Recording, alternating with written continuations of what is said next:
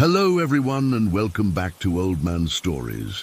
I'm aware that many of you use these videos to fall asleep, so before you doze off, I thought it would be a fun idea if each of you could leave a comment letting me know which part of the world you're listening from. Also, give a like and subscribe to the channel if you're enjoying the episodes, okay? Let's get comfortable, relax, and begin. This all went down when I was 18, during our senior year at Oak Ridge High in Cedar Falls. Our town is the kind of place where everyone knows everyone, and Friday night football games are basically mandatory community gatherings. In the summer after graduation, before we all went our separate ways to college or jobs, we were trying to make the most of our time together. It was Terry who suggested the Ouija board. We were all hanging out at Miguel's house, just killing time and talking about what we'd do that weekend. There were 7 of us that night: me, Sarah, Terry, Miguel, the twins, CJ and Casey, Amber and Lily. When Terry brought up the Ouija board, everyone got excited except me.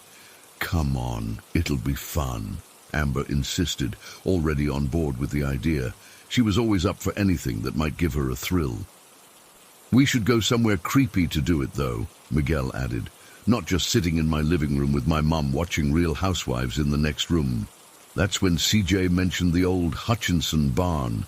It had been abandoned for years after the family moved away, and it sat about half a mile down a dirt path off County Road 8. We'd all been there before to drink beers or just hang out away from parents, but never at night. I remember feeling my stomach knot up. "Guys, I don't think this is a good idea. Those things can be dangerous." "It's just a board game, Sarah," Terry laughed. "Parker Brothers isn't exactly in the business of summoning demons." Everyone laughed and I felt stupid. I didn't want to be the paranoid one, the buzzkill. So I reluctantly agreed, but made them promise not to ask anything dangerous. No questions about death or demons or any of that crap. They all promised. That night, we piled into 2 cars. I rode with Lily and Amber while the guys and Casey took Terry's car. It was around 10 p.m. when we pulled up to the path leading to the barn. We had to walk the last part, since the path was overgrown and too narrow for cars. The barn looked even creepier at night than I remembered. The moonlight cast these weird shadows through the holes in the roof, and the wind made the whole structure creak like it was groaning. The air inside smelled like old hay and something else, something musty and stale. We cleared a space on the floor and set up our flashlights in a circle to give us enough light. Terry pulled the Ouija board out of his backpack. It wasn't even a real one from a store.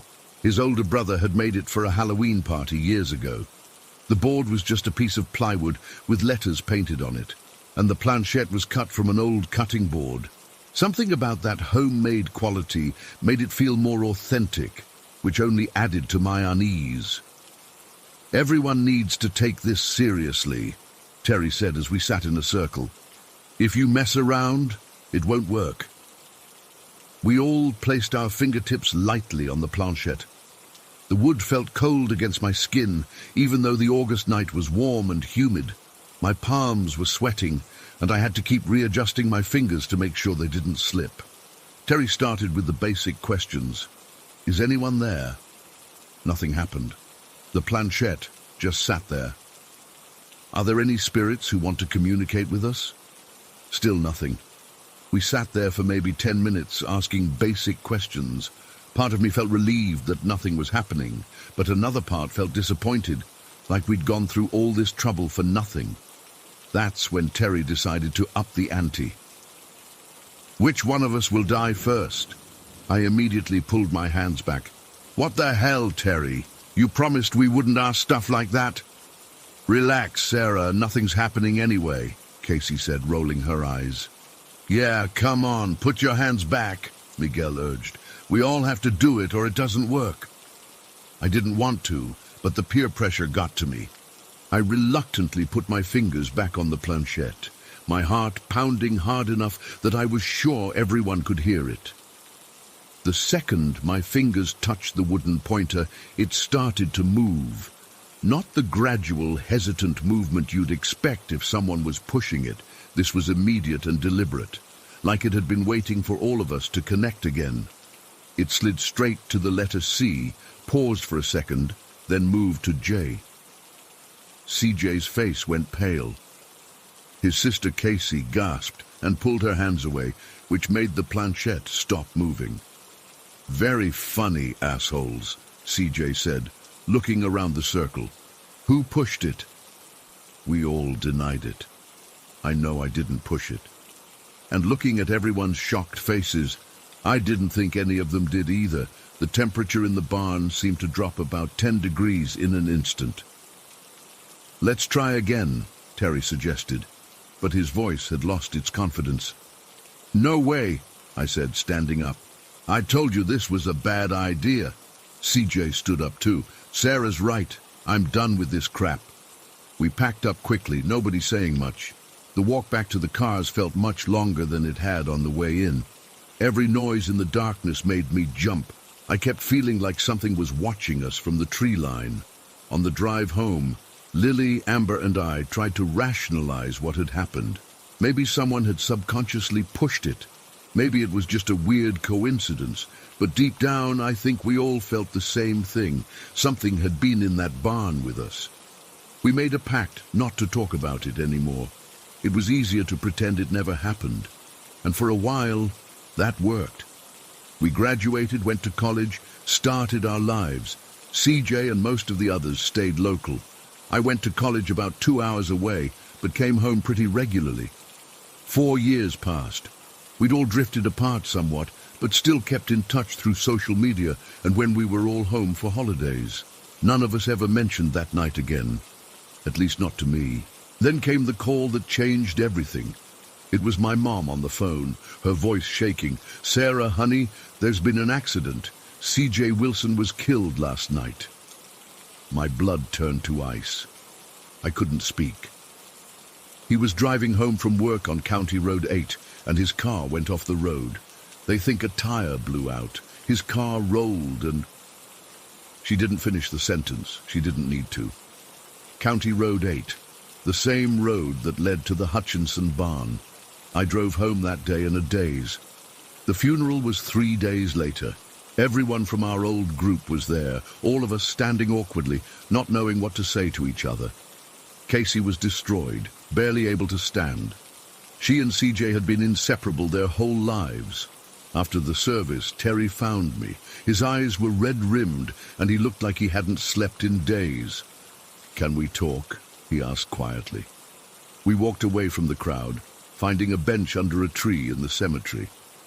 "I can't stop thinking about that night," he said, his voice barely above a whisper. "With the board." "Me too," I admitted. It was the first time I'd acknowledged it out loud in years. "I didn't push it, Sarah. I swear to God I didn't." "I know. I don't think any of us did." We sat in silence for a minute before he spoke again. "There's something else.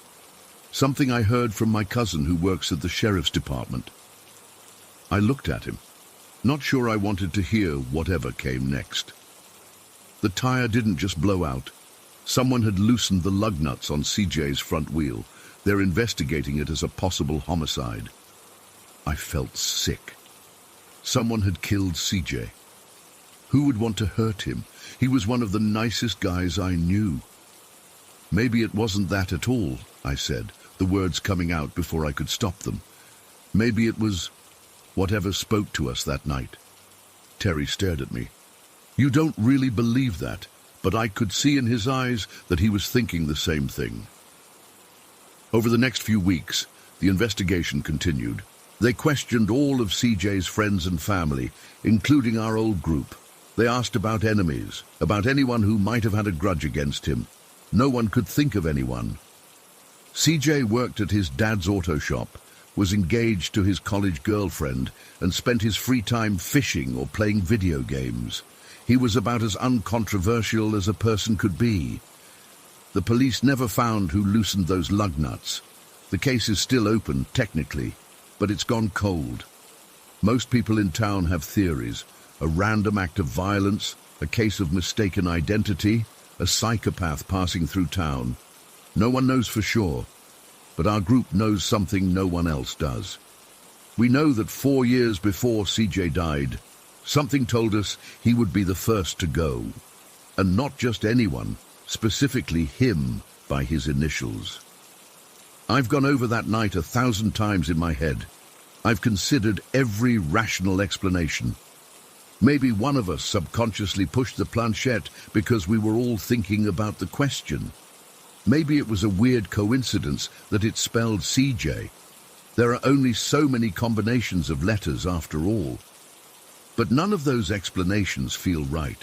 What I felt that night was real. There was something with us in that barn. Something that knew what would happen years before it did. Even scarier is the thought that maybe it didn't just predict CJ's death. Maybe it caused it somehow. Maybe by asking that question, we set something in motion that couldn't be stopped. I don't live in Cedar Falls anymore. I moved to Chicago after college and have tried to build a new life here.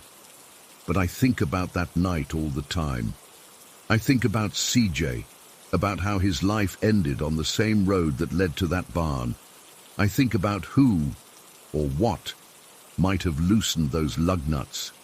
I don't know if any of it is connected.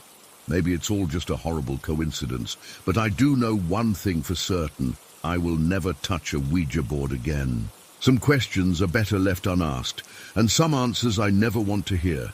Sometimes I wake up in the middle of the night, my heart racing, thinking about that planchette moving under our fingers, thinking about whatever force guided it to spell out those 2 letters, thinking about what else it might know, and I wonder, does it know which one of us is next? Story 2.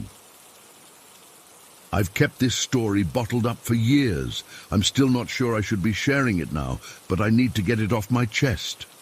What happened that night in 2006 at Greystone Hall has haunted me for almost 2 decades. I was a sophomore at Penn State Altoona, and like most college students, I thought I was invincible. My friend group consisted of people I'd met in various classes.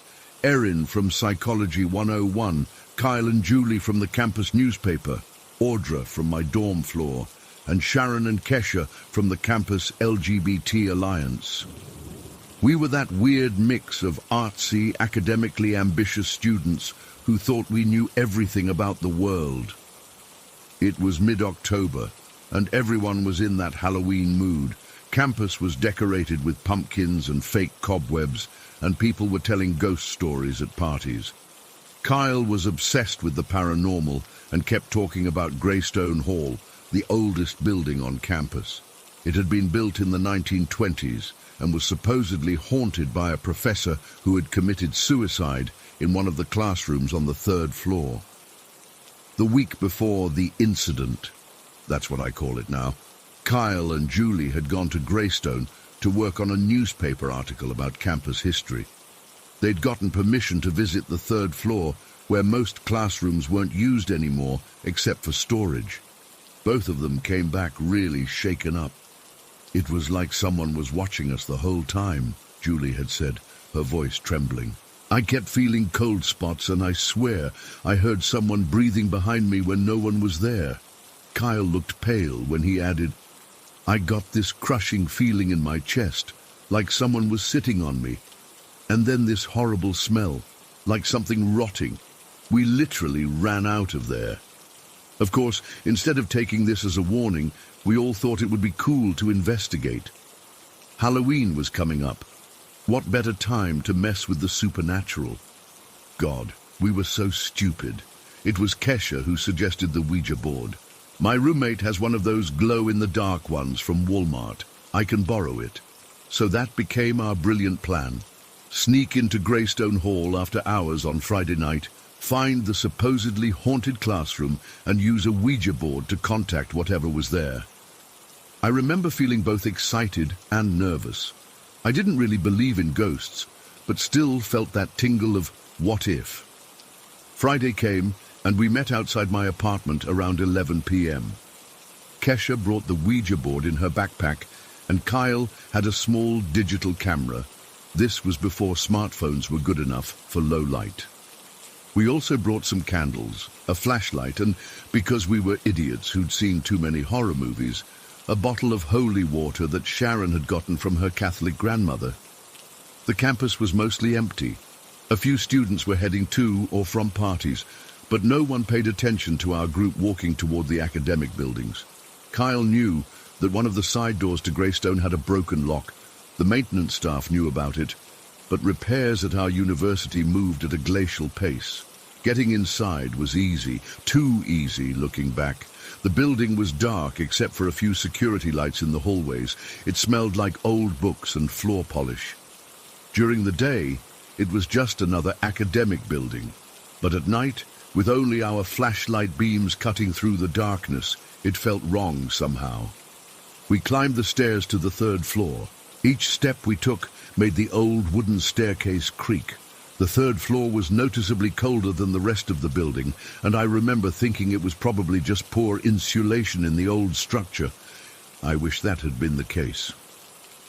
Kyle led us to room 312, the one where he and Julie had felt that strange presence. The door wasn't locked. When we swung it open, our flashlight beams revealed an unused classroom with desks pushed against the walls and a few storage boxes stacked in corners. "This is it," Kyle whispered, though there was no need to whisper. "This is where it felt strongest." We arranged ourselves in a circle on the floor, pushing aside some dust. Kesha took out the Ouija board. It was one of those cheap plastic ones that glow slightly in the dark, with a clear plastic planchette. We lit a couple of candles, placing them away from any papers or boxes. I remember sitting between Erin and Sharon, with Audra directly across from me. Audra was always the quiet one in our group. She was a biology major, very scientific and rational. She'd been skeptical about the whole thing, but came along anyway. "So how do we do this?" Sharon asked, her voice sounding louder than it should have in the empty room. "Everyone needs to put 2 fingers lightly on the planchette," Kesha explained, "and then someone asks questions." We placed our fingers on the plastic pointer. The board glowed with an eerie green-blue light in the darkness. "I'll start," Kyle said. "Is there anyone here with us tonight?" Nothing happened at first. The planchette just sat there under our fingers. I remember feeling a mixture of relief and disappointment. Part of me had been scared something would happen, but another part wanted to experience something supernatural. "Maybe we should all close our eyes and concentrate," Julie suggested. So we did. We closed our eyes and sat in silence for maybe 30 seconds. That's when I felt the first twitch of the planchette beneath my fingers. At first, I thought someone was pushing it deliberately, but when I opened my eyes, everyone looked as surprised as I felt. The pointer started to move slowly at first, then with more purpose. It slid to yes. "Holy shit," Kyle whispered. "Who's moving it?" "Not me," several of us said at once. My heart was pounding now. I studied everyone's faces in the candlelight, trying to figure out who was playing a prank, but everyone seemed genuinely shocked. "What's your name?" Julie asked.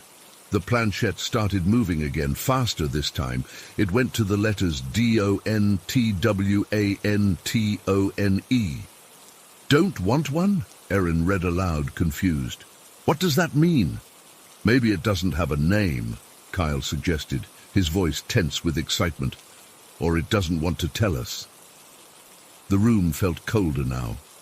I could see my breath fogging slightly in front of me, which made no sense for mid-October in a building with heating. "How did you die?" Kyle asked next. The planchette whipped around so violently that a couple of people's fingers slipped off. It spelled NOTDEAD.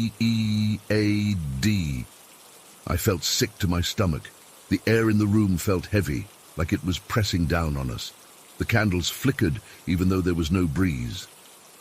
"What are you, then?" Sharon asked, her voice barely audible. The planchette moved so fast it was hard to keep up. WAITINGFORYOU. That's when I noticed Audra. She was sitting completely rigid, her eyes wide and unfocused. She hadn't said anything since we started. "Audra," "Are you okay?" I asked. She didn't respond. Her fingers were pressed so hard against the planchette that her fingertips were white. "Guys, something's wrong with Audra," I said, louder this time. Before anyone could react, the planchette started moving again, faster than before, spelling out things so quickly we couldn't keep track. Random letters, numbers, symbols from the board. It felt frantic, desperate almost, and then Audra started convulsing. It wasn't like a seizure. I'd seen those before when my cousin had epilepsy. This was different. Her entire body went rigid, then began to shake violently. Her head snapped back, and her eyes rolled up until only the whites showed. And then came the noise. I will never forget that sound as long as I live. It started as a low growl, but it didn't sound human. It reminded me of a pig, but distorted and wrong, like something trying to mimic a pig's squeal without knowing exactly how it should sound. It was coming from Audra's throat, but her mouth barely moved. "Oh my God!" Kesha screamed, jumping back from the circle. The planchette was still moving frantically, even though half of us had removed our hands. It spun in circles, then spelled out M-I-N-E-N-O-W. Audra's convulsions got worse. She fell onto her back, her body arching unnaturally. Then, in a movement that still gives me nightmares, she flipped onto her stomach and began crawling toward the door. But not normal crawling. Her limbs moved jerkily like a spider. Her head was twisted at an angle that should have been impossible, those white eyes still visible, that horrible noise still coming from her throat. "Help her!" Julie screamed. "Do something!" Kyle grabbed Audra's legs while I lunged for her arms. She was surprisingly strong, inhumanly strong. It took 4 of us to hold her down. Her skin felt ice cold and slick with sweat. "We need to get her out of here," Sharon yelled, tears streaming down her face. The Ouija board was still on the floor, the planchette still moving by itself, spinning and spinning. "The board! Close it!" Kesha shouted. "You have to say goodbye." Julie reached for the board with shaking hands. "Goodbye! We're saying goodbye!"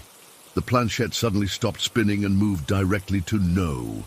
Audra let out another of those inhuman squeals and twisted violently in our grip. She broke free from Kyle and started crawling again, heading for the door and the staircase across the hall. I remember thinking, if she gets to those stairs, she's going to kill herself. I lunged after her, grabbing her ankles. "Help me! She's going to fall down the stairs!" It took 3 or 4 of us to restrain her again. She was fighting us with a strength she shouldn't have had. The whole time, I kept thinking about the planchette spelling "mine now" and feeling sick with fear. "What do we do?" Sharon was sobbing. "What the fuck do we do?" "The holy water," Erin suddenly remembered. "Sharon, where's the holy water?" Sharon fumbled in her pocket and pulled out the small bottle her grandmother had given her.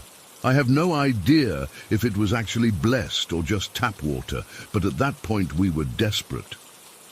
"Audra, I'm sorry," Erin said, and then splashed the water directly onto Audra's face. Audra's body went completely rigid. The squealing stopped abruptly. For a terrifying moment, I thought she had died. Then she took a huge, gasping breath and went limp in our arms. "Audra," I whispered, afraid to hope. Her eyes fluttered open, normal eyes now, not rolled back. She looked confused and exhausted. What happened? Why are you all holding me down?" We were all too shocked to speak for a moment. Then Kyle said, "You don't remember?" Audra shook her head weakly. "Last thing I remember is touching that stupid board. Then it felt like I was being pushed deep down inside myself, like something else was taking over." She started to cry. I could see what was happening, but I couldn't stop it. We helped her sit up. She was shaking uncontrollably now. I looked back at the Ouija board. The planchette was still sitting on no. "We need to get out of here. Now," I said. No one argued. Kyle grabbed the Ouija board, making sure to move the planchette to goodbye first, while Erin and I helped Audra to her feet. She could barely stand, so we had to half carry her. Getting out of Greystone Hall was a blur. I remember the overwhelming sense of being watched, of something following us. The stairs seemed endless, and with each floor we descended, I felt like something was right behind us, breathing down our necks. We finally made it outside. The cool night air hit us like a blessing. We practically ran across campus to my apartment, which was closest. No one spoke during the walk. Audra was more stable now, but still needed support. Back at my place, we all crammed into my small living room. No one wanted to be alone. Audra sat wrapped in a blanket, still shivering despite the heat being on. Her eyes kept darting to the corners of the room, as if she expected to see something there. "I need to get rid of this," Kyle said, holding up the Ouija board. He looked genuinely afraid, which was shocking for someone who had been so eager to hunt ghosts. "Burn it," Audra said suddenly. It was the first thing she'd said since we left Greystone. "You can't burn plastic," Erin pointed out. "It'll just make toxic smoke." "Then break it and throw it in different dumpsters," Audra insisted. "I don't care. Just get it away from me." Kyle nodded and took the board into my kitchen. I heard him snapping it into pieces. He put the fragments and the planchette into several plastic bags and said he'd dispose of them on his way home. None of us slept that night. We just sat in my living room with all the lights on, jumping at every noise. We tried to process what had happened, but none of it made sense. Audra couldn't remember most of it. Just the feeling of being pushed aside in her own body. By morning, we were exhausted and shell-shocked. We made a pact not to talk about what happened to anyone else. Who would believe us anyway? And if they did, they'd think we were involved in something dangerous or stupid, which, to be fair, we were. Over the next few weeks, Audra wasn't the same. She became withdrawn, dropped several classes, and eventually left school entirely. She transferred to a university in another state. We kept in touch for a while, but she never wanted to discuss that night. The rest of us gradually drifted apart too. It was too difficult to be around each other without thinking about what happened. We'd see each other on campus and exchange awkward hellos, but the closeness was gone. I graduated 2 years later and tried to put it all behind me. I never went near Greystone Hall again. Fast forward to 2013. I was visiting my parents during Christmas break. They had kept my old bedroom mostly intact, and I was looking for some old photos in my closet. That's when I found it. Under my bed, pushed against the wall, was a Ouija board. Not in pieces, whole. It was the same glow-in-the-dark Walmart board we had used that night. I stood there frozen, unable to breathe. It wasn't possible. Kyle had broken it and thrown it away. I remembered hearing him snap it into pieces in my kitchen. There was no way it could be here, in my parents' house, 200 miles from campus. With shaking hands, I pulled it out. The planchette was sitting in the center of the board. I dropped it like it had burned me and backed out of the room. Later, when I could think straight again, I took the board outside to the fire pit in my parents' backyard. I doused it in lighter fluid and set it on fire, watching until it melted into a twisted lump of plastic. To this day, I have no explanation for how that board ended up under my bed. Sometimes I wonder if whatever we contacted that night followed me home, creating some kind of connection that I still don't understand. I've never touched a Ouija board since, and I never will again. Whatever we contacted that night wasn't a ghost. It wasn't human, and I'm terrified that it's still out there waiting. Story 3. I still think about our 4th night using that damn board, the way it felt when the planchette started moving differently. Not the gentle, almost hesitant sliding from the first few sessions, but something deliberate, aggressive, like it had finally figured out how to use the thing properly. I never believed in any supernatural crap before my time in rehab. I was there for pain med dependency after a car accident. Nothing exotic, just your standard doctor prescribed too many pills for too long situation. The facility was decent enough, but God was it boring. 4 of us shared a room, me, Sally, Jen and Marissa. We weren't allowed phones except during designated hours. TV time was limited, and after the first week we were all climbing the walls, looking for something to do in the evenings. It was Marissa who suggested the Ouija board. She'd used one at a sleepover when she was 13 and swore nothing happened, but thought it might kill some time. We all laughed it off at first. I remember saying, "What are we? 12? But by day 9 of staring at the ceiling after dinner, even a cheesy Ouija session started to sound entertaining. None of us actually believed it would work. That's important to understand. We were all level-headed people who'd ended up in rehab for various reasons, not a bunch of ghost hunters. Sally was there for alcohol, Jen for benzos, and Marissa for cocaine. We were skeptics united by boredom and recovery.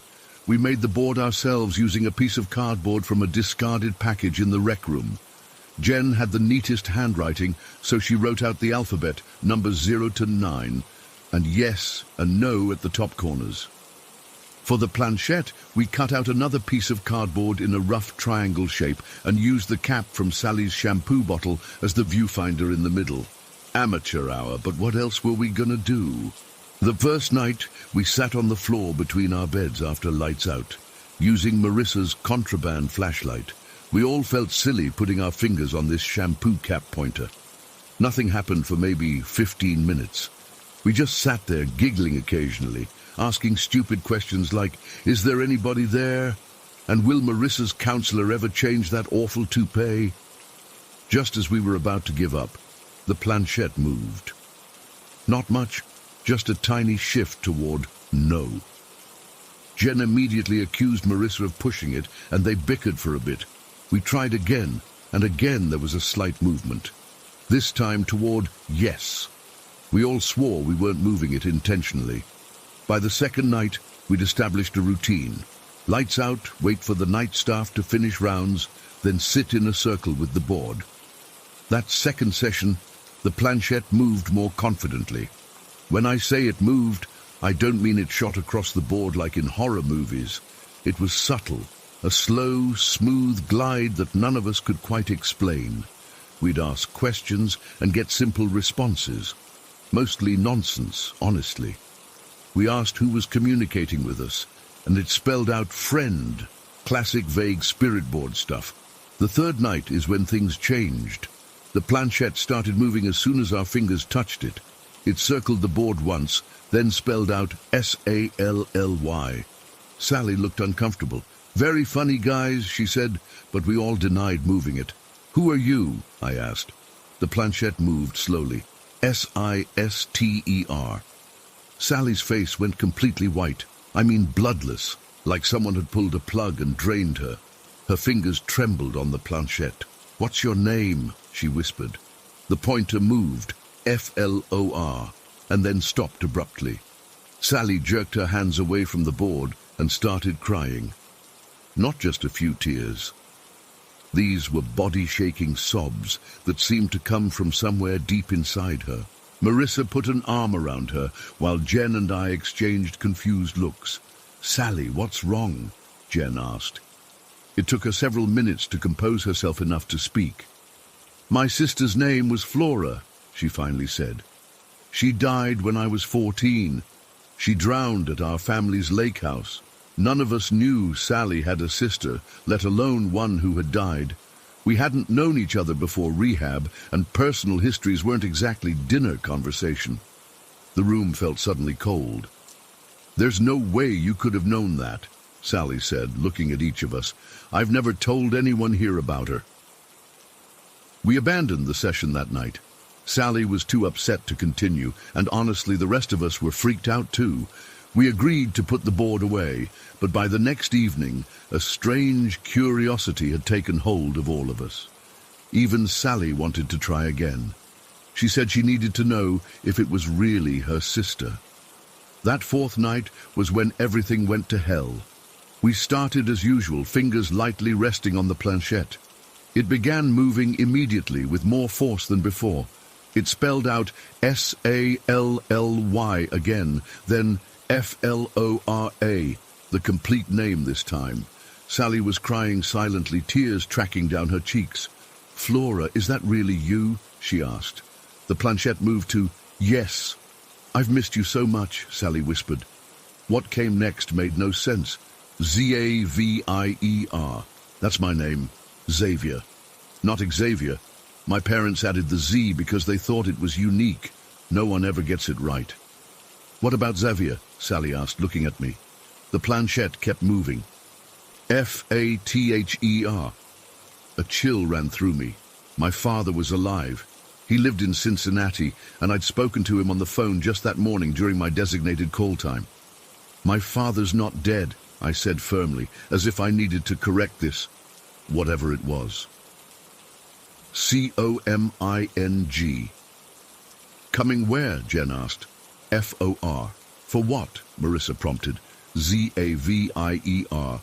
I wanted to pull my hands away, but something kept them glued to the planchette. It was like my fingers had developed their own consciousness and refused to obey my brain. "What do you want with Xavier?" Sally asked, her voice shaking. Painful. Then the planchette started moving faster, zooming back and forth between A and Z, over and over. It was moving so quickly our fingers could barely keep up. The cardboard was literally scraping against the floor, making this awful scratching sound. It felt like it might fly out from under our fingers at any moment. "Stop!" I shouted. "Everyone lift their fingers now!" We all pulled back at once, and the planchette skidded off the board entirely, landing upside down a few feet away. We sat in silence, our heavy breathing the only sound in the room. "What the actual fuck was that?" Jen finally whispered. None of us had an answer. Sally was shaking and Marissa looked like she might throw up. I couldn't stop thinking about that word. Painful. My whole body felt cold and numb. The next day, we acted like nothing had happened. We attended our therapy sessions, ate meals in the cafeteria, participated in group activities. But there was a tension between us, like we'd shared something we couldn't process. That night, no one suggested bringing out the board. But on the sixth night, Sally brought it out while we were all getting ready for bed.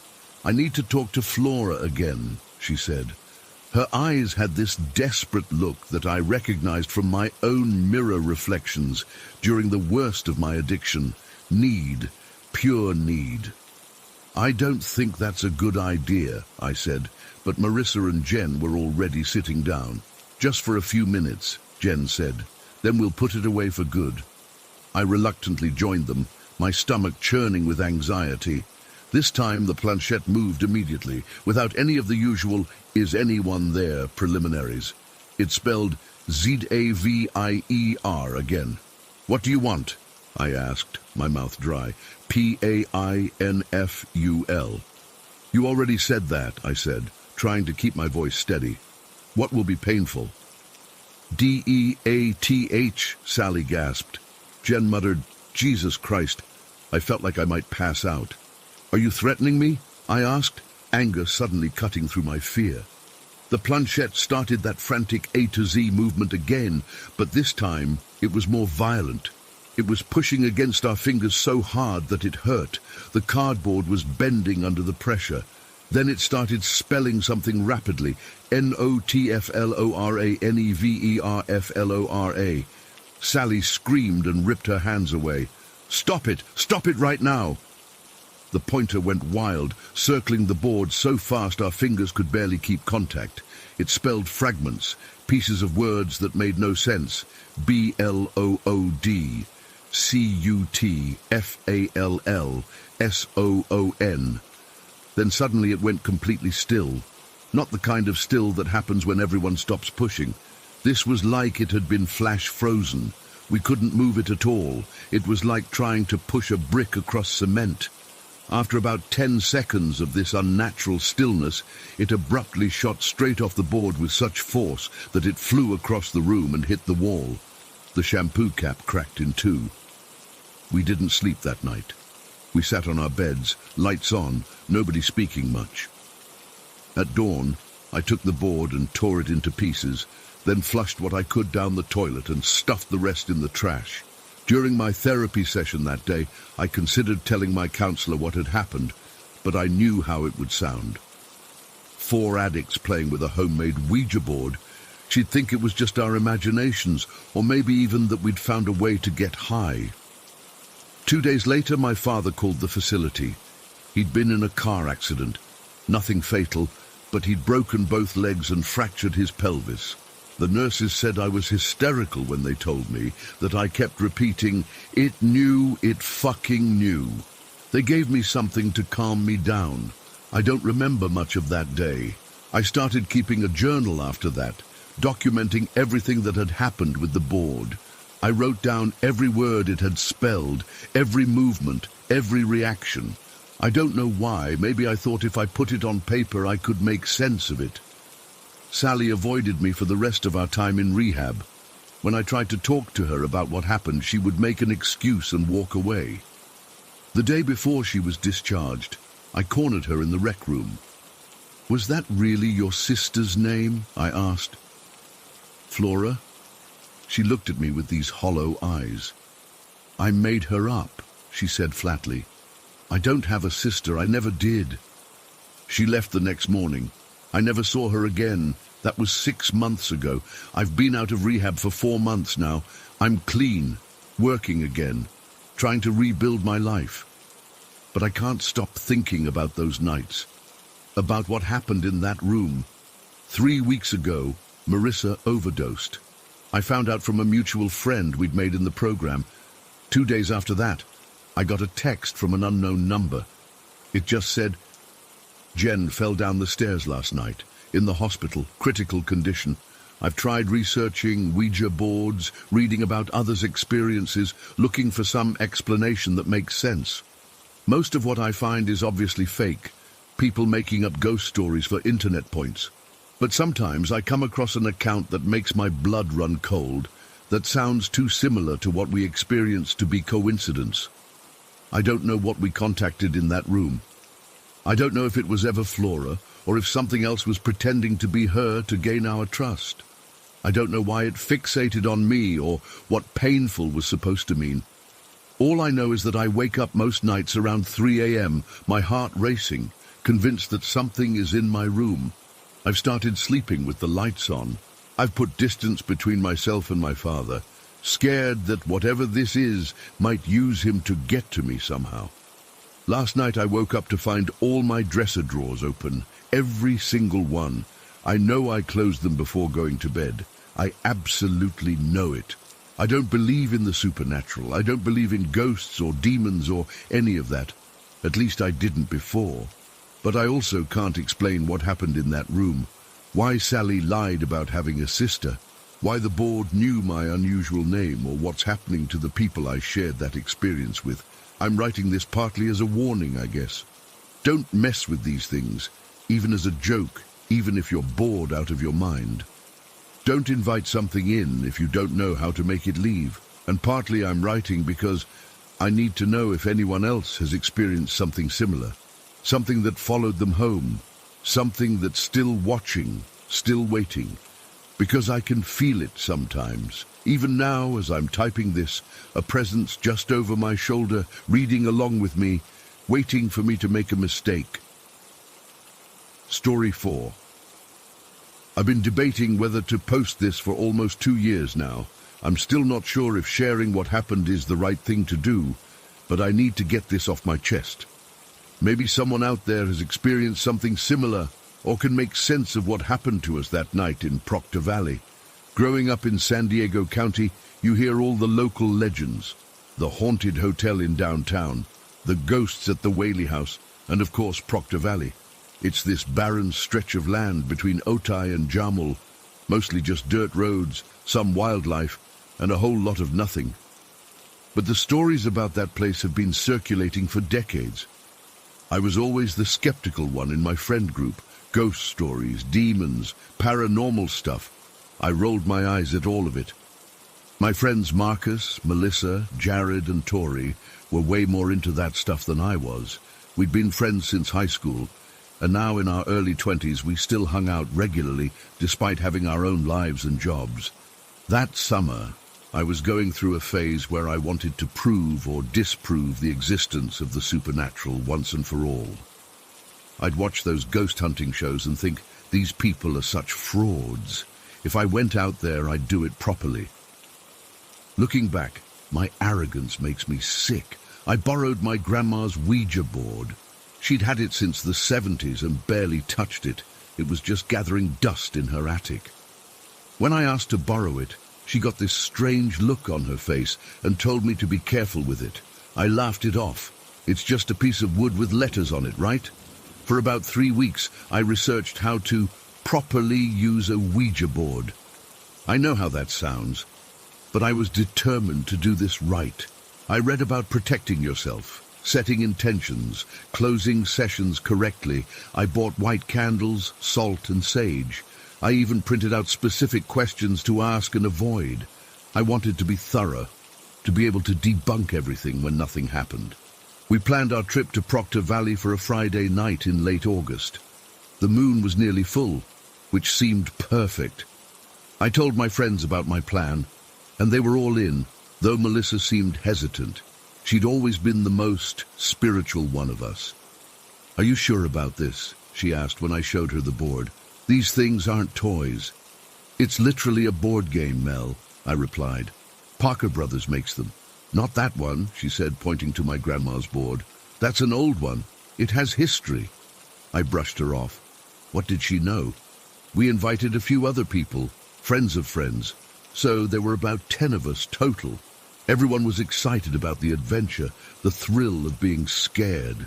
We packed our cars with snacks, drinks, yes, alcohol was involved, flashlights, blankets, and my ritual supplies. We arrived around 11:30 p.m. Proctor Valley Road is mostly unpaved, and your car gets covered in dust within minutes.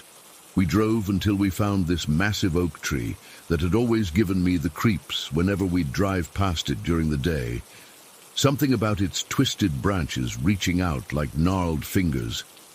That tree had been there for probably hundreds of years, witnessing God knows what.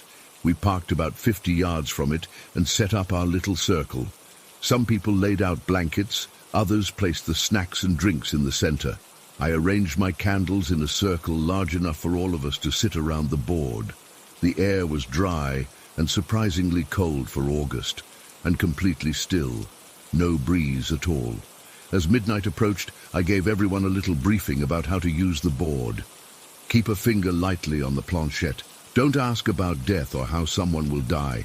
Don't ask when you'll die. Don't give the entity permission to do anything.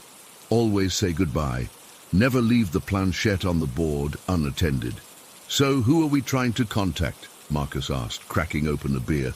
"Well, there's the legend of the girl who was murdered out here in the 60s or 70s, I said. They never identified her body, or we could try to contact Pazuzu." "Who the hell is Pazuzu?" Jared asked. "Mesopotamian demon king of the wind," I replied, feeling stupid even as I said it. I'd been reading about him. Everyone wanted to try contacting the demon, of course they did. At that point, I was still certain nothing would happen, so I agreed. At exactly midnight, we all placed our fingers on the planchette. The candles were burning steadily, creating this weird bubble of light around us, while the vast darkness of Proctor Valley pressed in from all sides. "Is anyone here with us?" I asked.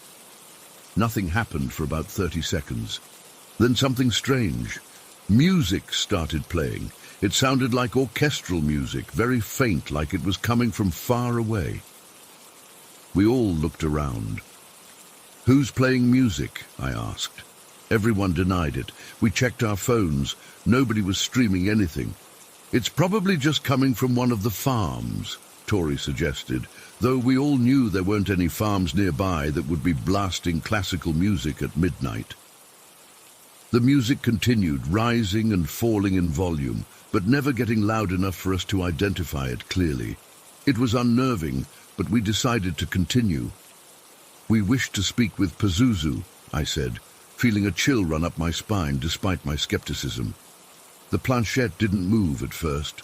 Then it slowly, deliberately moved to no. My first thought was that someone was pushing it. I looked around the circle, but everyone seemed as surprised as I was. The movement had been so smooth, not jerky like you'd expect if someone was forcing it. "Who are we speaking with?" I asked. The planchette glided across the board, spelling out WATCHER. My mouth went dry. "Are you a spirit?" I asked. "NO. Are you a demon?" "NO. What are you?" The planchette circled the board twice before spelling BEYOND. Jared laughed nervously. "This is bullshit. Someone's pushing it." "I'm not," several people said at once. Two of our friends had been filming the session on their phones. At that exact moment, both phones died simultaneously. Not low battery. They just shut off completely and wouldn't turn back on. The temperature seemed to drop even further, and I could see everyone's breath now. The music in the background changed, becoming discordant and strange. It no longer sounded like any orchestral piece I recognized. It was like someone was playing multiple pieces at once, all layered on top of each other. "Are you from Proctor Valley?" I continued. EVERYWHERE. "Why are you here?" YOUCALLED. At this point, the planchette was moving faster between letters, barely pausing. It felt like it was pulling our fingers along rather than us guiding it. "What do you want?" I asked, my voice shaking despite my efforts to remain calm. TOSEEYOU.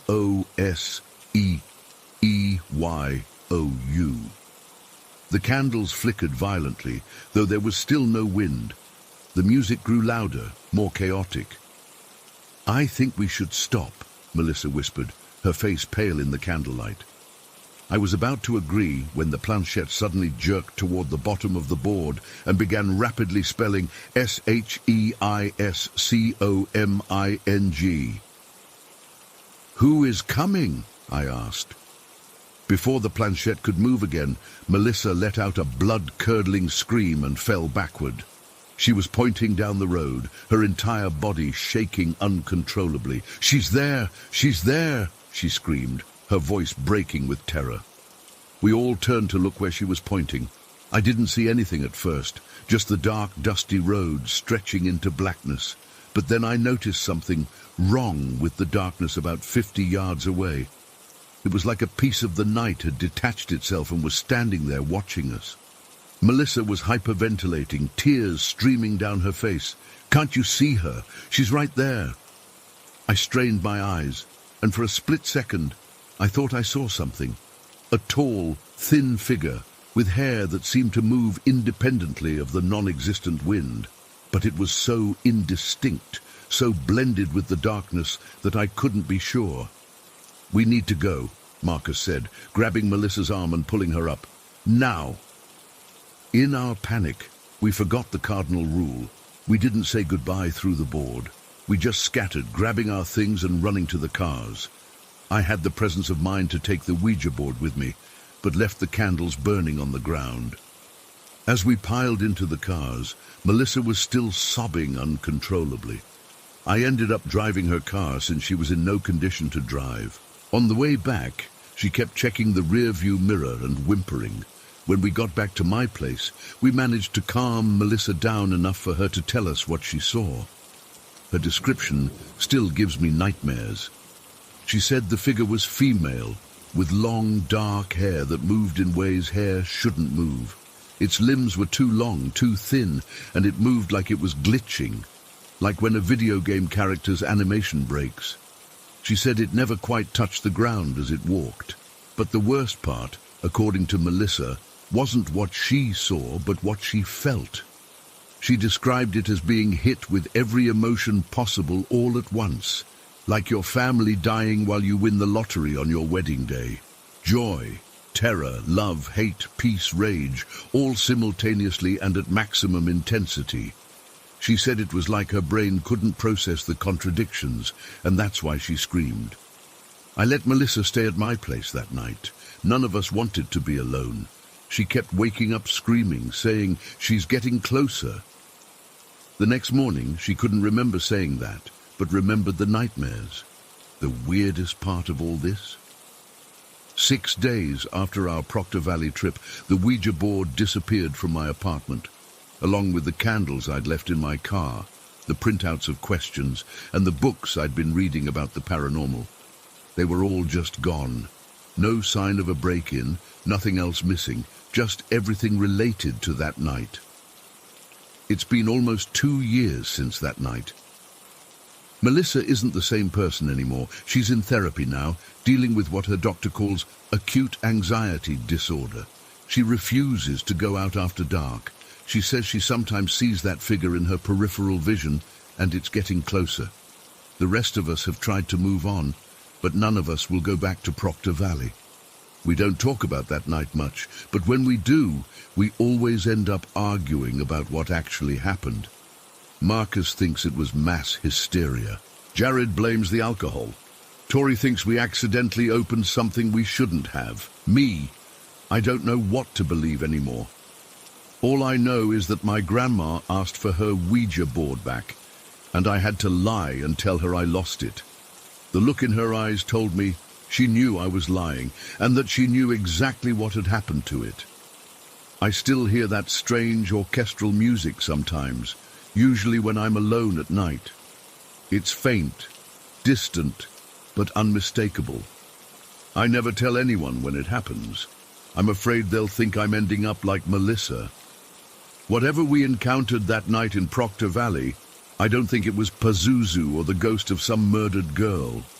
I think it was something older, something that was there long before humans built roads through that valley, something that watches and waits, and sometimes, when I'm drifting off to sleep, I swear I can feel it watching me still.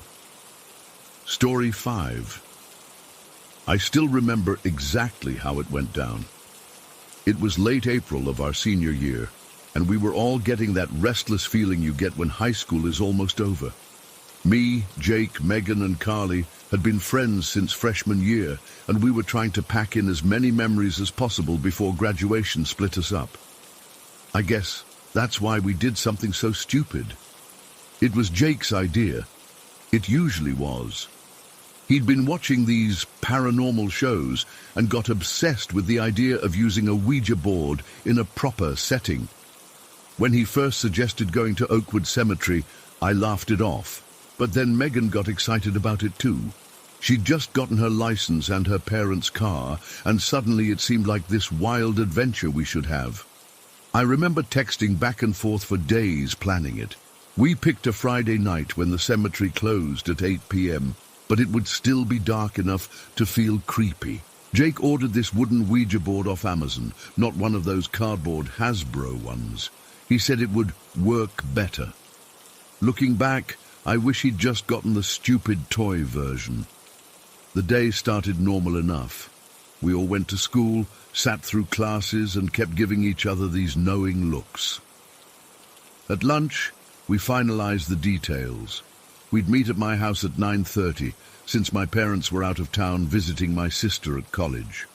We'd drive over around 10, when the place would be completely empty. Megan picked me up first. I remember she was wearing this black hoodie like she was trying to look the part. We got Jake next, and he had this backpack with the Ouija board, some candles, and, I'm not kidding, salt. He said it was for protection. Carly was last, and she almost backed out. Her mum was suspicious about why we were going out so late, but she made up some lie about a late movie. The ride to Oakwood was only about 15 minutes, but it felt longer. Jake kept talking about all these Ouija rules he'd researched. Never ask when you'll die. Don't remove your fingers until you say goodbye. All that stuff. Carly was getting more nervous, asking if this was a bad idea. I was feeling uneasy too, but I didn't want to be the one to chicken out. We parked about a block away and walked to this side entrance that everyone knows about. It's just a gap in the fence where kids sneak in. The cemetery is huge, about 50 acres, and has these rolling hills with tombstones everywhere. What made it extra creepy that night was all the construction. They were expanding the northeast section, and there were these freshly dug graves waiting for burials the next day. It was around 10:30 p.m. when we found a spot. Jake wanted to be near the new graves because he said the veil would be thinner there or something. It was just dark enough that we needed our phone flashlights to see. The night was weirdly still, no wind, just occasional distant traffic sounds. Setting up took forever. Jake insisted we sit in this specific spot where we could see the open graves but weren't too close. He arranged the candles in some pattern he'd seen online, and we all sat down on this blanket he'd brought. The ground was slightly damp from rain earlier that day, and I remember the cold seeping through the blanket. Before we started, that's when I noticed the first weird thing. This smell. It wasn't just like earth or grass. It was this faint but nasty odor like rotten eggs mixed with something dead. I pointed it out, but Jake just shrugged and said it was probably from the open graves, or maybe an animal had died nearby. That made sense, so I tried to ignore it. Jake went through all these instructions about how we needed to be respectful and serious. No joking, no fake moving the planchette. We all put our fingers on it, and Jake started asking if anyone was there. Nothing happened for what felt like forever. My legs were getting cramped, and I was starting to think this whole thing was stupid. Then the planchette started moving, just slightly at first, like it could have been someone's hand trembling. But then it definitely moved to yes. I immediately looked at Jake, sure he was pushing it, but his face looked genuinely shocked. The smell got stronger right then. That sulfur, rotting smell. The planchette started spelling out a name, Robert. We asked Robert when he died, and it spelled out 1873. We asked how he died, and it spelled out Fever. Pretty basic stuff that anyone could have made up.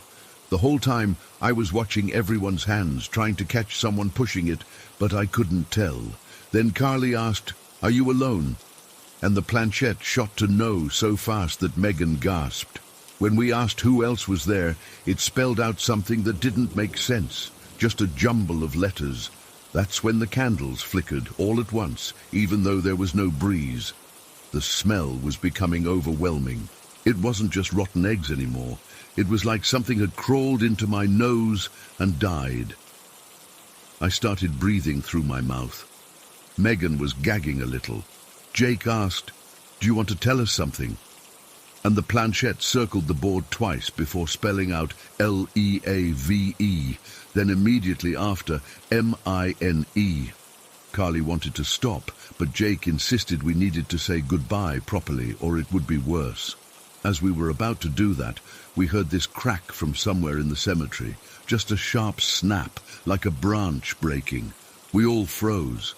"It's probably just an animal," I said, but my voice sounded strange even to me. We quickly said goodbye through the board, and Jake hurriedly packed everything up. The smell was still there, but I figured we'd get away from it once we left that area near the open graves. We practically jogged back to the car, not saying much. Once we got there, we all took off our shoes since they were muddy. Megan was paranoid about getting her parents' car dirty. I remember Jake had trouble getting his shoe off and almost fell against the car. As we settled in, Megan pulled out some hand sanitizer from her purse. "My hands feel gross from that board," she said, and passed it around. We all used it, and that's when things got truly terrifying.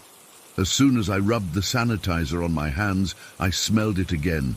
That same putrid, sulfuric, rotting smell, but stronger than before, like it was concentrated on my skin. I looked up and saw the others making faces. "Do you guys smell that?" Carly asked, her voice shaking. We all did. The smell was overwhelming, and it was coming from our hands. I frantically pumped more sanitizer, rubbing harder, but it only seemed to make the smell worse. "It's on us," Megan whispered. "It followed us." That's when the panic hit. Real, heart-pounding panic. Carly started screaming first, then Megan. Jake was frantically wiping his hands on his jeans. I was trying to stay calm, but I couldn't shake the feeling that something had attached itself to us.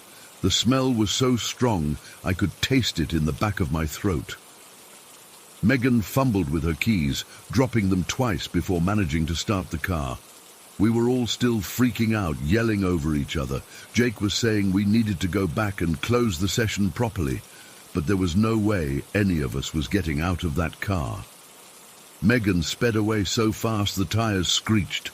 I remember looking back at the cemetery through the rear window, half expecting to see something following us, but there was nothing visible, just darkness beyond the streetlights.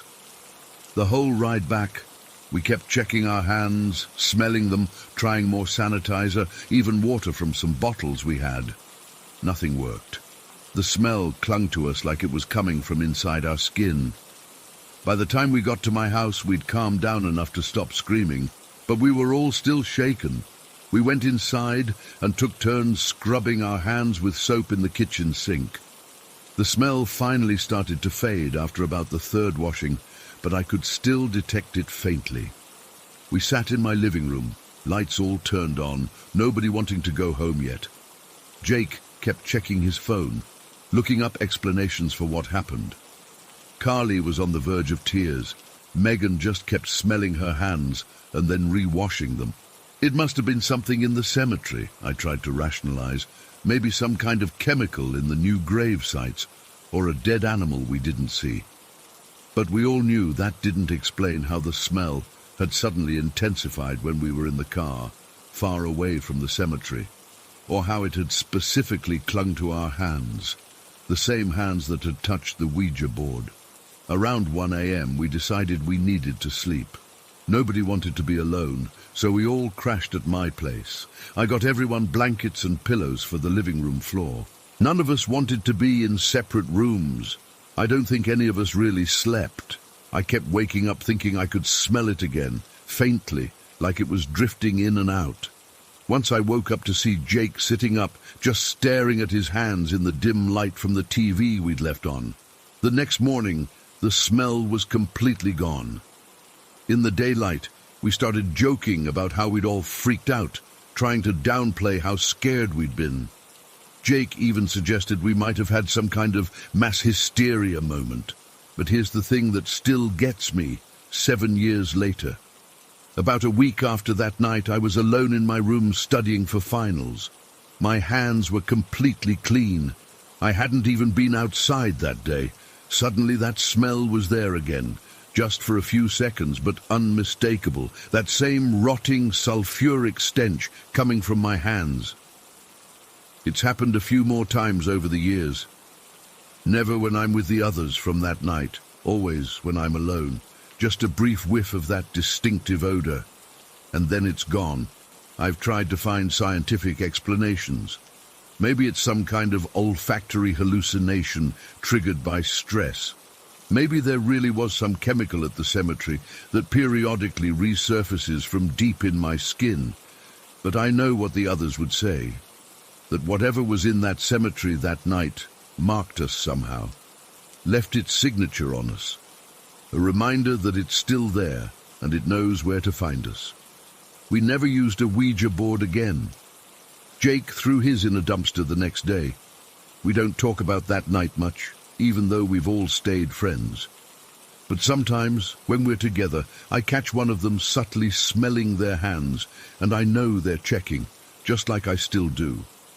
I don't know what was in that cemetery.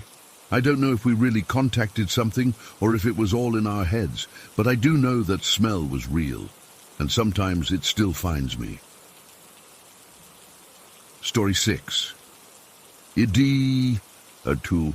Last summer, me and 4 of my closest friends, Jay, Mia, Derek, and Tori, were looking for something different to do on a weekend. We'd been hanging out at the same spots for years, and honestly, we were bored out of our minds. That's when Mia mentioned the old Westbrook Children's Home, about 30 minutes outside our town. It's been abandoned since the 90s, after this huge scandal broke about abuse that happened there. Apparently, several kids died, and now there's this small memorial near the front gates with their names. Of course, this immediately caught our interest. Derek, who's always been into urban exploration, suggested we check it out. We decided to scout the place first, during daylight hours, just to make sure we could actually get in without trespassing too obviously, and to see if it was even worth coming back at night. The place looked exactly how you'd expect an abandoned orphanage to look: broken windows, crumbling brick, ivy growing all over the walls. The gate had a chain on it, but it was loose enough that we could squeeze through. The memorial was just a simple stone plaque with about 7 names on it. Most were just first names: Sarah, Emily, Thomas, Michael, and a few others I don't remember. I remember feeling a heaviness in my chest just standing there, reading those names. Derek, being Derek, was all excited about exploring the building. Tori kept saying she had a bad feeling, but we all just thought she was being dramatic. We didn't actually go inside during our daytime visit, just walked around the grounds, took some pictures, and planned our return for that night. We came back around 11:30 p.m. The place looked way creepier in the dark, with the moonlight casting these long shadows across the overgrown lawn. We parked about a quarter-mile away on a dirt road and walked the rest of the way, using our phone flashlights to guide us. Here's where things got weird. Derek, who by the way is the most logical, skeptical guy I know, suddenly stopped dead in his tracks about 20 feet from the gate. I bumped into him from behind and was about to ask what was wrong when he just bolted, like full-on sprinted back toward the car. We all stood there for a second, completely confused, until he yelled back, "Someone's up there, by the gate!" I swung my flashlight toward the gate but didn't see anyone. Still, Derek was so freaked out that we all turned and ran after him. As we were running, I kept hearing this rustling in the bushes alongside the path. It was like something was keeping pace with us, just out of sight. I remember thinking it could be an animal, but it sounded too deliberate, too coordinated. When we finally reached the car, we were all out of breath. Derek was already inside, frantically trying to get his keys out of his pocket. I glanced back toward where we'd come from, and that's when I saw them. 3 figures standing about 50 feet away, partially illuminated by the moonlight. 2 girls and a boy, all looking to be between 13 and 16 years old. They were just watching us. Not moving, not calling out, just staring. Their clothes looked old-fashioned and dirty. The weirdest part was how pale they looked, almost glowing in the darkness. I nudged Mia and pointed.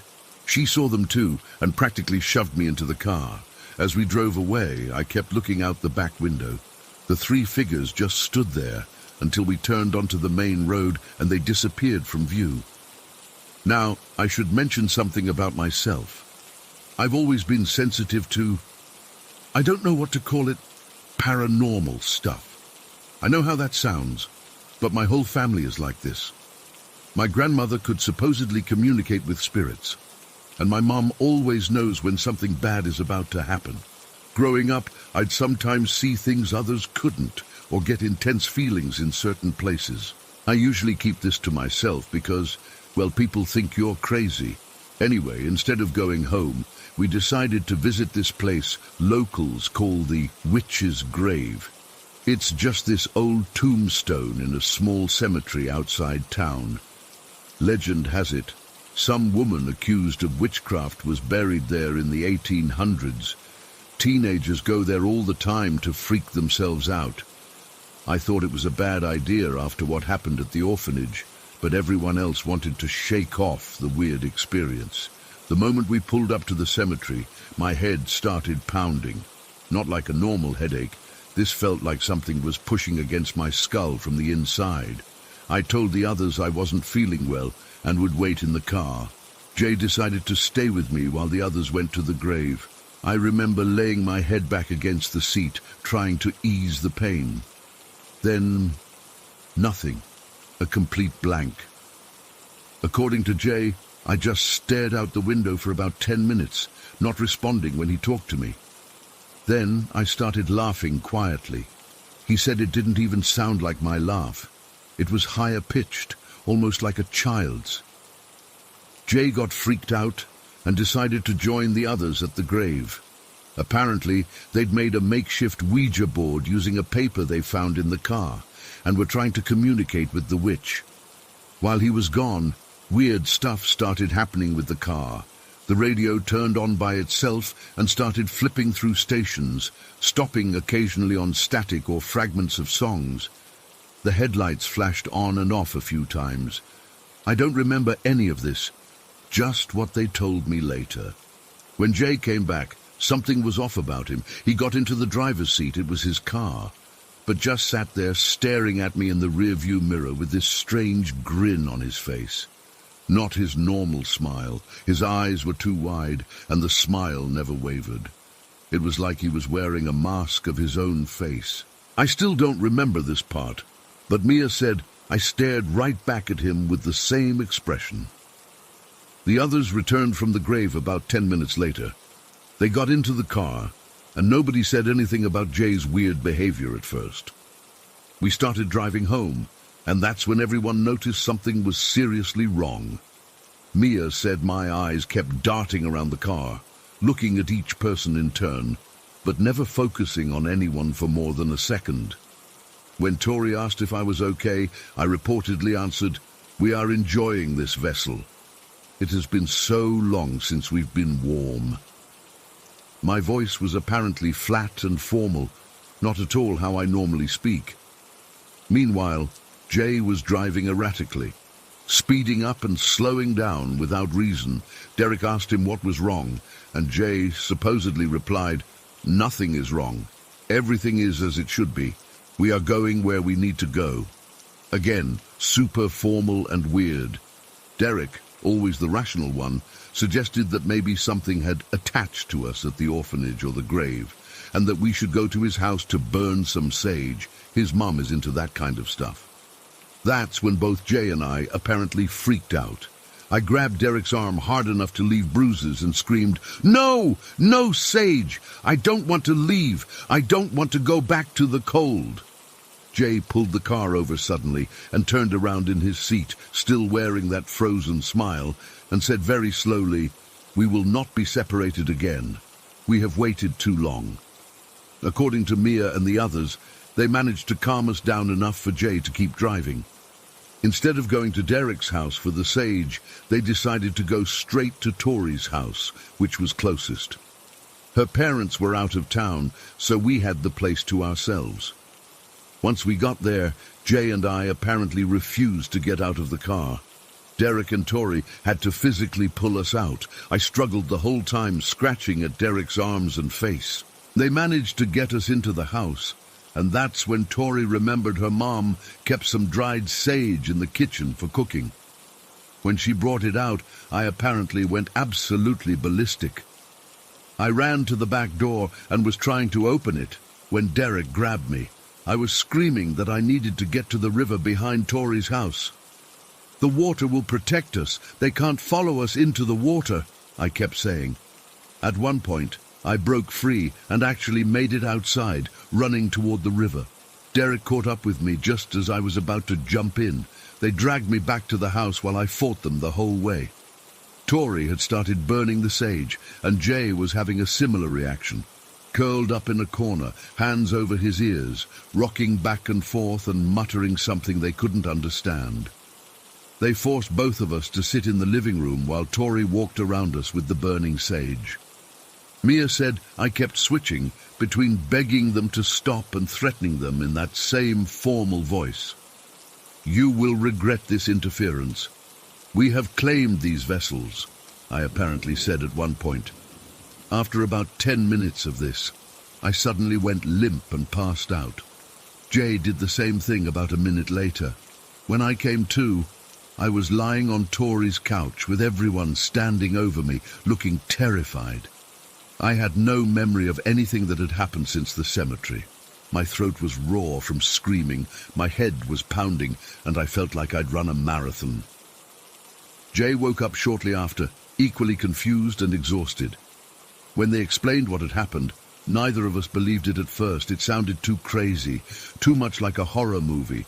But the scratches on Derek's face and arms were real.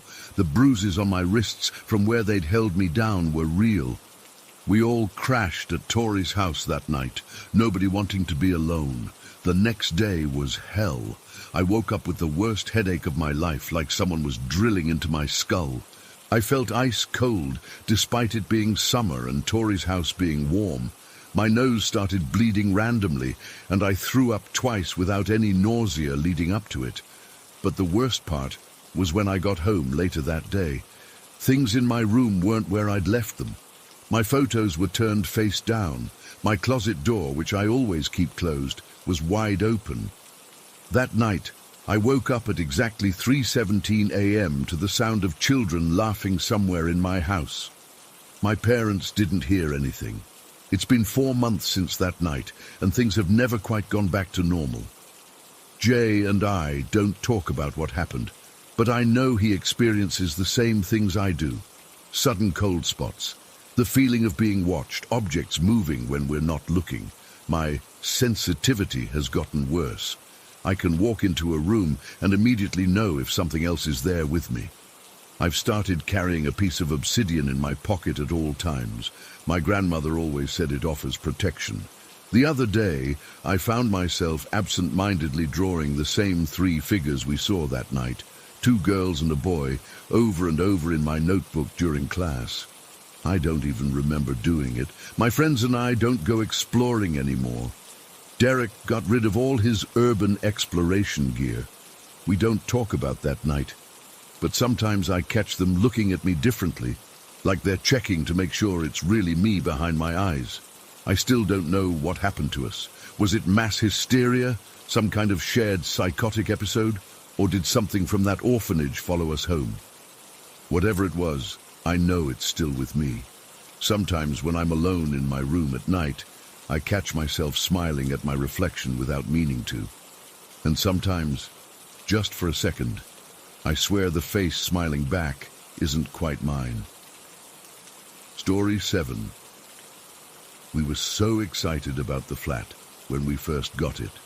My fiancée, our 3-year-old daughter, and I needed a fresh start, and this place seemed perfect. 2 bedrooms, decent-sized living room, close to my daughter's nursery. Nothing fancy, but it felt right. For the first couple of weeks, everything was normal.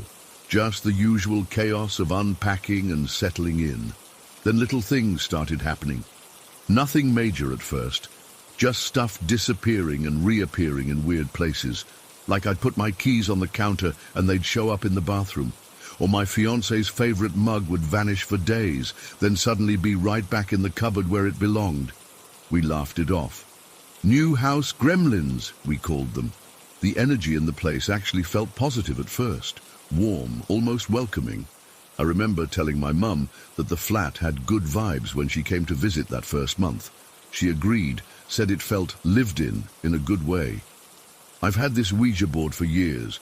It was a gift from my grandmother, who was also into pagan practices. Nothing fancy or antique, just a regular board, but it had sentimental value. I displayed it on our bookshelf in the living room, more as a decoration than anything else. I hadn't even used it since we moved in, but that board would not stay put.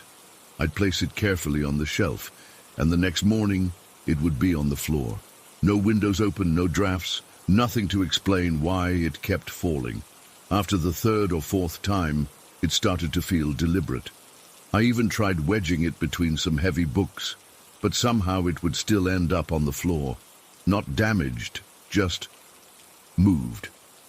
By February, I was curious enough to mention it to my mum during one of her visits. She's always been more sensitive to this sort of thing than me.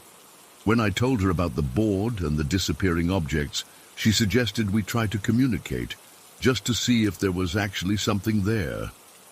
I was hesitant at first. Using a Ouija board isn't something I take lightly, but I was genuinely curious about what might be happening in our home. So, one night after my daughter was asleep, my mum and I sat down with the board. My fiancée wanted nothing to do with it. She's completely skeptical about this stuff and decided to watch TV in our bedroom instead. The session started like most do. Nothing for a while, then small movements. But then the planchette started moving with purpose. The entity identified itself as M and seemed confused. When we asked if it was okay, the response was troubling. It spelled out trapped and then not alone. My mum asked who else was there, and the planchette went wild, spinning in circles before spelling out stronger. Then it moved to spell lend souls. That's when I ended the session, properly following all the protocols. My hands were shaking, and I could see my mum was unsettled too. We'd both done sessions before, but this felt different, wrong somehow. The next day I went out and bought sage and cleansed the entire flat. Every corner, every doorway, every window. I said all the right words, set the right intentions. The air felt lighter afterward, and for a while things returned to normal. The board stayed on the shelf. Objects stayed where we put them. I thought whatever had been there was gone. Then COVID hit, and lockdown began in March. Being stuck inside 24/7 changed the energy of the place. We were all on top of each other, stressed and uncertain like everyone else. That's when things started to escalate. My daughter had always been a good sleeper. From about 6 months old, she'd sleep through the night without issues. But around mid-April, she started waking up crying. Not just normal toddler nightmares, she was terrified. She'd talk about someone being in her room, watching her. At first, we assumed it was just the stress of the lockdown affecting her. Kids pick up on that stuff, right? But then she started describing this person in detail, how they stood in the corner, how they whispered things she couldn't understand, how they had no face, just darkness where it should be. The way she described it sent chills down my spine. 3-year-olds don't make this stuff up, not with that level of consistency and detail. We started leaving her bedroom door open and the hallway light on. It helped for a bit, but then even that wasn't enough. She'd wake up screaming that it was sitting on her bed or touching her hair. Then came that night in May. I'll never forget it as long as I live. I'd gone to bed early with a migraine, leaving my fiancé watching Netflix in the living room. Our daughter had been asleep for hours. The medication knocked me out completely. I was dead to the world. Around 3 a.m., my fiancé heard crying coming from our daughter's room. She paused her show and listened. Then she heard small footsteps in the hallway. Thinking our daughter was coming to find us, she got up and went to the door. This is the part that still gives me goosebumps when she tells it. As she reached for the handle, the living room door slammed shut with such force that it shook the walls. It physically should not have been possible. We have thick carpet in the hallway that creates friction against the door, plus one of those hydraulic door closer mechanisms to prevent slamming. There was no draft, no windows open, nothing that could explain that door slamming with such violence. My fiancé froze for a second, then yanked the door open and rushed into the hallway. She found our daughter standing in the corner of her bedroom, sobbing. When she saw my fiancé, she didn't run to her for comfort like you'd expect. Instead, she ran past her, yelling, "Mommy, I want Mommy," and came straight to our bedroom. Here's where it gets even weirder. I slept through all of this, the door slamming, the shouting, everything. I only woke up when our daughter climbed into bed with me, her little body trembling. I asked what was wrong, and she just clung to me, refusing to speak. My fiancé came in a minute later, white as a sheet. She told me what happened, and I couldn't believe I'd slept through it. I've always been a light sleeper. The smallest noise usually wakes me. But that night, nothing. It was like I'd been in another dimension entirely. The next morning, we tried to make light of it. Just a bad dream, we told our daughter. Everything's fine. But the look in her eyes told me she knew better. She wouldn't go back into her room alone, not even to get her favorite stuffed animal. As I was making breakfast, my daughter's little toy phone, one of those colorful plastic ones that makes noise, was sitting on the mantelpiece above our fireplace. It suddenly flew off with force, like someone had swiped it. It didn't just fall. It launched across the room and smashed against the opposite wall. My daughter burst into tears and said, "They're angry, Mommy. They're really angry." That same day, doors all over the flat started slamming. The bathroom door, the kitchen door, even cabinet doors. My fiancée, the eternal skeptic, couldn't explain it away anymore. I'd catch her staring into empty corners like she was trying to see what our daughter saw. That night, we all slept together in our bed. Around 2 a.m., our daughter sat bolt upright, staring at the end of the bed. "The monsters under the bed want me to come play," she whispered. She'd never been afraid of monsters under the bed before, not once. Something about the way she said it, so matter-of-fact, so certain, made my blood run cold. I turned on every light in the room and checked under the bed myself, trying to show her there was nothing there. But she just looked at me with this sad expression and said, "They hide when you look, Mommy, but I can still see them." We barely slept that night, or the next, or the one after that. The activity seemed to focus on our daughter. Her toys would move or turn up broken. Her drawings would be torn or crumpled, even when left in a closed drawer.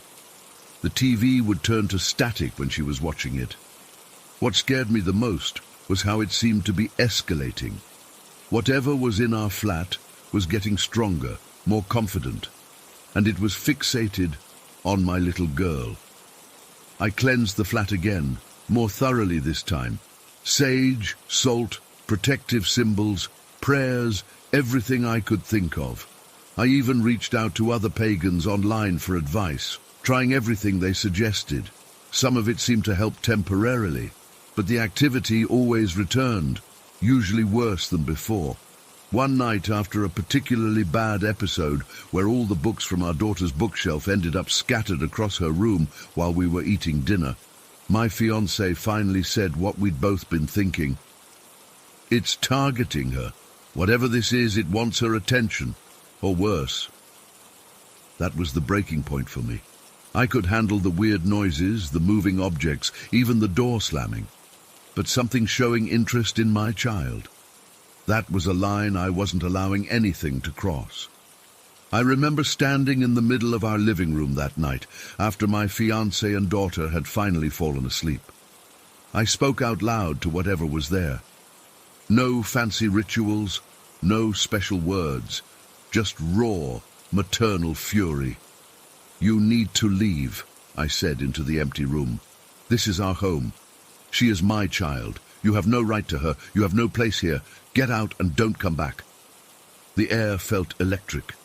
The lights flickered, just once, but unmistakably, and then the Ouija board, which had been sitting peacefully on the shelf for weeks since our cleansing, flew across the room. Not fell. Flew, like someone had picked it up and thrown it directly at me. It hit the wall behind me, with enough force to crack the planchette in two. I didn't sleep that night. I sat in our daughter's room watching over her, jumping at every creak and shadow. I kept thinking about what that entity had said during our Ouija session months earlier. Lend souls. Was it asking to borrow our energy, or was it demanding something more permanent? And why focus on the most innocent, vulnerable person in our home? The next morning, I contacted our landlord and told him we needed to break our lease. I made up some excuse about job relocation. He wasn't happy, but I didn't care. No flat was worth what we were going through. We moved out 2 weeks later, just grabbed the essentials and went to stay with my parents while we looked for a new place.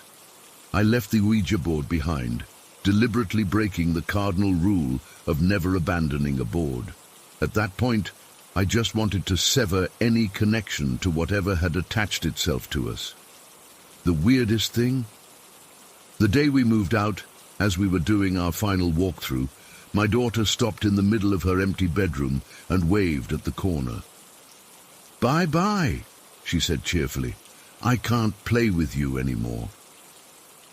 When I asked her who she was talking to, she just shrugged and said, "The girl who's always sad. She says she can't leave, but we can." We've been in our new place for almost 2 years now.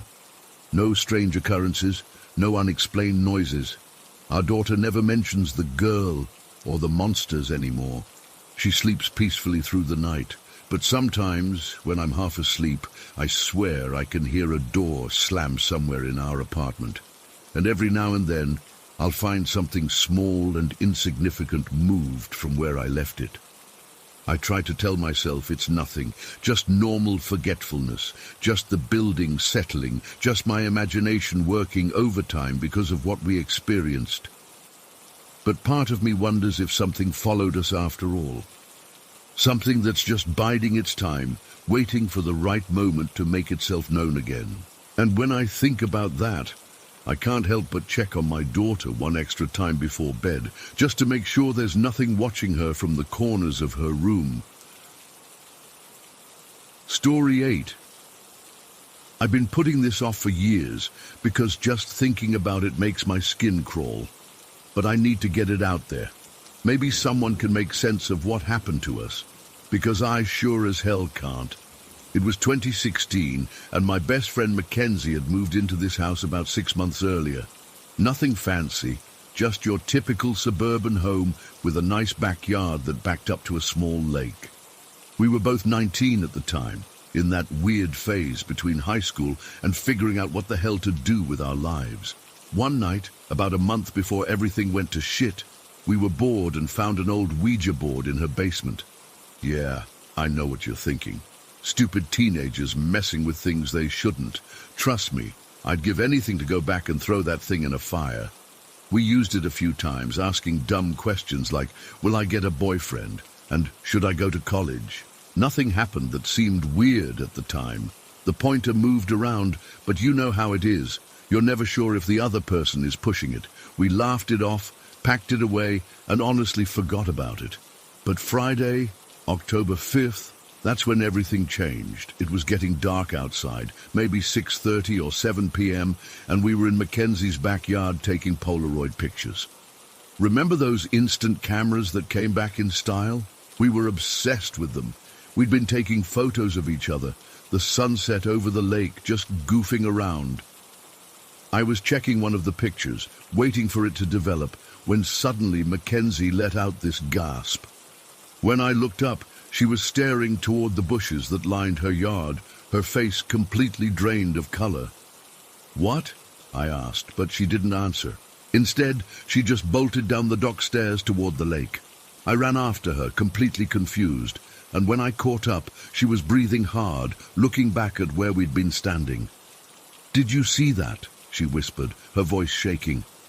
I hadn't seen anything. "See what?" "There was someone standing there by the bushes, really tall, like unnaturally tall." She was trembling. "It was just a shadow, but it was moving, watching us." I looked back, but there was nothing there, just the bushes swaying in the evening breeze.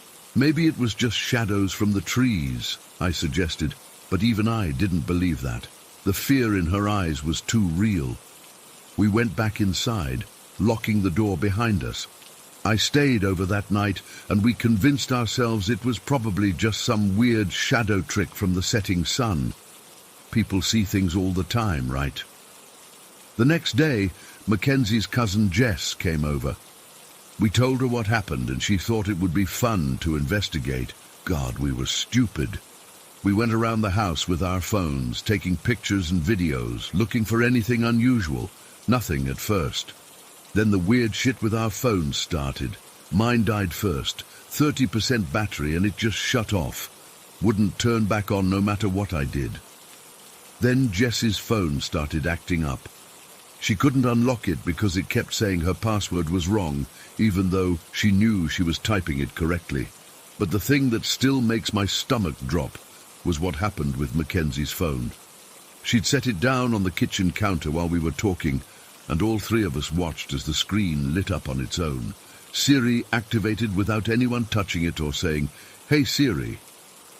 Then, and I swear this happened, Jess got a notification on her phone that Mackenzie's cousin, the same Jess who was standing right next to us, was online and typing in Google Hangouts, but Jess's phone was completely dead by this point.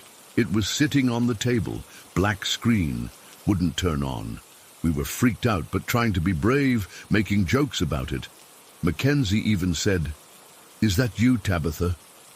We jokingly named whatever spirit we thought might be in the house after Tituba from the Salem witch trials. We'd just studied it in our history class. I remember Jess laughing and saying, "Come on, Tabitha, do something if you're really here. Move something, turn on the TV, anything." That's when it happened. Mackenzie's dead phone, which was still on the counter, suddenly lit up. and Siri's robotic voice said, clear as day, now, now. Just those 2 words. Now, now, like it was scolding us. We didn't say anything for about 3 seconds. Then we all screamed and ran out of the house. I've never moved so fast in my life. We didn't even grab our stuff, just bolted straight out the front door and didn't stop until we reached the sidewalk. Standing on the street, shaking, Mackenzie called her sister Lauren on Jess's phone, which was suddenly working again once we were outside. When Lauren answered, she sounded weird, almost like she was expecting the call. Lauren, can you come get us? I'm too scared to be in my house right now, Mackenzie said. There was silence on the other end. Then Lauren said, I dreamed about this last night. My blood went cold. Lauren explained that she'd had this vivid dream where Mackenzie called her, saying those exact words. I'm too scared to be in my house right now. In her dream, Lauren came to pick us up, and we were all terrified because something had happened with our phones. But that wasn't even the worst part. In Lauren's dream, Mackenzie's cat had died. It was such a specific detail that Lauren had dismissed the dream as nonsense when she woke up. Except Mackenzie's cat had died just 3 days earlier. It was healthy one day, and the next morning Mackenzie found it in the backyard, no visible cause. We hadn't told Lauren yet because Mackenzie was so upset about it. How the hell could Lauren have dreamed about all of this? Lauren came and picked us up within 20 minutes. None of us wanted to go back inside, so Jess ran in quickly to grab our wallets and jackets while Lauren and I waited with Mackenzie in the car. Jess was in and out in less than a minute, practically diving into the back seat. The lights were flickering in the kitchen, she gasped, and it's freezing in there now. We stayed at Lauren's apartment that night. None of us slept much. We kept our phones off and unplugged her laptop and TV, afraid of what might happen if they were on. The next morning, we went back to Mackenzie's house together. Safety in numbers, right? Everything seemed normal. The kitchen wasn't cold anymore. The phones worked fine. We almost convinced ourselves we'd all just freaked each other out. Almost. Because as we were sitting in the living room trying to laugh it off, we all heard it. Heavy footsteps in the attic. Slow, deliberate steps that crossed from one end to the other. Mackenzie's dad had already checked the attic multiple times for animals after they'd heard noises before.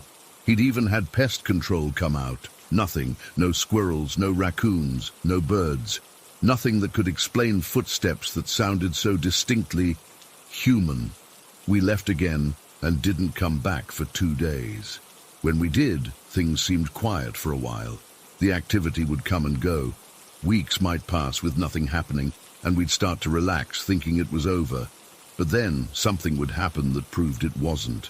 Mackenzie would call me at 3 a.m., whispering that she'd woken up to find her bedroom door wide open when she knew she'd closed it before going to bed. Or all the cabinets in the kitchen would be open when no one had been in there. The worst incident happened about a month later. Mackenzie was alone, watching TV in the living room. She'd just finished folding laundry, and the basket was on the floor next to the couch. She said she felt cold suddenly, like a draft had blown through the room, even though all the windows were closed. Then, from the corner of her eye, she saw the laundry basket slide across the floor, not fall over, not get pushed by a pet. It slid about 3 feet across the hardwood floor, as if someone had kicked it. Except there was no one there. She called me in hysterics. I went over and stayed with her until her parents got home from their dinner out. We didn't tell them. They already thought we were being dramatic about the weird vibes in the house. The activity seemed to peak around November and December that year, then gradually tapered off. By the time 2017 rolled around, it was mostly just occasional weird noises or the feeling of being watched. Mackenzie's family moved out in 2018 for unrelated reasons. Her dad got a job in another state. As far as I know, they never told the new owners about any of this. I've done research since then, trying to find some explanation. Maybe there was something about that property, or maybe using the Ouija board really did open some door we couldn't close. I don't know. What I do know is that I've never been able to use Siri since then.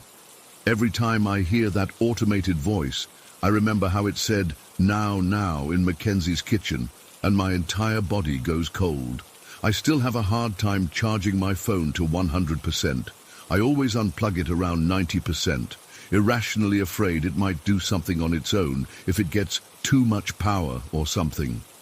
I know that's stupid, but some fears stick with you. The thing that bothers me most is that we never figured out who or what Tabitha was. Was it actually connected to the Salem witch trials somehow? Was it something else entirely that just responded to the name we gave it? Or was it all some elaborate coincidence?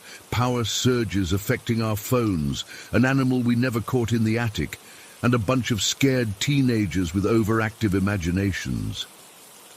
I don't believe in coincidences anymore. Not after what we experienced. Not after Lauren's dream that predicted exactly what happened. Sometimes I still look at those Polaroids we took that day, searching for something in the background, some evidence of the figure Mackenzie saw. There's nothing obvious there, just two teenagers smiling, unaware of what was about to happen.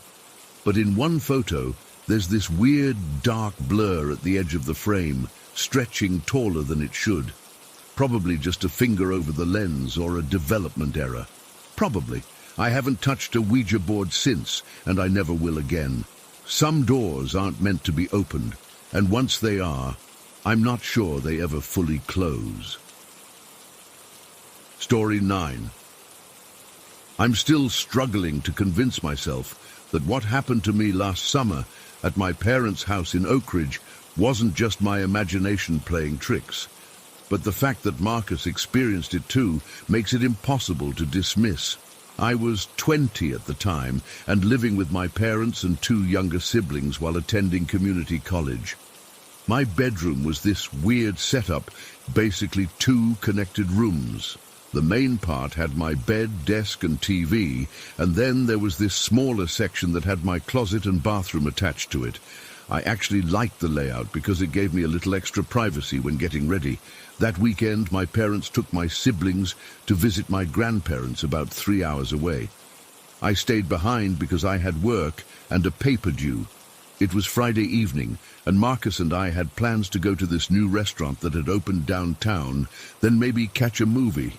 I'd spent the day working on my paper at the library, and Marcus picked me up around 5:30 to drop me home so I could shower and change before our date.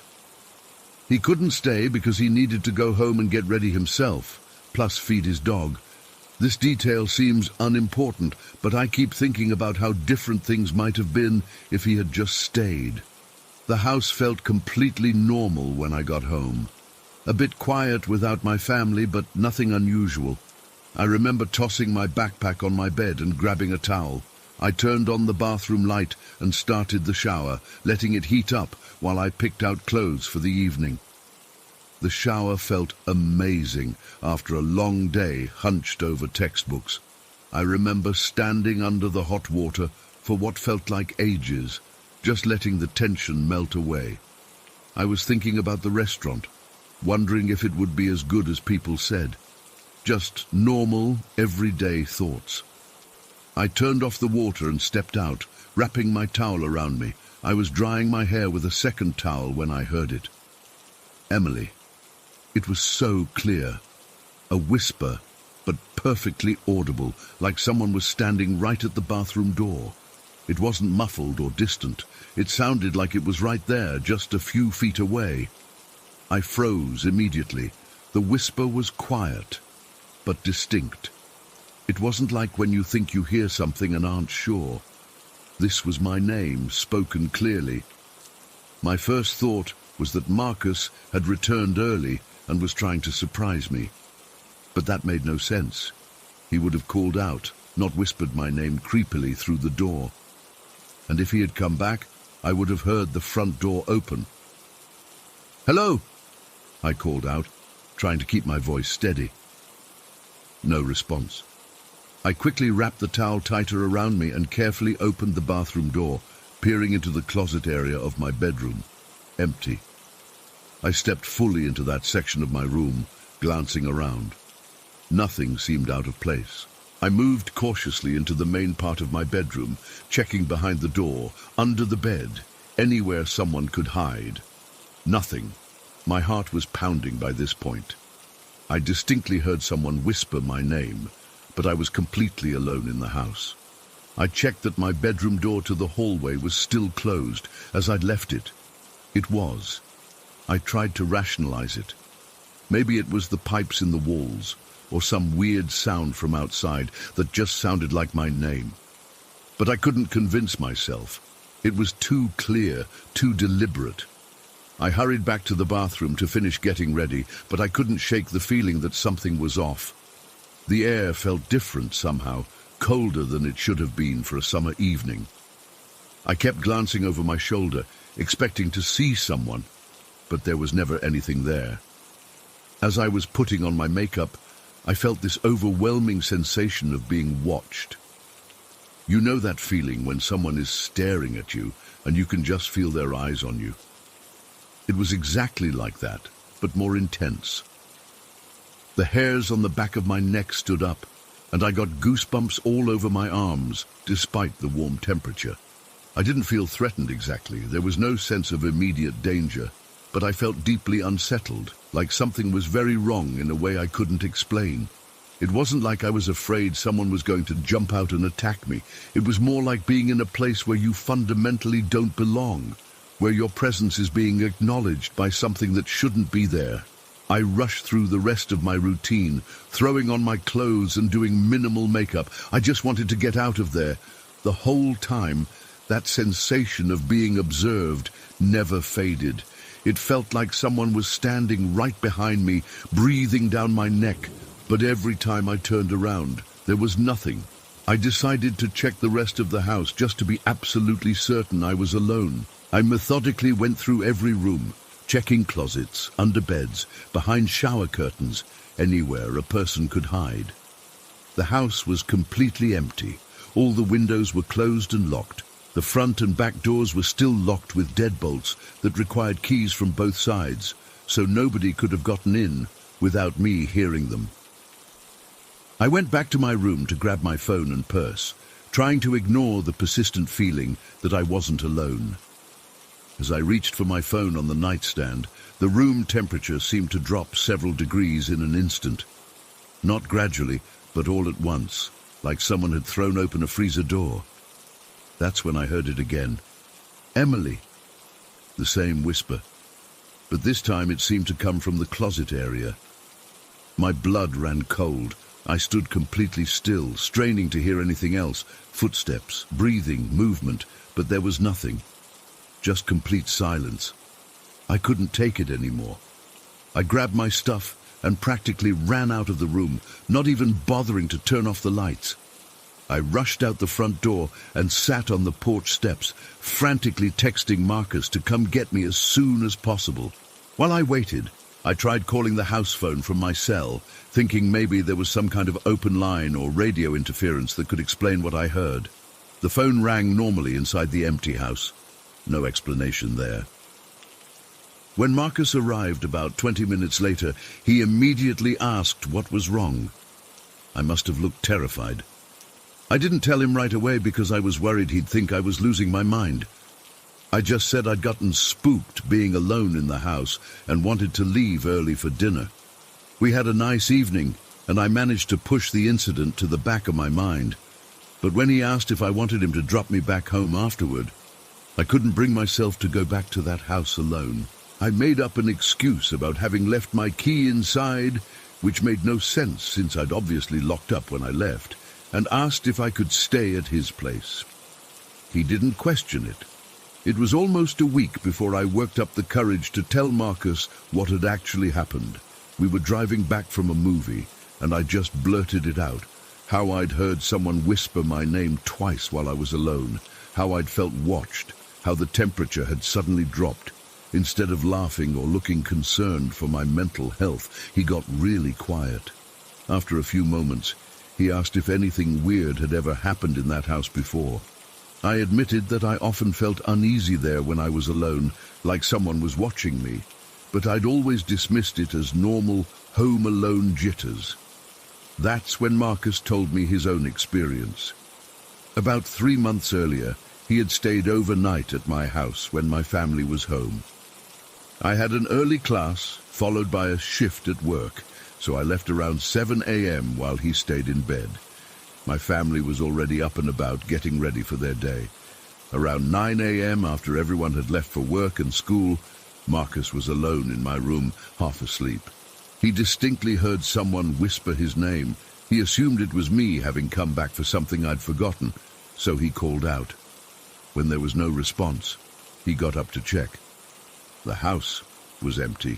He convinced himself he'd dreamed it and went to the kitchen to make some coffee. While he was standing at the counter, he heard it again. His name, whispered right behind him. He said he spun around so fast he knocked over his mug, but there was nobody there. He immediately got dressed, locked up, and left. He never told me because he thought I'd either think he was crazy or that he was trying to freak me out. The fact that we'd had such similar experiences months apart sent chills down my spine. Over dinner that night, we compared notes. It turned out we weren't the only ones who'd felt uncomfortable in my house. My best friend had mentioned once that she always felt like she was being supervised when she stayed over. My youngest sibling refused to go to the bathroom at night without turning on all the lights in the hallway. The more we talked, the more we realized that there was something genuinely strange about that house, particularly around my bedroom. The whispers we'd both heard weren't just random sounds that our brains had interpreted as our names. They were clear, deliberate, and unmistakable. What bothers me most is that whatever it was seemed to know who we were. It didn't just make random noises. It called us by name. It knew exactly who was in the house and when we were vulnerable, when we were alone. I spent as little time as possible in that house after that, especially alone.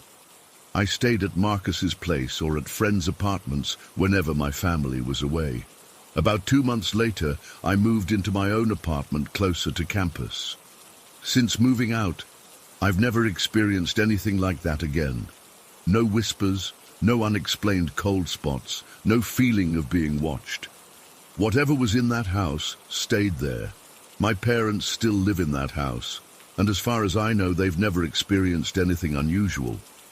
My siblings have mentioned feeling uneasy at times, but nothing as direct as what Marcus and I went through. It's almost like whatever is there only makes itself known to certain people, or only under specific circumstances.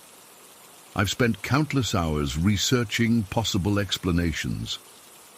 Could it have been some weird acoustic phenomenon? Some kind of auditory hallucination triggered by anxiety, carbon monoxide poisoning? Nothing fits all the facts, especially considering Marcus and I had separate experiences months apart. I've never been particularly superstitious or believed in the paranormal, but this experience shook my skepticism to its core. I can't explain what happened in that house, and part of me doesn't want to know. Whatever called our names and watched us from unseen corners is something I hope I never encounter again. Sometimes I still wake up in the middle of the night, thinking I've heard that whisper again, but it's never there, just the echo of a memory that refuses to fade. The rational part of my brain wants to dismiss the whole thing, but I know what I heard. I know what I felt. And so did Marcus. To this day, neither of us can explain what happened in that house, but we both know it was real, and it's the reason I still can't sleep without checking behind the bathroom door first, just to be sure no one's there waiting to whisper my name. Story 10. I never believed in ghosts before I moved to Pinewood. I'm not exactly a spiritual person. I've always been practical and logical, which is probably why I chose law school. But what happened to me in that house, I still can't make sense of it, even after all this time. It was about 3 years ago when I moved in with my then boyfriend, Mark. The relationship was already shaky, but living in a small town like Pinewood meant limited housing options, especially for a broke law student like me. The arrangement made financial sense. I'd live with Mark, his dad Rick, and his grandmother in this old house they'd been in for years. The house itself was weird from day one. You could tell it had been built in different stages over the years. There were 2 old rooms that had this heavy feeling to them, like the air was thicker somehow, and 3 newer rooms that felt more normal. Then there was this top floor that had clearly been added later, where Mark's grandmother stayed.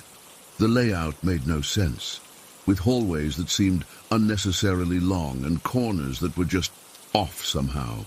When I first moved in, Rick told me about the previous owner, this old lady who had apparently poisoned her husband after finding out he was cheating on her.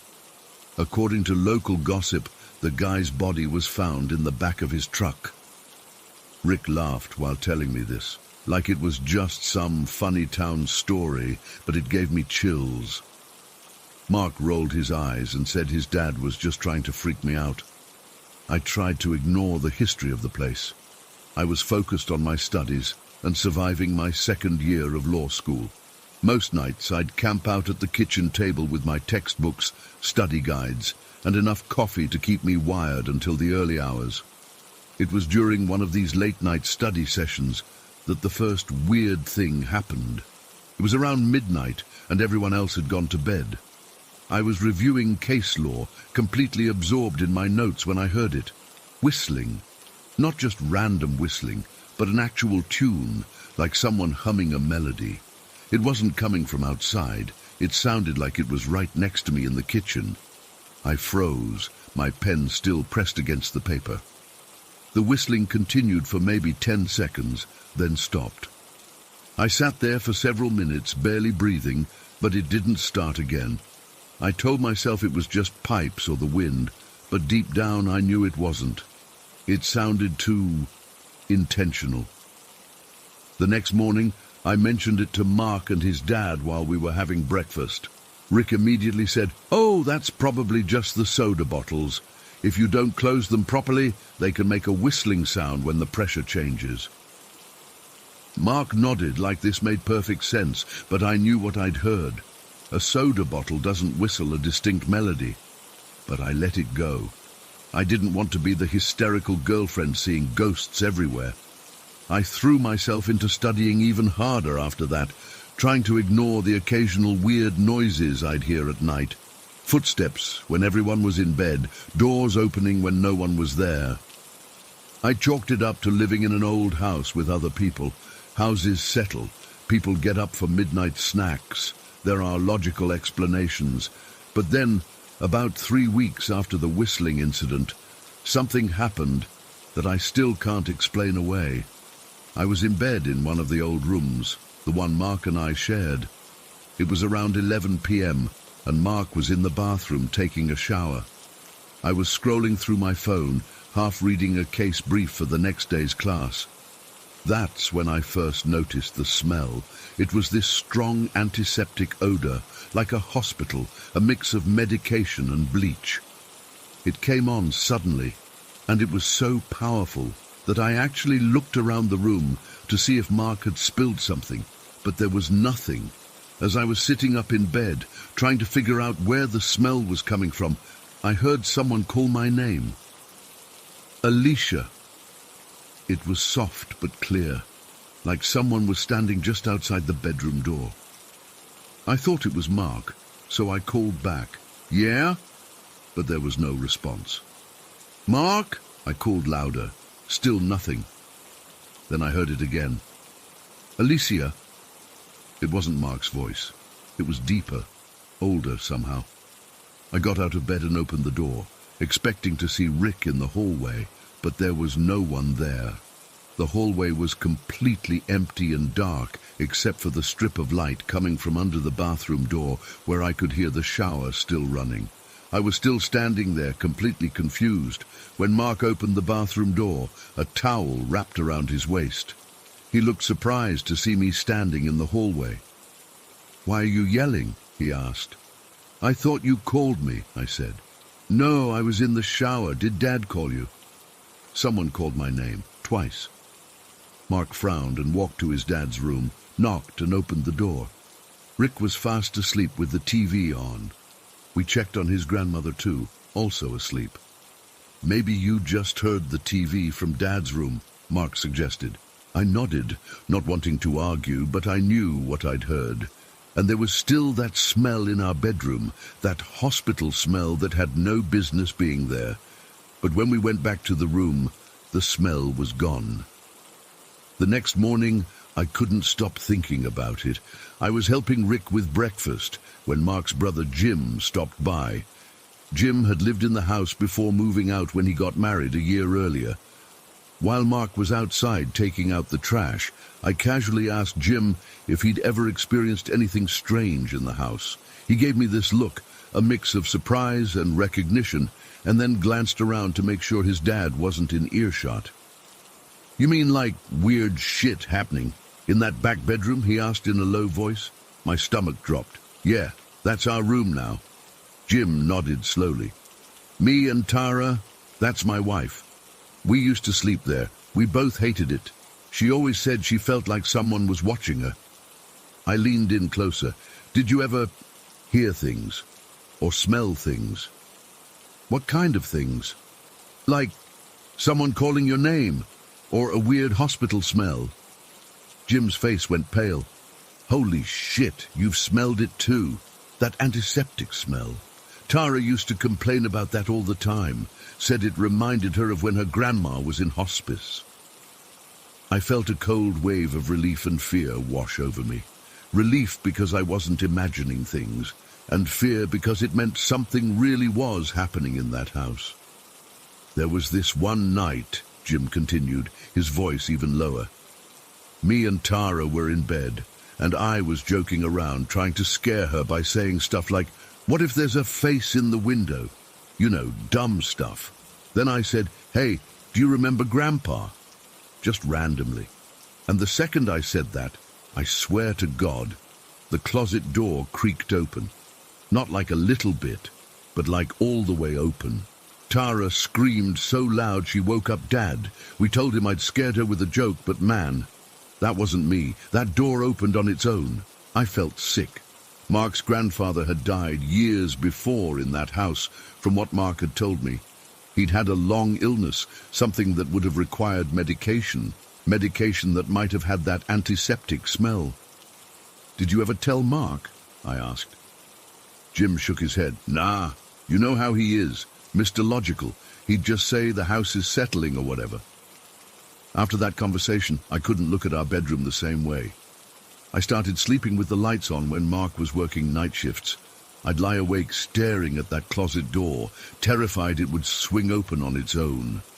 The whistling continued too, always late at night when I was studying. Sometimes it would be in the kitchen with me. Other times it seemed to come from the hallway or the stairs. I never saw anything, just heard that same tune being whistled over and over. About 2 months after moving in, I was alone in the house one afternoon.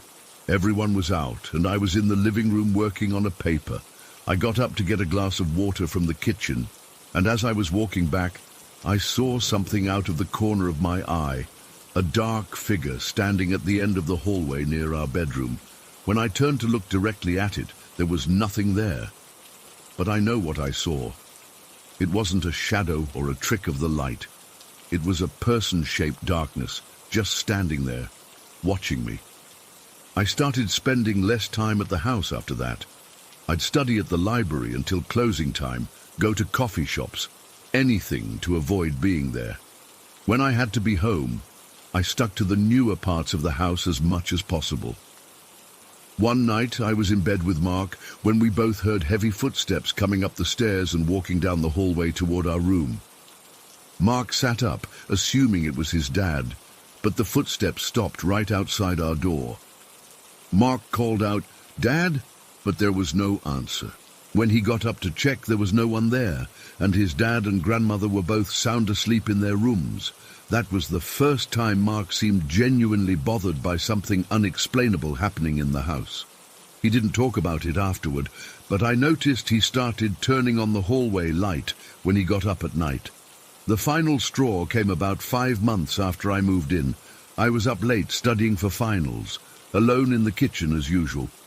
It was around 1 a.m., and I heard the whistling again, but this time it was louder, closer. Then I heard my name again, Alicia, right behind me. I spun around, but there was no one there. I was gathering my books to move to the living room when all the cabinet doors in the kitchen flew open at once. Not one or two, all of them. The sound was like a gunshot in the quiet house, and I screamed. Mark and his dad came running downstairs. When they saw all the cabinets open, Rick tried to say it must have been a pressure change in the house, or something equally ridiculous. Mark just stood there, looking confused and a little scared. I moved out the next day. Mark and I tried to keep the relationship going, but it was already on shaky ground, and my refusal to stay in that house was the final nail in the coffin. I still think about that house sometimes, especially at night when I'm alone. I wonder if the new residents hear the whistling, if they smell that hospital odor, if they hear their names called when no one's there. Part of me wants to drive by and warn them, but what would I say? Hey, your house is haunted by what I think is Mark's dead grandfather, and maybe also that woman who poisoned her husband. I don't know what was in that house. I can't explain it logically, and believe me, I've tried. All I know is that something was there with us, something that knew my name, something that wanted attention. And sometimes, even in my new apartment across town, I still wake up in the middle of the night thinking I hear whistling. Story 11. I've never been the type to believe in supernatural stuff, ghost stories, paranormal encounters, alien abductions. I always chalked it up to people's imaginations or their brains playing tricks on them. Well, that was until 3 months ago. What happened that night in our home at Lakeview Terrace changed everything I thought I knew about reality. My girlfriend Leah and I had been renting this modest 2-bedroom house for about 8 months. Nothing fancy, just your average suburban home with beige walls, outdated kitchen cabinets, and the kind of carpet that's seen too many previous tenants. The neighborhood was quiet, mostly older couples and young families. The kind of place where you know you're overpaying for rent, but at least it feels safe. There had been some weird stuff happening in the house before that night, but nothing we couldn't explain away. The motion-activated light in our bathroom would occasionally turn on by itself in the middle of the night. I'd wake up, notice the light was on, and assume Leah had gone to the bathroom. She'd think the same about me. It wasn't until we both mentioned it one morning that we realized neither of us had gotten up. Maybe it's just super sensitive, Leah suggested. Could be picking up, I don't know, a bug or something. I nodded, though I'd already adjusted the sensitivity to the lowest setting twice.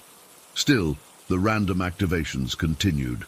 There were other little things too, items that weren't where we left them, cold spots in certain areas of the house that seemed to move around, the occasional sound of footsteps when we were both in the same room.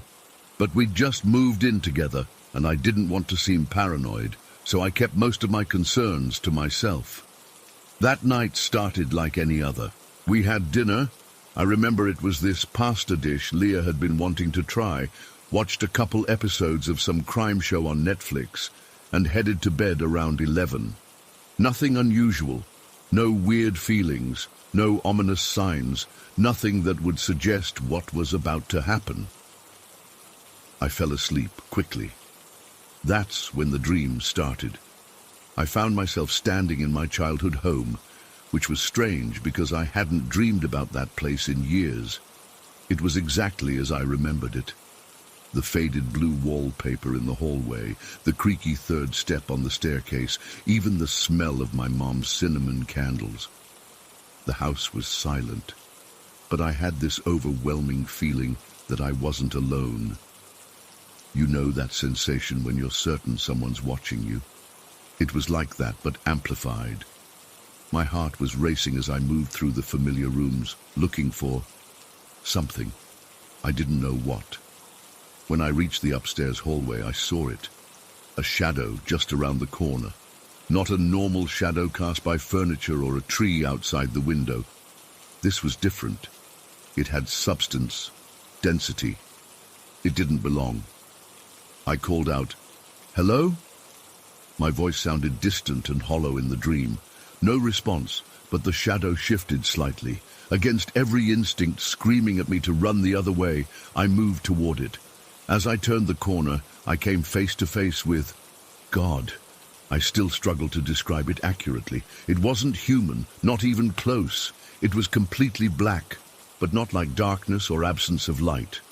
It was like looking at something that absorbed everything around it. Its shape was vaguely humanoid, but wrong.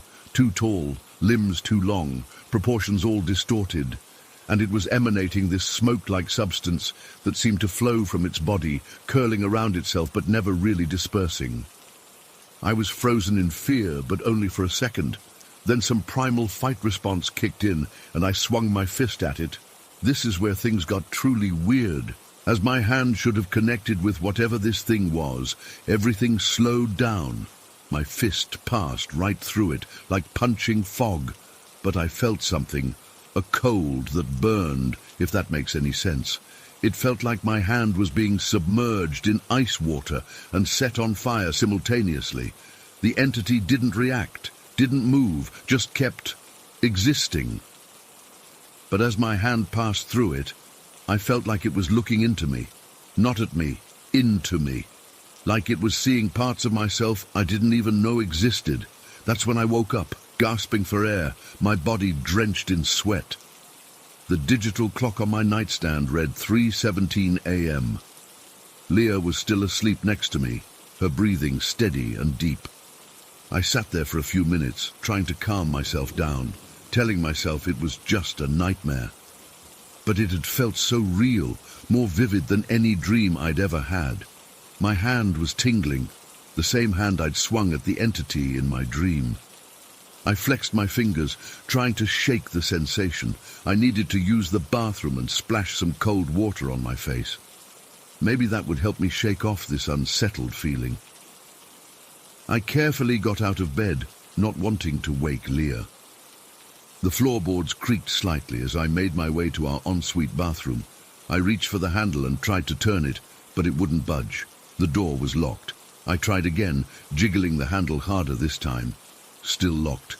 That didn't make any sense. The bathroom door could only be locked from the inside with one of those push-button locks. And obviously, no one was in there. "What the hell?" I muttered, trying the handle again. I went back to the bed and gently shook Leah awake. "Hey, did you lock the bathroom door earlier?" She blinked at me groggily. "What? No. Why would I do that?" "It's locked. I can't get in." She sat up, suddenly looking more alert. "That's not possible. No one's been in there." We both got up and went to the bathroom door. Leah tried the handle herself, confirming what I'd found. "Maybe it's just stuck," she suggested, though I could hear the uncertainty in her voice. "I've been meaning to ask the landlord to replace this lock anyway," I said, trying to sound casual.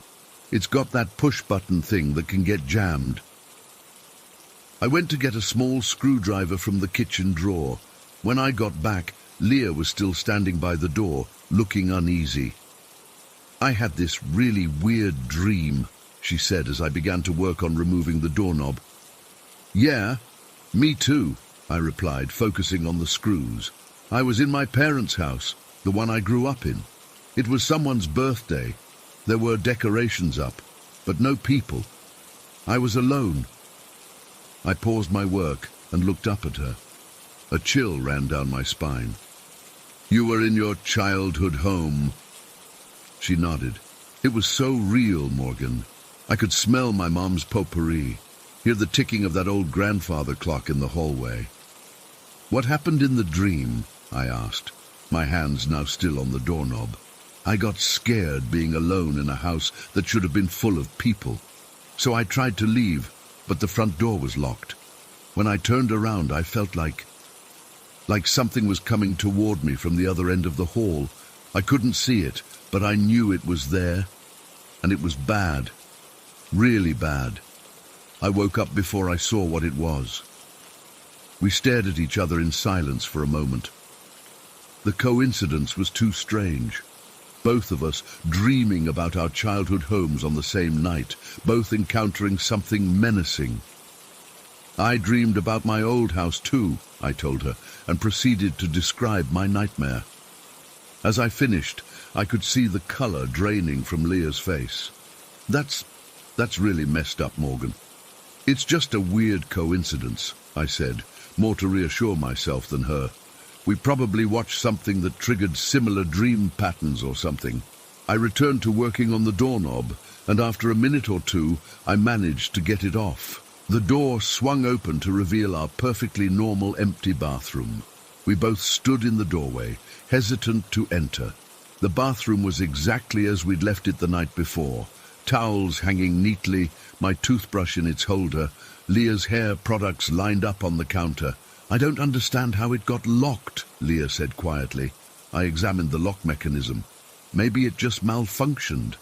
These older houses, you know, they have issues. But I knew that explanation didn't hold water. A lock doesn't just engage itself. Someone or something had to push that button. Leah stepped into the bathroom first, looking around cautiously. I followed, feeling a strange reluctance to cross the threshold. The bathroom felt colder than the rest of the house, though the thermostat was set the same throughout. As I was about to turn on the shower, the motion-activated light suddenly turned off, plunging us into darkness. Both Leah and I froze. The sensor should have detected our movement. Instead, it was acting as if we weren't there. "Morgan!" Leah's voice was barely above a whisper. "It's just malfunctioning," I said, trying to sound confident as I waved my arms to trigger the sensor. Nothing happened. I reached for the manual switch and flipped it on. Light flooded the bathroom again, revealing nothing out of the ordinary. But the unease remained. "I'm going to shower really quick," I told Leah. "Then maybe we should call the landlord about these electrical issues." Leah nodded, but I could tell she was shaken. "I'll make some coffee," she said, clearly not wanting to stay in the bathroom. After she left, I undressed and got into the shower, trying to relax under the hot water, but I couldn't shake the feeling of being watched. I kept glancing at the shower curtain, half expecting to see a shadow on the other side. When I finished, I quickly dried off and got dressed. In the kitchen, Leah was sitting at the table, staring into her coffee mug. "I keep thinking about those dreams," she said as I poured myself a cup. "What are the odds we'd both dream about our childhood homes on the same night, and both encounter something threatening?"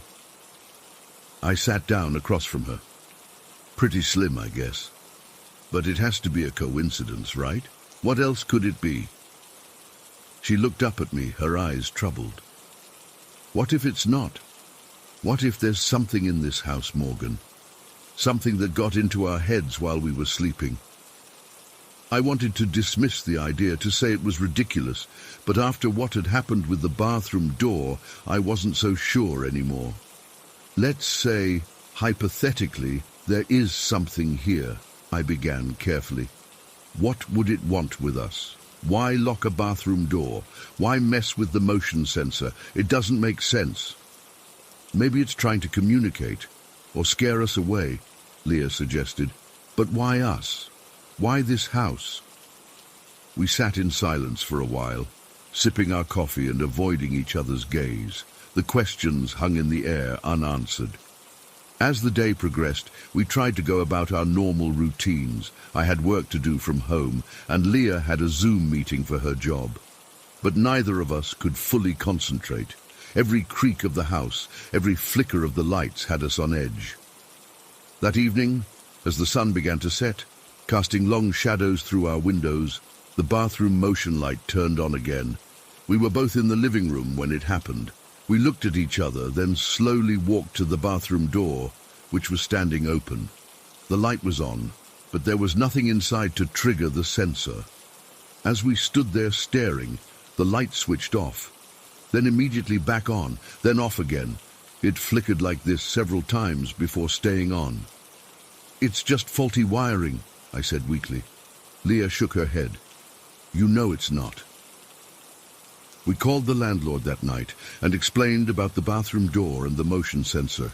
He promised to send someone over the next day to check it out, but when the maintenance guy came, he found nothing wrong with either the lock or the sensor.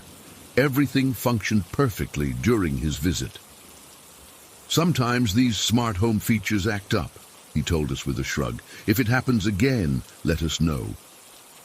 But we both knew it would happen again, and it did. That night, and the night after, and the night after that. The bathroom light would turn on randomly. Items would move around the house when we weren't looking. The temperature would drop suddenly in certain rooms.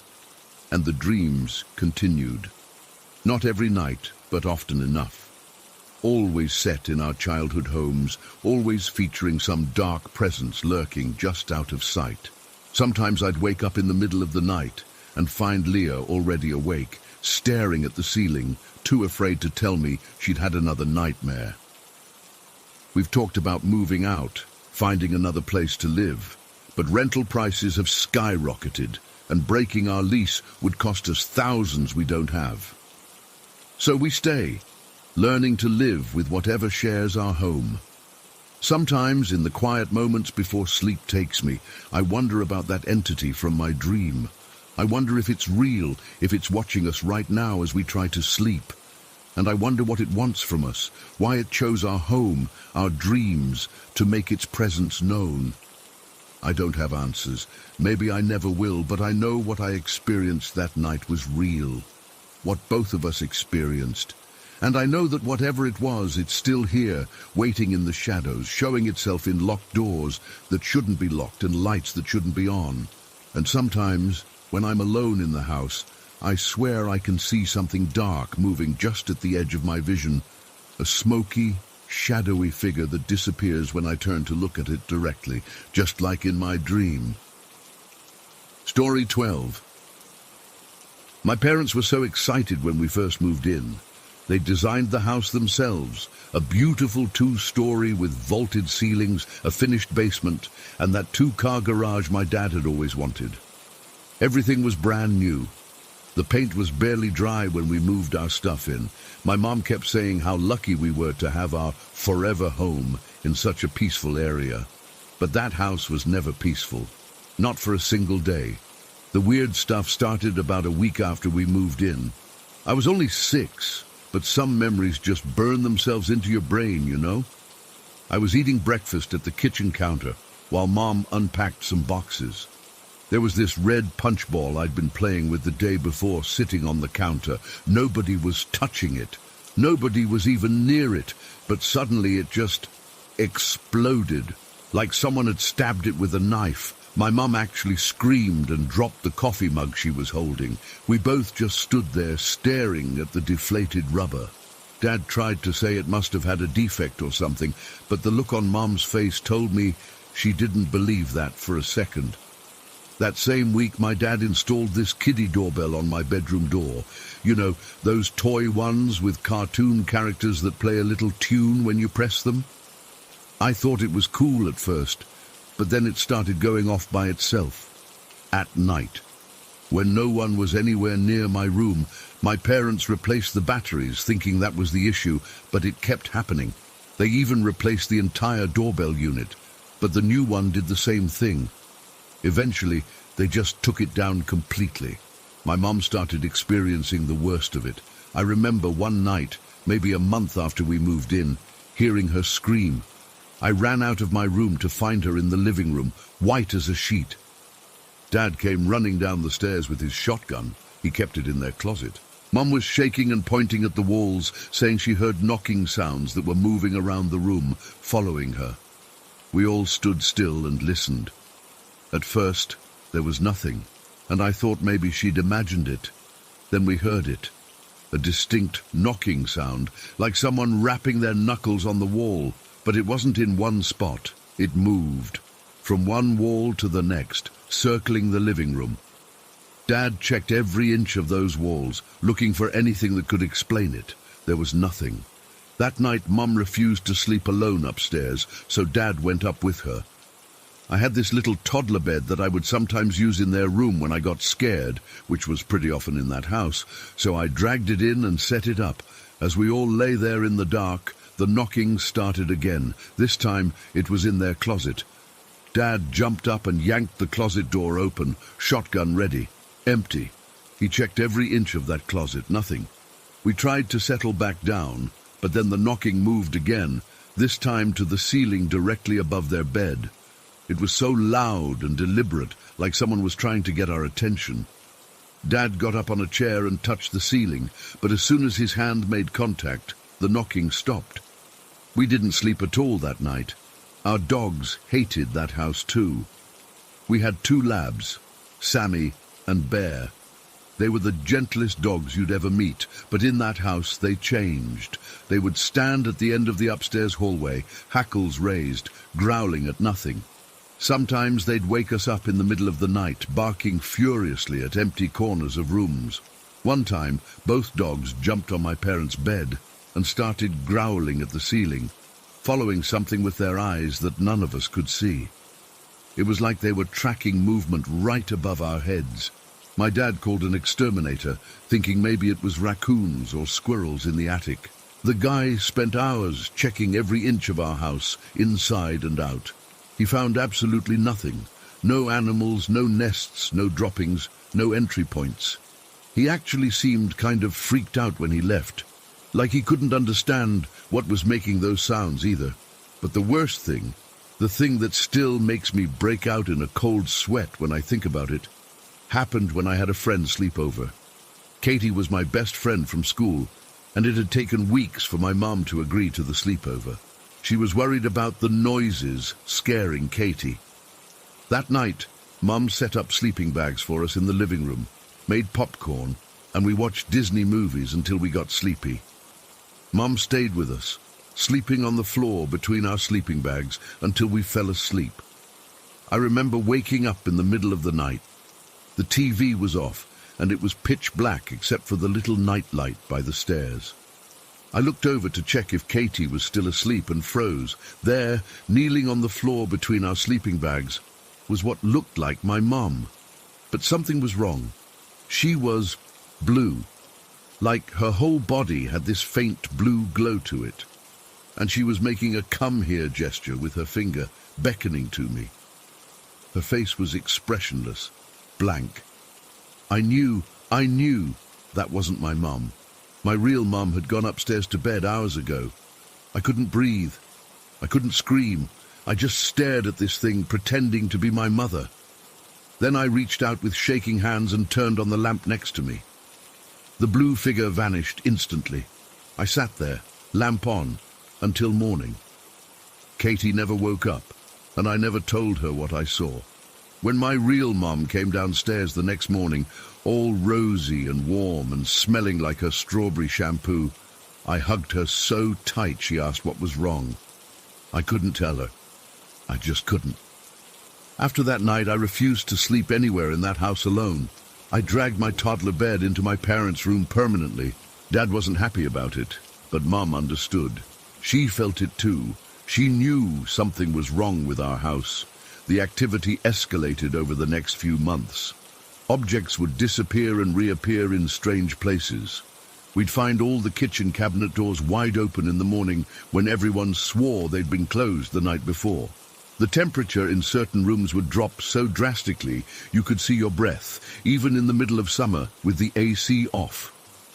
One particularly terrifying night, I woke up to the sound of my parents' closet door slowly creaking open. I was on my toddler bed at the foot of their bed, and I could see it clearly in the dim light from the bathroom nightlight. The door opened about halfway, then slowly closed again, then opened, then closed, over and over, like someone was playing with it. My parents were both sound asleep. Both dogs were curled up on the floor, awake but silent, watching the closet with wide eyes. I pulled my blanket over my head and counted to 100, praying for it to stop. When I finally got the courage to peek out again, the door was still. The next morning, I asked my dad if the closet door was broken, He checked the hinges, the track, everything. It was perfectly balanced. It wouldn't move unless someone pushed it. He asked why I was asking, and I lied. I said I'd had a dream about it. I was too scared to tell him the truth.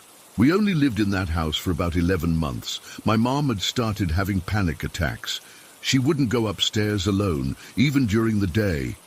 Dad finally agreed to put the house on the market after he woke up one night, feeling like someone was sitting on his chest, pressing him down into the mattress. He couldn't move or breathe for what he said felt like minutes. When he finally could move again, he saw a dark shadow dart across the ceiling and disappear into the wall. We moved out within 2 weeks of that incident, taking a financial hit on the house but not caring. We just wanted out. The weird thing is, about a year later, my dad ran into the new owners at the hardware store in town. He was nervous about bringing up anything strange, but the guy actually mentioned it first. He asked my dad if we'd ever experienced strange sensations in the master bedroom, particularly feeling like someone was hovering over the bed at night. Dad came home white as a sheet after that conversation. Years later, we found out something that might explain it all. The family who bought the lot next to ours was excavating to put in a pool and uncovered what appeared to be Native American artifacts. The whole area got cordoned off and archaeologists came in. Turns out our little subdivision in Pinecrest had been built on what they believed was an ancient burial ground or ceremonial site. The neighbor's discovery made the local paper, and when my mom read it, she just looked at my dad and said, "That explains it." We never discussed it further. It was like we all silently agreed to leave that chapter of our lives closed. But I can't forget. Sometimes I still wake up in the middle of the night, thinking I hear knocking moving around my apartment walls. Sometimes I see movement out of the corner of my eye and freeze, waiting to see if it's that blue figure again. And I never ever sleep with my closet door open. To this day, I can't explain what happened in that house. Was it built on sacred ground? Were we intruders who disturbed something ancient? Or was it something else entirely? All I know is that whatever was in that house with us wasn't human, and it didn't want us there. And sometimes, in my nightmares, I can still see that blue figure, finger extended, beckoning me to come closer. Story 13. I never thought I'd be sharing this with anyone. Most people would think I'm crazy, and I don't blame them. I was that person once, rolling my eyes whenever my mum would say she felt something coming. But after what I experienced, I don't roll my eyes anymore. I grew up in Willow Creek, this small historic town where everybody knows everybody. My family was Christian, but not the kind that rejected everything supernatural. My mom claimed she could sense bad things before they happened, like when she woke up at 3 a.m. with a feeling and called my aunt, only to find out my uncle had just been in a car accident, or when she suddenly started crying while making dinner. And 10 minutes later we got the call that my cousin had been rushed to the hospital. It happened too many times to be coincidence, but I still chalked it up to weird maternal instinct or something. My grandmother was different, though. She was my best friend more than anything. Growing up, she was the one who actually listened to me, who taught me how to make her famous apple pie, who'd sit with me and ask about my dreams. When I was a teenager and felt like my parents just didn't get me, she was the one who'd make me feel seen. She had this sharp wit that could cut through any BS, but also this incredible warmth that made you feel like the most important person in the world when she focused on you. When she was diagnosed with that rare soft tissue cancer, it felt like the floor dropped from under me. I remember sitting in that doctor's office, holding her hand, while the doctor explained everything in medical terms that seemed designed to soften the blow. But my grandma just nodded and asked practical questions, while I tried not to cry. The treatments were brutal. I moved in with her after the first round of chemo, when it became clear she couldn't manage alone. I was 27, working remotely as a data analyst, so it made sense. Those 2 years changed me forever. Watching someone you love, someone who was once so vibrant and full of life, slowly fade away is something that carves a hollow space inside you. I'd help her to the bathroom, hold her hair back when she threw up from the chemo, change her sheets when she couldn't make it in time. We'd watch old movies during her good days, and she'd still laugh at the same jokes she'd seen 100 times. On bad days, I'd just sit beside her bed and read aloud from her favorite books. As she got sicker, she started talking more about my grandfather, who had passed years before. "He's waiting for me," she'd say with a certainty that was unnerving. "I'll be with him soon and it'll be okay." She promised me repeatedly that she'd send me signs after she was gone, that she'd let me know she was still around somehow. "You won't just be gone, will you?" I remember asking her one night when the pain meds had made her unusually talkative. "Oh, honey," she'd replied, her eyes clearer than they had been in weeks. "Nobody's ever really gone. I'll find a way to let you know I'm still here, I promise." When she finally passed that autumn, it was both a relief and the most crushing pain I'd ever felt. Relief that she wasn't suffering anymore, but devastation that she was gone. I was there, holding her hand when she took her last breath. It was so quiet. One moment she was there, and the next, just an empty shell. I was desperate for those signs she promised. I threw myself into trying to contact her. I did EVP sessions in her old bedroom, downloaded digital Ouija boards, even sat in the dark talking to her for hours. Nothing. No response, no sign, no flickering lights or meaningful songs on the radio, just crushing silence. After months of this, I hit rock bottom. I decided there was no afterlife, no ghosts, no nothing. Just oblivion after death. My grandmother was gone forever, and all that talk about signs was just the desperate hope of a dying woman. I stopped believing in anything. 2 years later, I moved to Colorado for a fresh start. Found a decent apartment in a newer building. Only had 3 previous tenants according to the landlord, and they were all still alive. I actually checked. The place was perfect. 2nd floor, good natural light, affordable, nothing creepy about it at all. That changed about 3 weeks after I moved in. I was unpacking the last few boxes in my bedroom when I felt it for the first time. That sensation of being watched. I turned around, expecting to see someone in the doorway, but there was nothing, just an empty hallway. I brushed it off as nerves from being in a new place, but it kept happening. I'd be cooking and suddenly feel like I wasn't alone. I'd be in the shower and swear I could hear someone moving around in my bedroom. One night I woke up at 3:17 a.m. I remember checking my phone because I heard a child's voice in the 2nd bedroom I was using as an office, a little girl saying something I couldn't make out. I got up, turned on all the lights and checked every corner of the apartment. Nothing. I tried to rationalize it. New place, unfamiliar noises, stress from the move. But then things started happening that I couldn't explain away. One evening I was sitting at my dining table working when a water bottle flew, and I mean flew, across the room. It wasn't near an edge where it could have fallen. It was in the center of the table, and then suddenly it was hitting the wall 6 feet away. I sat there frozen, my heart pounding so hard I could feel it in my fingertips. That was the first truly undeniable thing, but not the last. After that, it was like whatever was there didn't care about hiding anymore. But the worst, the absolute worst, happened about 2 months after I moved in. It was a Tuesday night. I remember because I'd been watching that baking show I like that comes on Tuesdays. It was around 9:30 p.m. and I was alone on the couch, scrolling through my phone during a commercial break. That's when I felt it. Not just the usual someone's watching feeling, but something hostile, like a presence that absolutely did not want me there. It was standing in the hallway that led to the bedrooms. I couldn't see anything, but I knew it was there, staring at me with such intensity that my skin crawled. Then came the cold. Not just a draft or a chill, but a penetrating cold that seemed to seep into my bones. The temperature in that hallway must have dropped 20 degrees in seconds. I could see my breath misting in the air when I looked in that direction. I couldn't move. I sat there paralyzed, my phone forgotten in my hand, staring at the empty hallway where I knew something was standing. Something that wasn't human and never had been.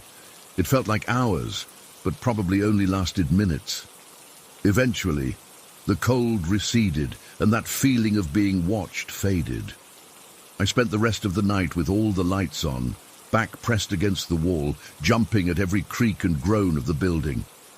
I broke my lease the next day, told the landlord I had a family emergency and had to move closer to home. I didn't care about losing my security deposit, I just needed out.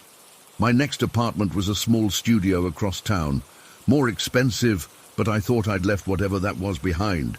I was wrong. It started subtly at first. I'd put my keys down and find them somewhere else.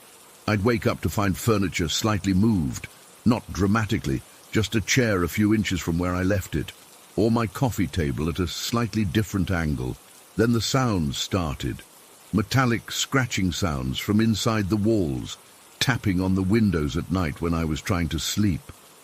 The worst was a low, guttural humming that would start around midnight and continue until dawn. One night I was watching TV, trying to distract myself, when I felt the couch cushion next to me sink slightly, like someone had sat down beside me.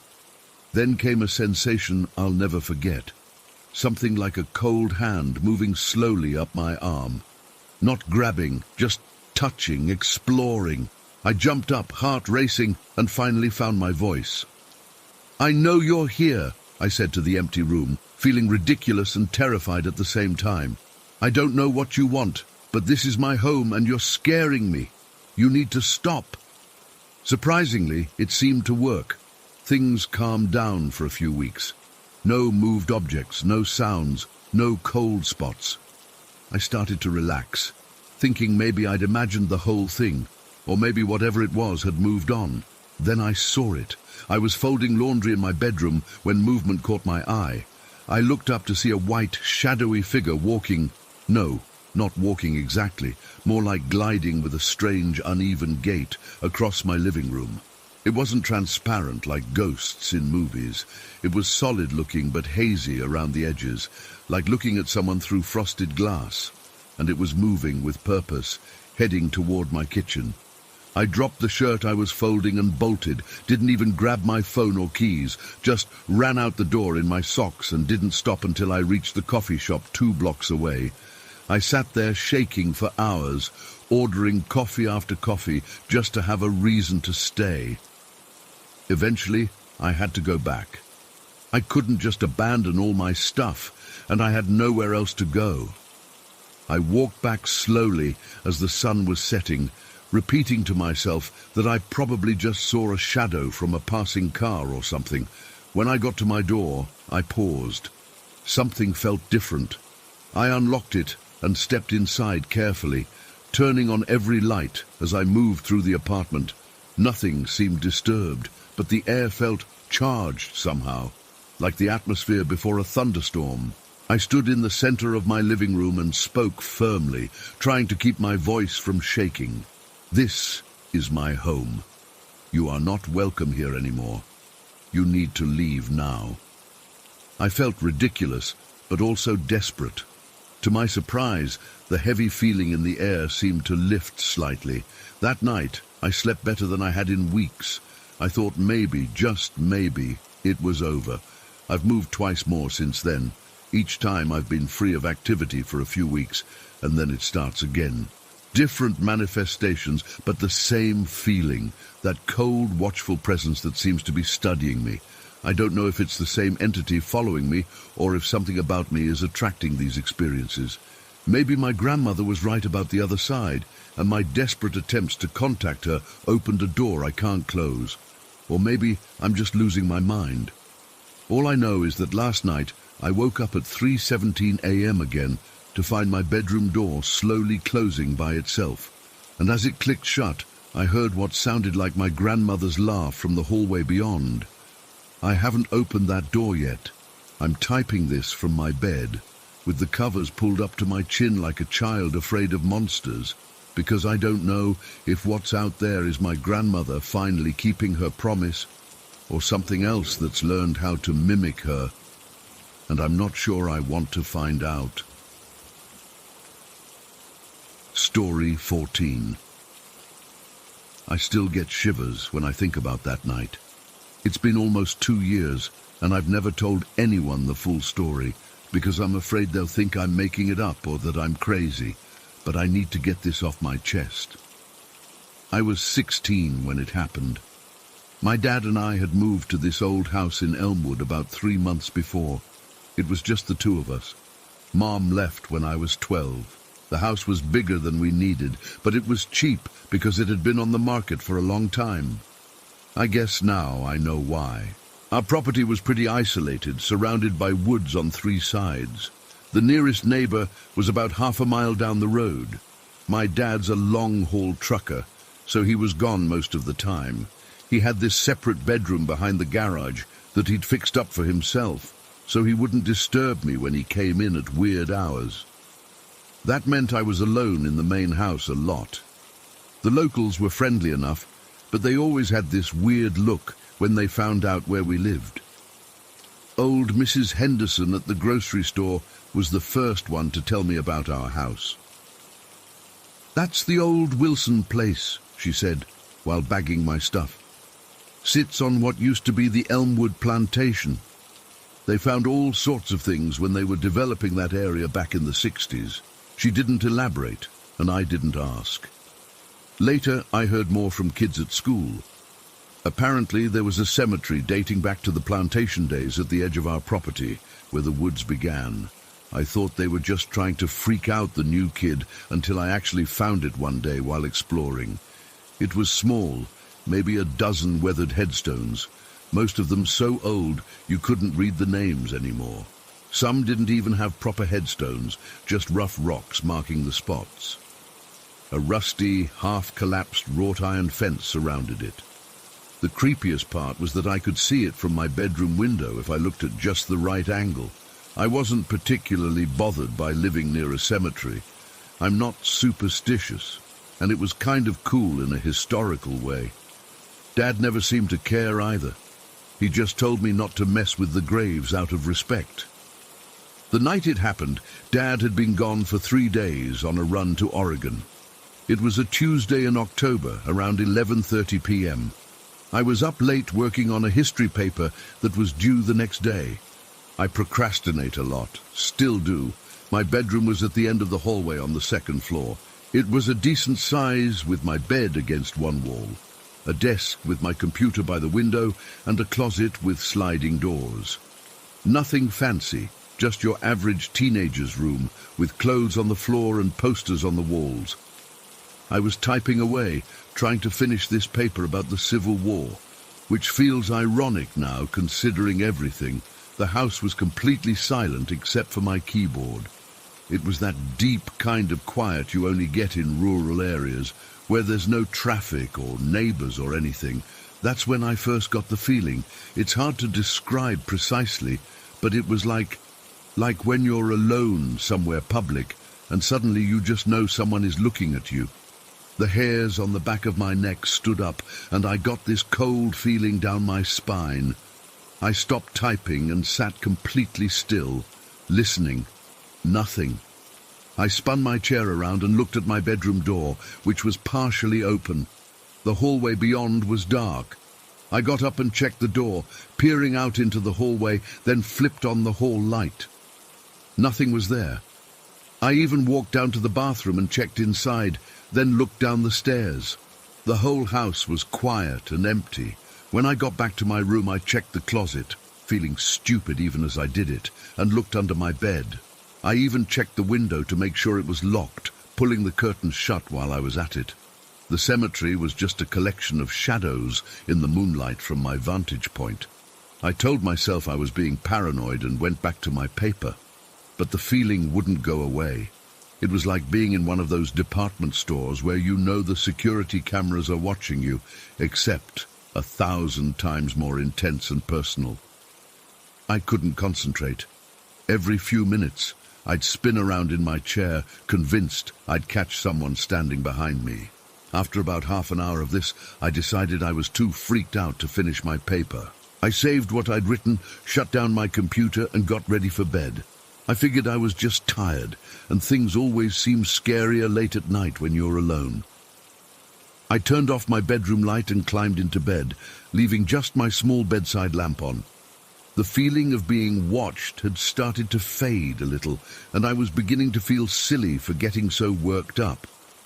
I laid there scrolling through my phone for a few minutes, then put it on the charger, turned off the lamp, and closed my eyes. I was just starting to drift off when it happened. My name, Jared, was whispered directly into my ear. It wasn't a gentle whisper. It was harsh and urgent, like someone trying to wake you up without making too much noise, like they needed my attention right now. My eyes shot open and every muscle in my body tensed. The feeling of being watched came flooding back, 100 times stronger than before. I could feel someone standing over me, leaning close to my face. I couldn't see anything in the darkness, but I was absolutely certain there was someone there, inches from my face. Pure adrenaline hit me like a truck. I bolted upright and scrambled backward, trying to get away from whatever was there. In my panic, I miscalculated where I was on the bed and fell off the edge, hitting the floor hard. I tried to stand up but crashed into the wall, disoriented in the dark. I might have screamed. I honestly don't remember. All I remember is the blind panic as I frantically felt along the wall, trying to find the door. My hands were shaking so badly I could barely function. When I finally found the light switch in the hallway, I flipped it on and spun around, fully expecting to see someone who had been standing over my bed. There was no one there. My room looked exactly as I'd left it. The bed was messed up from my panicked escape, but otherwise, nothing was disturbed. I stood there, breathing heavily, my heart pounding in my chest so hard it actually hurt. I turned on my bedroom light and surveyed the room from the doorway. Nothing, no open window, no disturbed curtains, no hiding places that I could see. The closet doors were exactly as I'd left them, partially open. I was terrified to go back in, but I needed to know for sure. I grabbed a baseball bat from the hall closet and slowly entered my room, checking every possible hiding spot. Under the bed, in the closet, behind the door, nothing. My entire body was trembling. I kept touching my ear, the one where I'd heard the whisper. It felt cold, like it had been exposed to a draft. But there was no draft in my room. I'd checked the window, and it was sealed tight.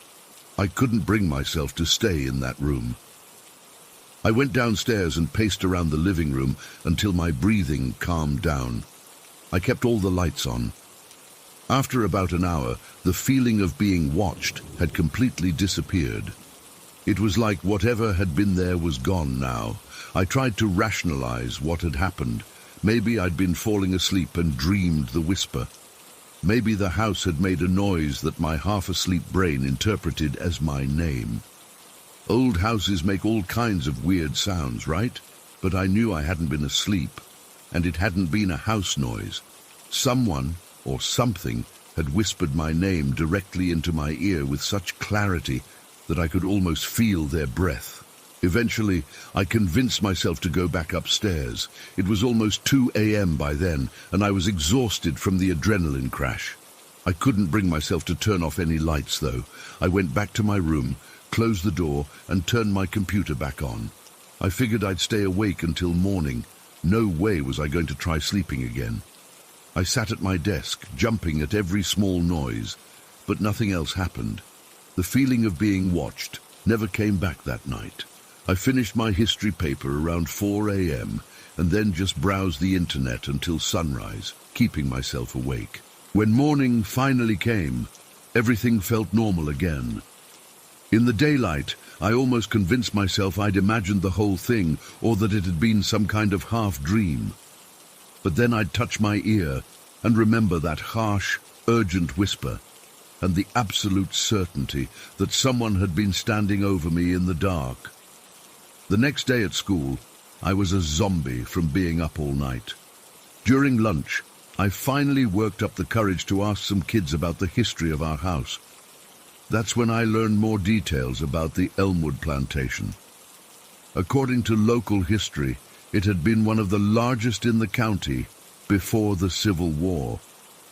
The owner was supposedly especially cruel, and there were stories about slaves who had tried to escape being hunted down with dogs and brought back for punishment. When Union soldiers came through during the war, the plantation owner refused to surrender and was killed in his home, our home. The plantation buildings burned down, but the cemetery remained. I did some research in the town library after school. The plantation owner's name had been Jared Wilson, same as my first name. I never told my dad about what happened. What would I say? That I heard a ghost whisper my name, that the former owner of the plantation had the same first name as me? He would have thought I was making it up, or that I'd had a nightmare. Nothing that dramatic ever happened again, but small things kept occurring.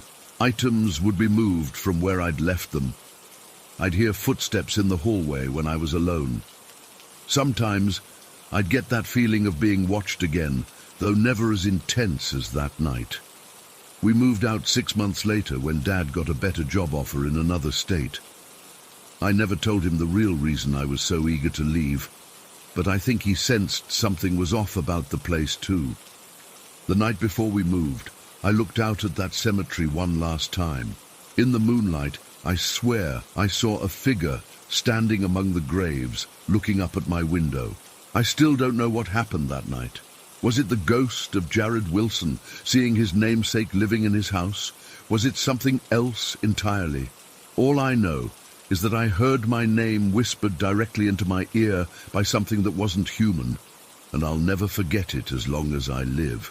I've never been back to Elmwood, and I never want to go back. Some things are better left in the past, buried and forgotten like those weathered gravestones in the woods. Story 15. I've never really believed in the paranormal.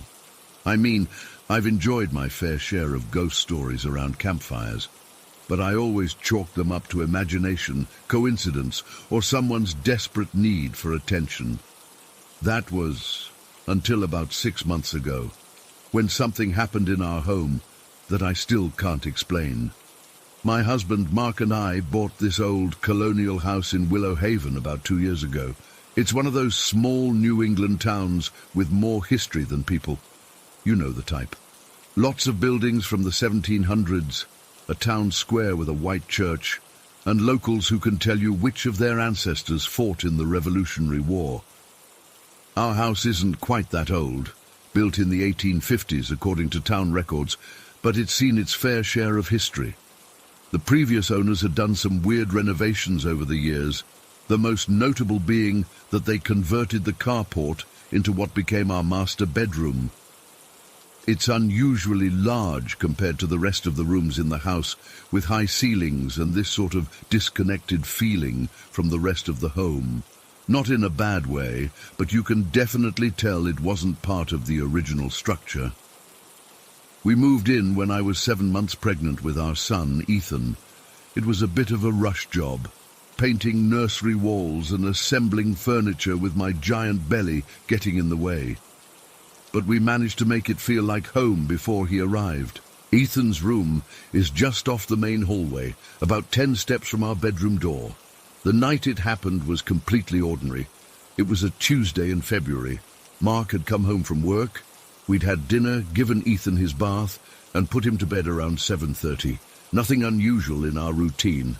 Mark's birthday had been the weekend before, and his brother had given him this really nice, heavy crystal whiskey glass. It was beautiful, thick cut glass with this intricate pattern. Not the kind of thing we'd normally have, but it was special. We'd placed it on the top shelf of this old bookcase that stands against the wall opposite our bed. The bookcase holds family photos, a few books, and some trinkets we've collected over the years. After Ethan was asleep, Mark and I went to our room around 10 to. We got ready for bed, turned off the lights, and just laid there talking about normal stuff. Bills, what to have for dinner the next night, Mark's annoying co-worker who kept taking credit for his work. You know, the exciting pillow talk of married people with a baby. It must have been around 10:45 when it happened. We were both still wide awake, just talking in the dark. There was this sudden, unmistakable sound of glass shattering. It wasn't a small tinkle, it was loud, like something substantial had broken. And then came this sound of glass pieces sliding across our tile floor. The sound was so clear, so distinctive.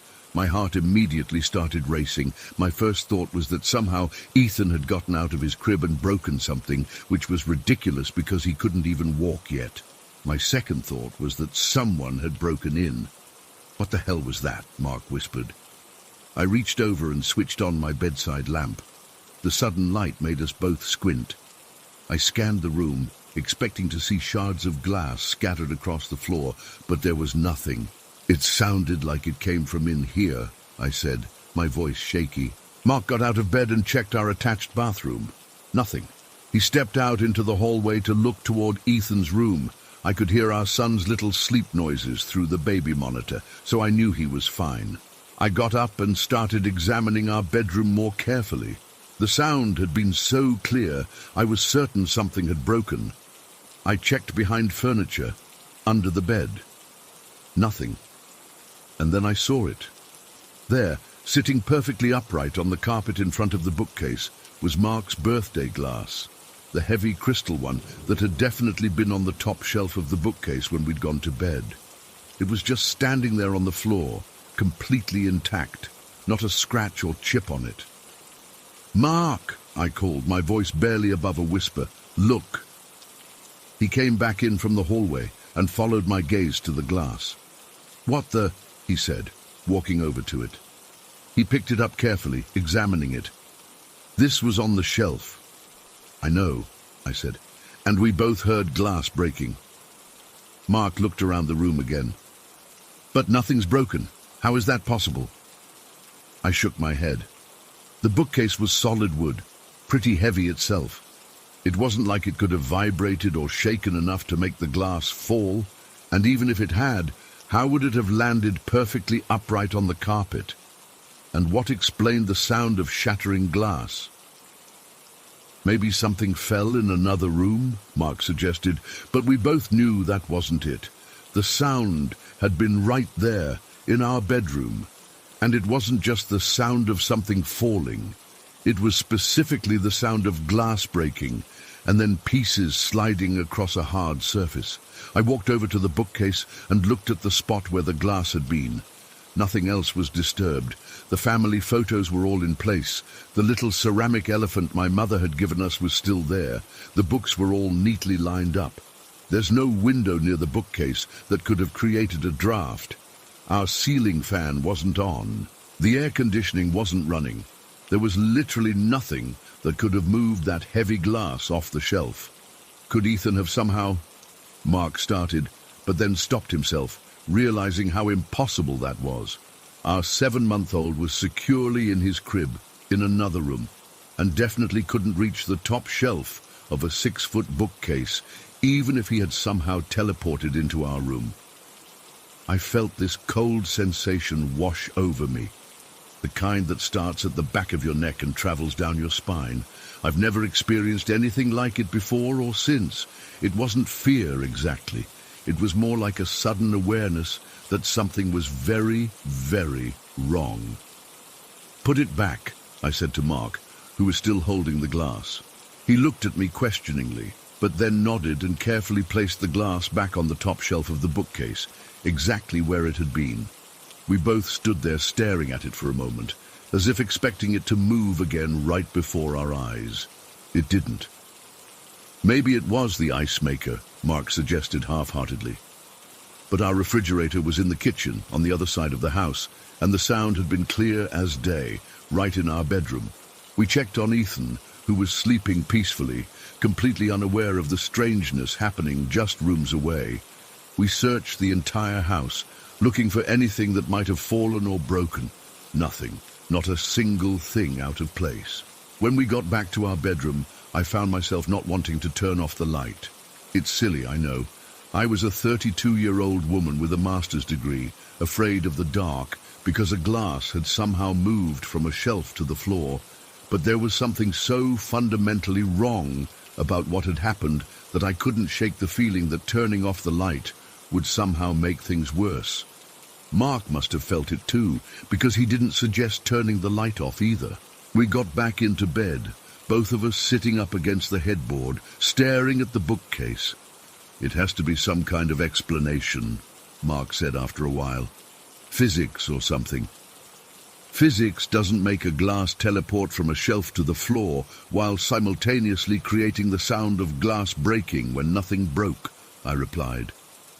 We sat in silence for a while longer, both trying to make sense of something that made no sense.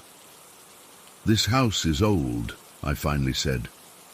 "Do you think maybe—" I couldn't finish the sentence. I didn't want to say the word ghost out loud. It seemed too ridiculous, too childish. But what else could explain what had just happened? "I don't know," Mark said, understanding what I was asking without me having to say it. "Maybe the house just makes weird noises. Old houses do that."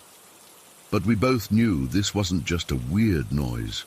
We'd heard glass breaking, and then found the glass in a place it shouldn't have been, standing upright in a way that defied physics.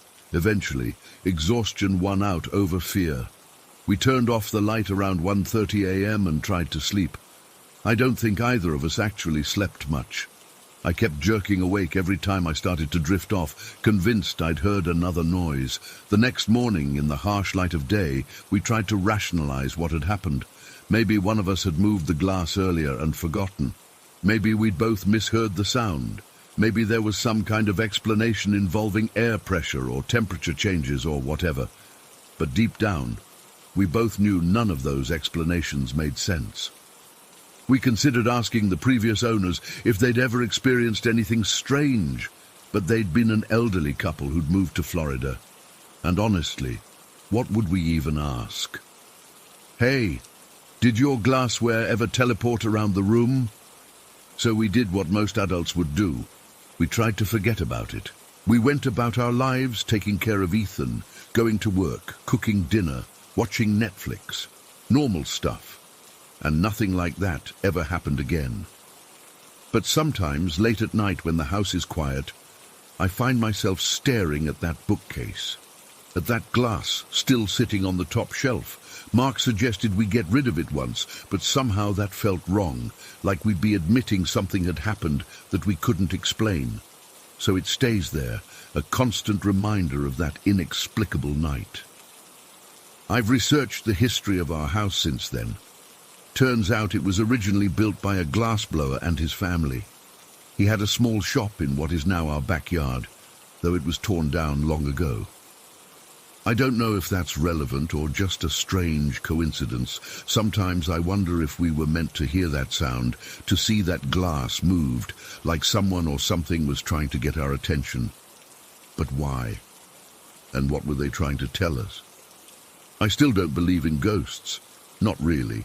But I do believe that something happened in our bedroom that night that I cannot explain.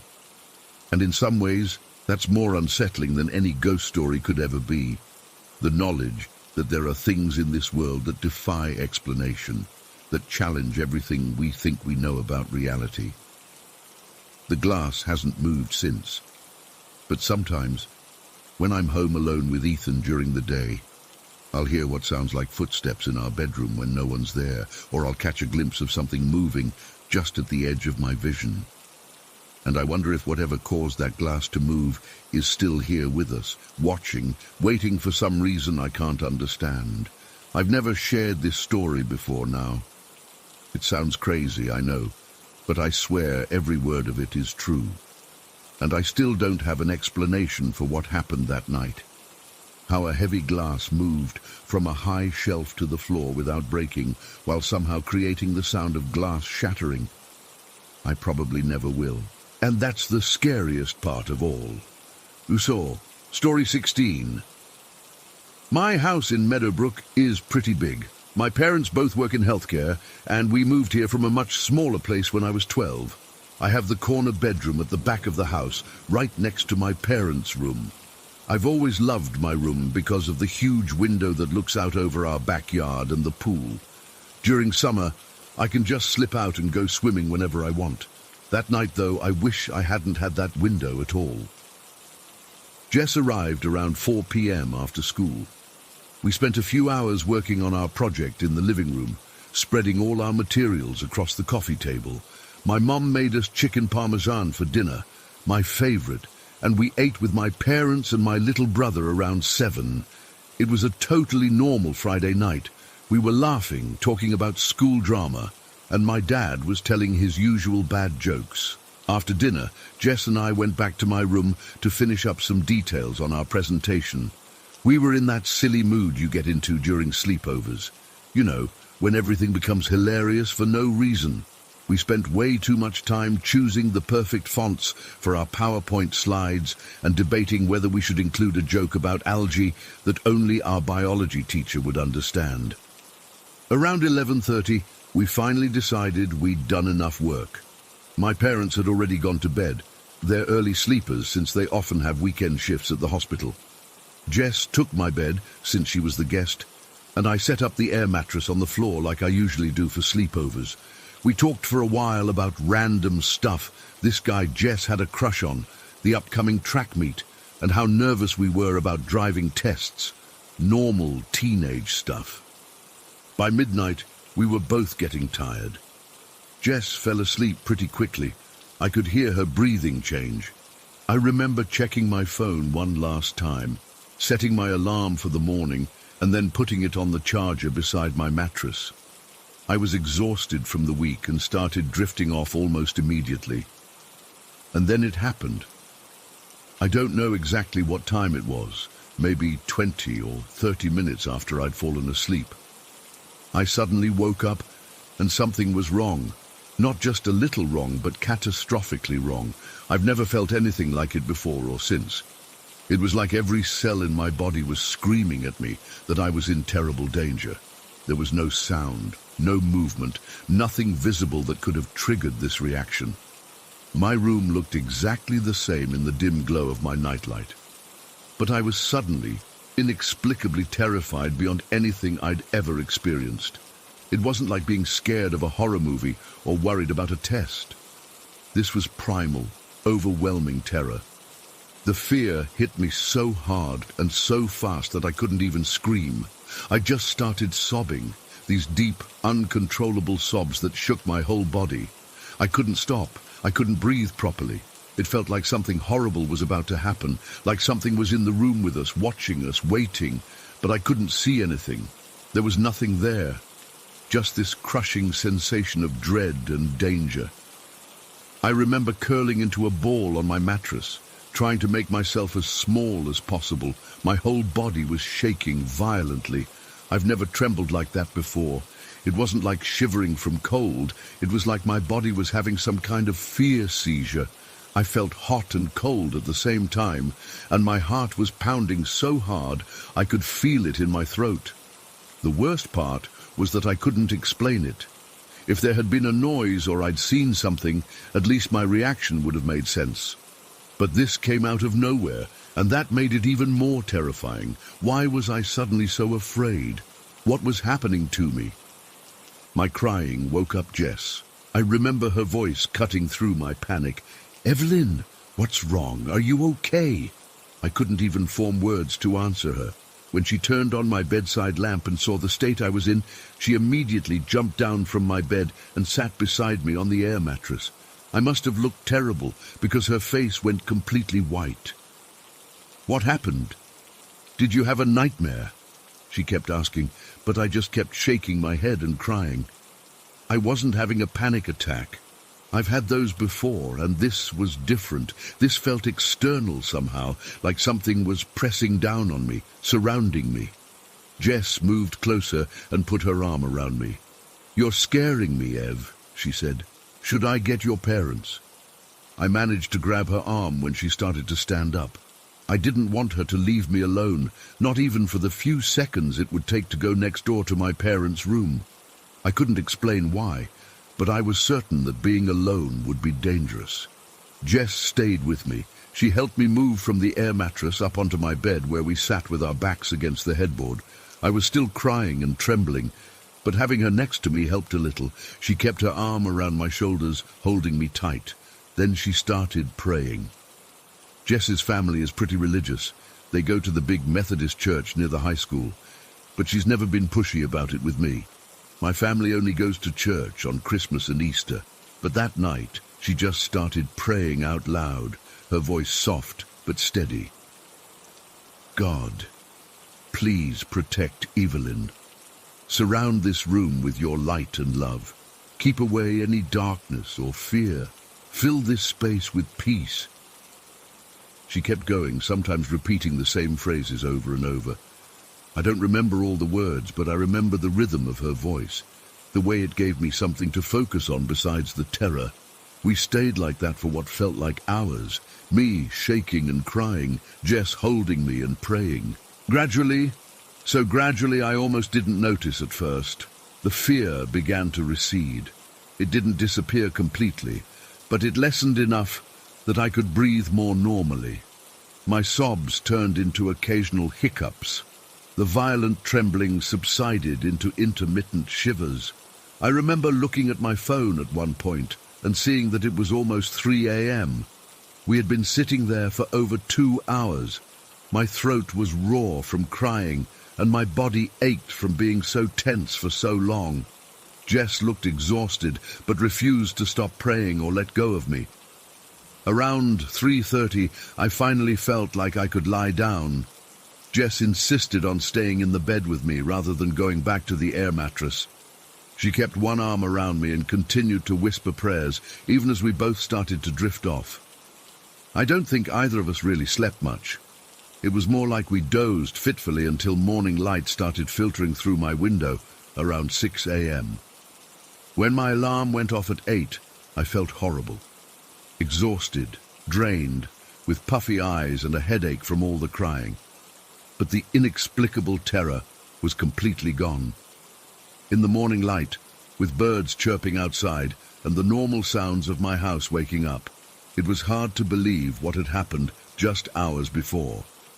Jess and I didn't talk much about it at first. She just asked if I was okay, and I nodded. We went downstairs for breakfast, and my mum commented that I looked tired. We just said we'd stayed up late working on our project. I didn't know how to explain what had happened, and I was worried my parents would think I was crazy or overreacting. Later that day, after we'd finished our presentation prep and before her mum came to pick her up, Jess and I finally talked about it. We sat on my back porch, watching the water in the pool ripple in the breeze. "What happened last night, Ev?" she asked quietly. I shook my head. "I don't know. I woke up terrified, more scared than I've ever been in my life, and I have no idea why." "You felt it too, right?" I asked her, "like something was there?" Jess hesitated before answering. "I didn't feel what you felt, but when I woke up and saw you, I've never seen anyone that scared before, and the room did feel weird, cold, heavy."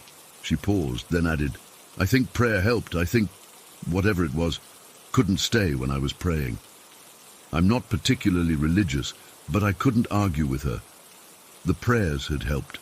Whether it was the words themselves or just having someone there with me, talking in a calm, steady voice, something had pushed back against that overwhelming fear. The strangest part is that nothing like that has ever happened to me again. Not even a hint of that inexplicable terror. I slept in my room that night after Jess left, and I was nervous about it, but nothing happened. I've had normal bad dreams since then, normal teenage worries and stress, but never again that sense of absolute primal dread that came out of nowhere. Jess gave me a small cross to keep by my bed before she left that day. I'm not Christian in any serious way, but I've kept it on my nightstand ever since. Sometimes I think about moving it, but then I remember that night and leave it where it is, just in case. I've tried researching what might have happened. Sleep paralysis doesn't fit because I could move. Night terrors don't quite match either because I was fully awake and remembered everything clearly. Carbon monoxide poisoning crossed my mind, but no one else in the house was affected, and we have detectors that never went off. The only explanation that makes any sense to me is what Jess suggested, that something was there in my room that night, something that meant harm, and that her prayers created some kind of protection that pushed it away. In the months after, I started noticing how safe I usually feel, how my family has always been healthy and happy, how our home feels warm and secure. It's like we're surrounded by some kind of protective bubble that nothing bad can penetrate. The only time that bubble was ever breached was that night, and Jess's prayers sealed it back up again. I haven't told many people about this. My parents still don't know. I just never found the right way to explain it. A few close friends know parts of the story, but Jess is the only one who was there and saw how bad it really was. I don't know what would have happened if I'd been alone that night. That's the thought that still keeps me up sometimes. What if Jess hadn't been there? What if I'd faced that inexplicable terror by myself, with no one to hold me, no one to pray, no one to help push back against whatever it was? I'm not asking for explanations or theories. I know how this sounds. If someone told me this story, I'd probably think they had a nightmare or a panic attack and blew it out of proportion. But I know what I felt. It wasn't a dream. It wasn't anxiety. It was something else entirely. Something I hope I never experience again. Whatever protection surrounds me and my family, whatever kept that thing from coming back, I'm grateful for it. I don't take safety for granted anymore, and I keep Jess's cross by my bed, just in case the darkness ever tries to come back. Story 17. I've never told anyone about this. Even typing it now makes my palms sweat and my throat go dry. My family is extremely superstitious, so growing up, I couldn't share these experiences with them. They would have been terrified, maybe even blamed me somehow. So I've carried this alone for years. I grew up in Thornfield, a wealthy estate district in Botswana. Our house was massive, too big for just our family, honestly. Like most homes in the area, it was surrounded by tall cement walls topped with electric fencing. Security was always a priority in our neighborhood. But ironically, these measures that were supposed to make us feel safe sometimes made the house feel like a prison when I was alone there. My bedroom was upstairs, along with my parents' master suite and my sister's room. Downstairs we had the kitchen, living areas, my dad's study, and a small library computer room where I'd often stay up late doing homework or just messing around online. The first incident happened about 4 years ago.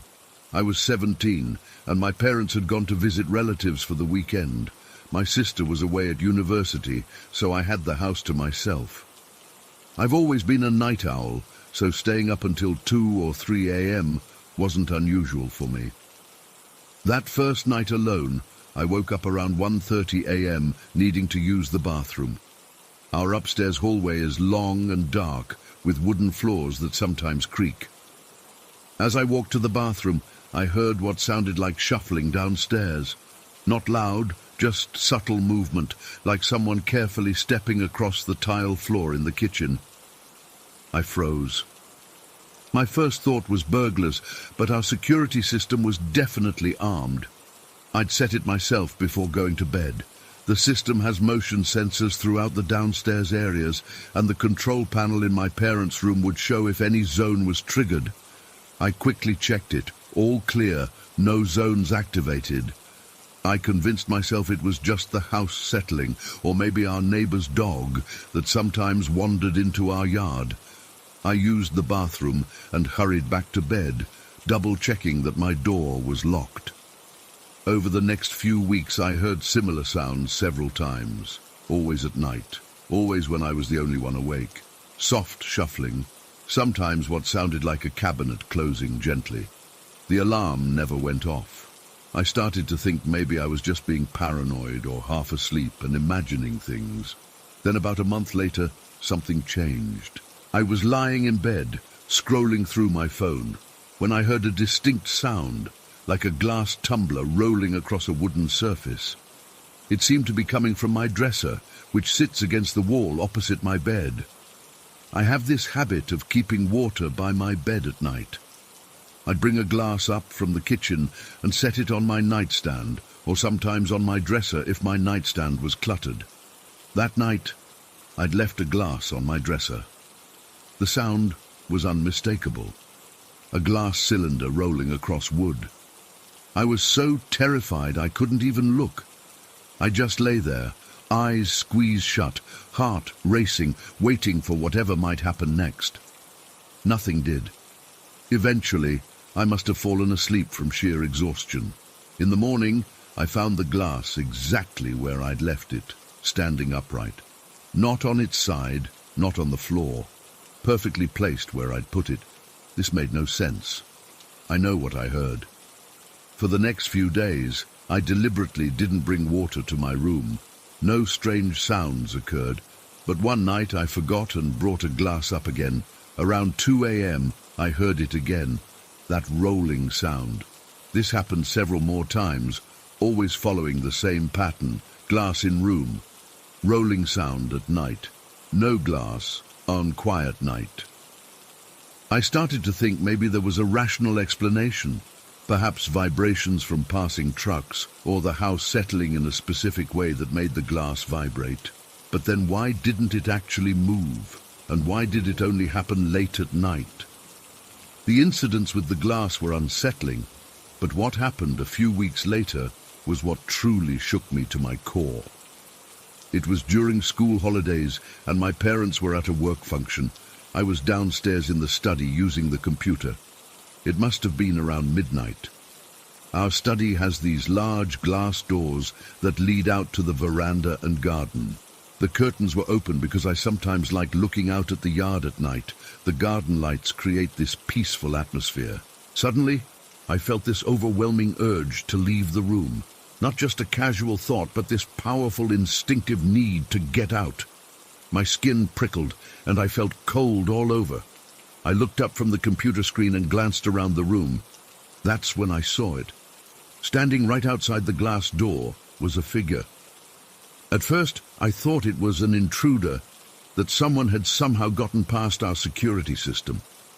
But after the initial shock, I realized this wasn't a person. Not a normal one anyway. The figure was completely black, not like someone wearing dark clothes, but like a void in the shape of a person. It was slightly blurry around the edges, like it was out of focus or vibrating very subtly.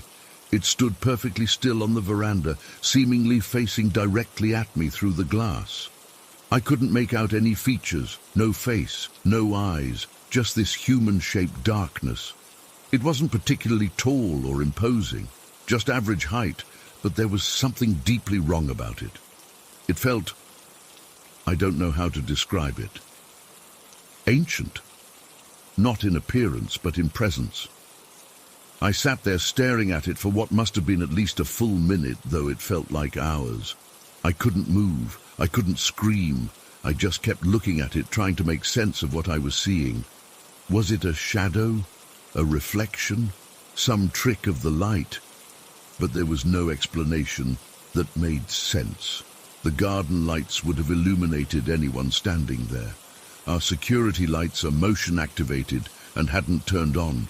And this thing didn't move at all, not even the slight movements you'd see with a person trying to stand still. Then I felt it, this absolute certainty that it knew I was looking at it, that it was looking back. That's when the real fear hit me. I bolted. I ran out of the study, up the stairs, into my bedroom, and locked the door. I buried myself under my covers like a little kid and stayed there shaking until I eventually fell asleep from exhaustion. The next morning, I checked the veranda. No footprints, no sign that anyone had been there. The security system showed no breaches. I checked the camera footage. We have cameras at all entry points, but they showed nothing unusual. After that night, I I never stayed downstairs alone after dark again. I'd bring my laptop upstairs to my room if I needed to work late. I avoided looking out of windows at night. I stopped bringing glasses of water to my room. The noises downstairs continued occasionally, that same soft shuffling, but I trained myself to ignore them. I'd put on headphones or a fan for white noise. About 2 weeks after seeing the figure, something else happened. I was in my bedroom, getting ready for bed around 11 p.m. My parents were home, already asleep in their room. I was just about to turn off my light when I noticed something odd about my closet door. It was open, just a crack, maybe an inch or two. I always keep it closed because, well, I guess I've always been a bit afraid of open closet doors at night. Childish, I know, but it's just a habit. I got up to close it, but as I approached, I felt that same cold sensation I'd experienced in the study, that same urgent need to back away. I stood there, hand outstretched toward the doorknob, unable to move forward. From the small opening in the door came a sound, that same soft shuffling I'd been hearing downstairs. It was inside my closet. I backed away slowly, got back into bed, and turned off the light. I lay there in the dark, staring at that sliver of deeper darkness between my closet door and frame. I don't know how long I stayed like that, but eventually I must have fallen asleep. In the morning, the door was fully closed. These incidents continued for months. Not every night, but often enough to keep me constantly on edge. Sometimes it was just the shuffling sounds, sometimes the glass rolling. On the rare occasions I forgot and brought water to my room. Twice more I saw the figure. Once again on the veranda outside the study when I broke my own rule and went downstairs late, and once through my bedroom window when I got up to close the curtains. Each time it was the same. That blurry, pitch-black silhouette, perfectly still, somehow radiating attention directly at me. I became an expert at avoiding situations where I might encounter it. I developed routines, rules for myself. Never stay downstairs after 10 p.m. Always keep curtains closed after dark. No glasses in the bedroom. Never open the closet at night. The strangest part, when other people were around, actively awake and moving through the house, nothing ever happened. My parents never experienced anything unusual. When friends stayed over, the house was perfectly normal. It was only when I was alone or when everyone else was asleep that these things occurred. I've tried researching similar experiences online. Some people suggest it might be a shadow person or some kind of energy manifestation. Others say it could be hallucinations caused by sleep paralysis or stress. But I was fully awake during these encounters. The last major incident happened right before I left for university. My parents were hosting a dinner party, and I'd gone up to my room early to pack some things. The house was full of people downstairs. I could hear their voices and laughter. I was alone in my room when my closet door slowly swung open. Not just a crack this time, but fully open. There was nothing there. Just my clothes and shoes, but that same cold feeling washed over me. The voices downstairs suddenly seemed very far away. Then the shuffling sound started, but it wasn't coming from the closet anymore. It was coming from under my bed. I ran downstairs and rejoined the party. I didn't go back to my room until everyone had left and my parents were still awake. I slept with my light on that night. I've been at university for almost 2 years now, living in a dormitory. Nothing unusual has happened here. Sometimes I wonder if whatever was in our house was attached to the building rather than to me. But I'm going home for the summer break next month. The thought keeps me up at night. What if it's still there, waiting? What if it's gotten stronger in my absence? The rational part of me says these were just strange coincidences, maybe combined with an overactive imagination. But another part knows what I saw and felt was real. That black figure was not my imagination. The glass rolling across my dresser when it remained perfectly in place was not my imagination. I still haven't told my family. I probably never will. They'd either not believe me or be terrified themselves. Some burdens you just carry alone. All I know is that when I go home, I'll be keeping my bedroom light on at night.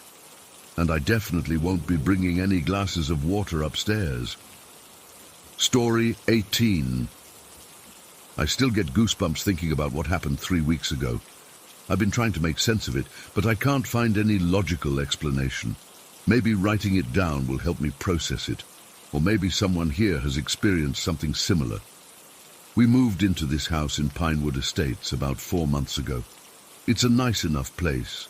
2 stories, decent yard, quiet neighborhood, the kind of suburban home my parents always wanted.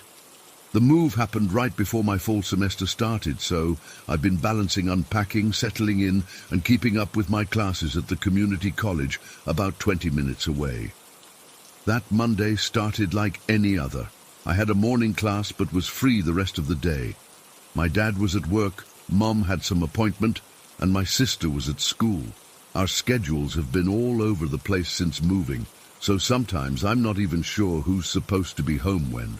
It was around 2 p.m. when I decided to do some yard work.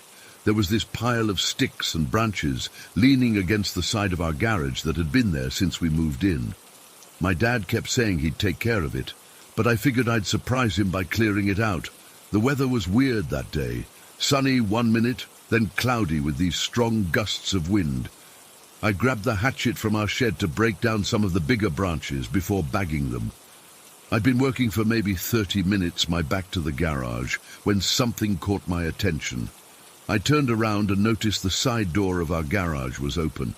Not wide open, but at about a 60-degree angle. I froze, hatchet in hand, trying to remember if I'd used that door earlier. I hadn't.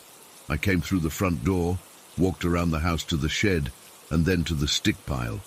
I hadn't been anywhere near that side door. As I stood there staring, the door started to move. Slowly at first, like someone was carefully pulling it closed from inside. Then it picked up speed and slammed shut with a loud bang that made me jump. My heart started racing immediately. I scanned the yard, looking for anyone who might have been there, but saw nothing. The wind was blowing pretty hard, so my first thought was that it had somehow blown the door open, and then, when the wind changed direction, it slammed it shut. But something felt wrong about that explanation. The door would have had to be unlocked for the wind to blow it open. And who would have unlocked it? None of us used that door. It led into the cramped side of the garage, where we'd piled a bunch of moving boxes we hadn't unpacked yet. My second thought was more concerning. What if someone had been in our garage? What if they'd opened the door to look at me, then closed it when they realized I was turning around? I stood there for a good minute, clutching the hatchet, debating what to do. I'm not usually paranoid, but we'd heard about a couple of break-ins in the neighborhood since moving in, and we still had a lot of valuable stuff in boxes in the garage. I decided I needed to check it out. With the hatchet firmly in my grip, I approached the side door cautiously. My heart was pounding so hard I could hear it in my ears. I reached for the doorknob, half expecting it to turn from the inside before I could touch it. It didn't turn. In fact, when I tried the knob, it was locked, completely locked. I fumbled with my keychain until I found the key for the garage. The lock turned with a click that seemed way too loud in the quiet afternoon. I pushed the door open, hatchet raised, ready to confront whoever might be inside. The garage was dim, with only thin strips of light filtering through the small windows. I could make out the shapes of our stacked boxes, my dad's workbench, and the outline of my mom's car. Nothing seemed disturbed. No one was there. I closed the door behind me and locked it again, then made my way through the garage to the door that led into the house. Our dog, Max, a German Shepherd mix, started barking as soon as I opened it. "It's just me, boy," I called out, but he continued barking frantically until I stepped into the hallway. His ears were perked up, tail stiff. Something had him on edge. Maybe he'd heard the door slam too. I did a quick walkthrough of the house, checking every room, looking under beds, in closets. Nothing. Just Max following me anxiously, whining occasionally. After confirming no one was in the house, I went back to the garage to examine that side door. I had to climb over several boxes to reach it again. Looking at it from the inside, I noticed something I hadn't before. The door was in pretty bad shape. The wood around the hinges was splintered, and the frame looked warped, like it had expanded and contracted too many times with the weather.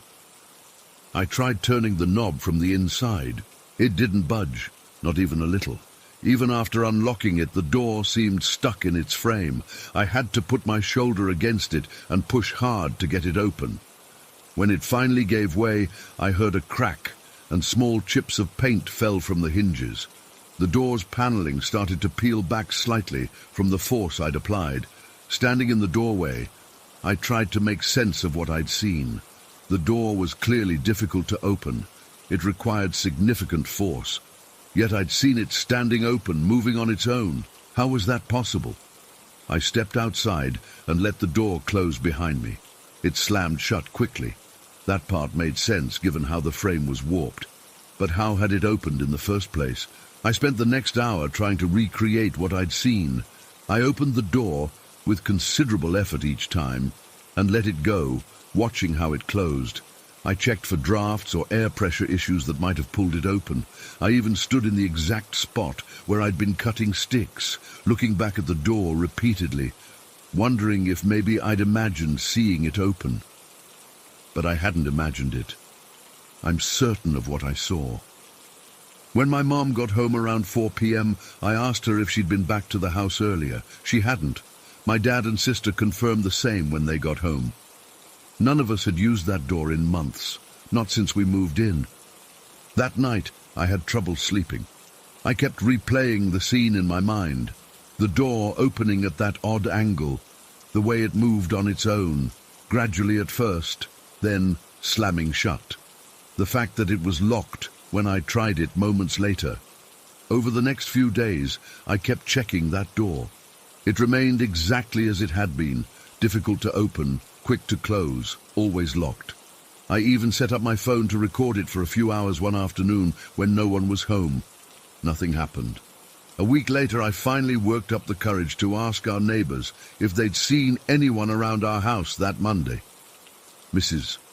Jenkins next door said she'd been home all day and hadn't noticed anything unusual. Mr. Patterson across the street wasn't home that day. No one reported seeing strangers near our property. I've tried to rationalize what happened. Maybe the lock was faulty and temporarily disengaged. Maybe the wind created some perfect storm of pressure that forced the door open. Maybe someone did break in and managed to escape without taking anything or leaving evidence. But none of these explanations feel right. The door was too difficult to open casually. It literally damaged the frame when I forced it. The lock worked perfectly every time I tested it. And if someone had broken in, why would they announce their presence by opening that particular door while I was right outside?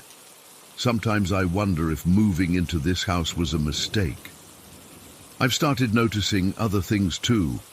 Items not quite where we left them. Strange noises at night that don't sound like normal house settling. Max sometimes stares at empty corners and growls. My sister says she feels like someone's watching her when she's alone in her room. But that door, that's what I can't explain. A door that shouldn't have been able to open on its own, yet somehow did. A door that I watched move with purpose, as if guided by an invisible hand. I still go out to the yard sometimes and stare at that door, waiting to see if it happens again. It hasn't, but I can't shake the feeling that whatever opened it that day is still here, waiting, watching, and I have no idea what it wants. Has anyone else experienced something like this? I feel like I'm losing my mind trying to make sense of something that defies logical explanation. One thing's for sure, I'll never look at that door the same way again.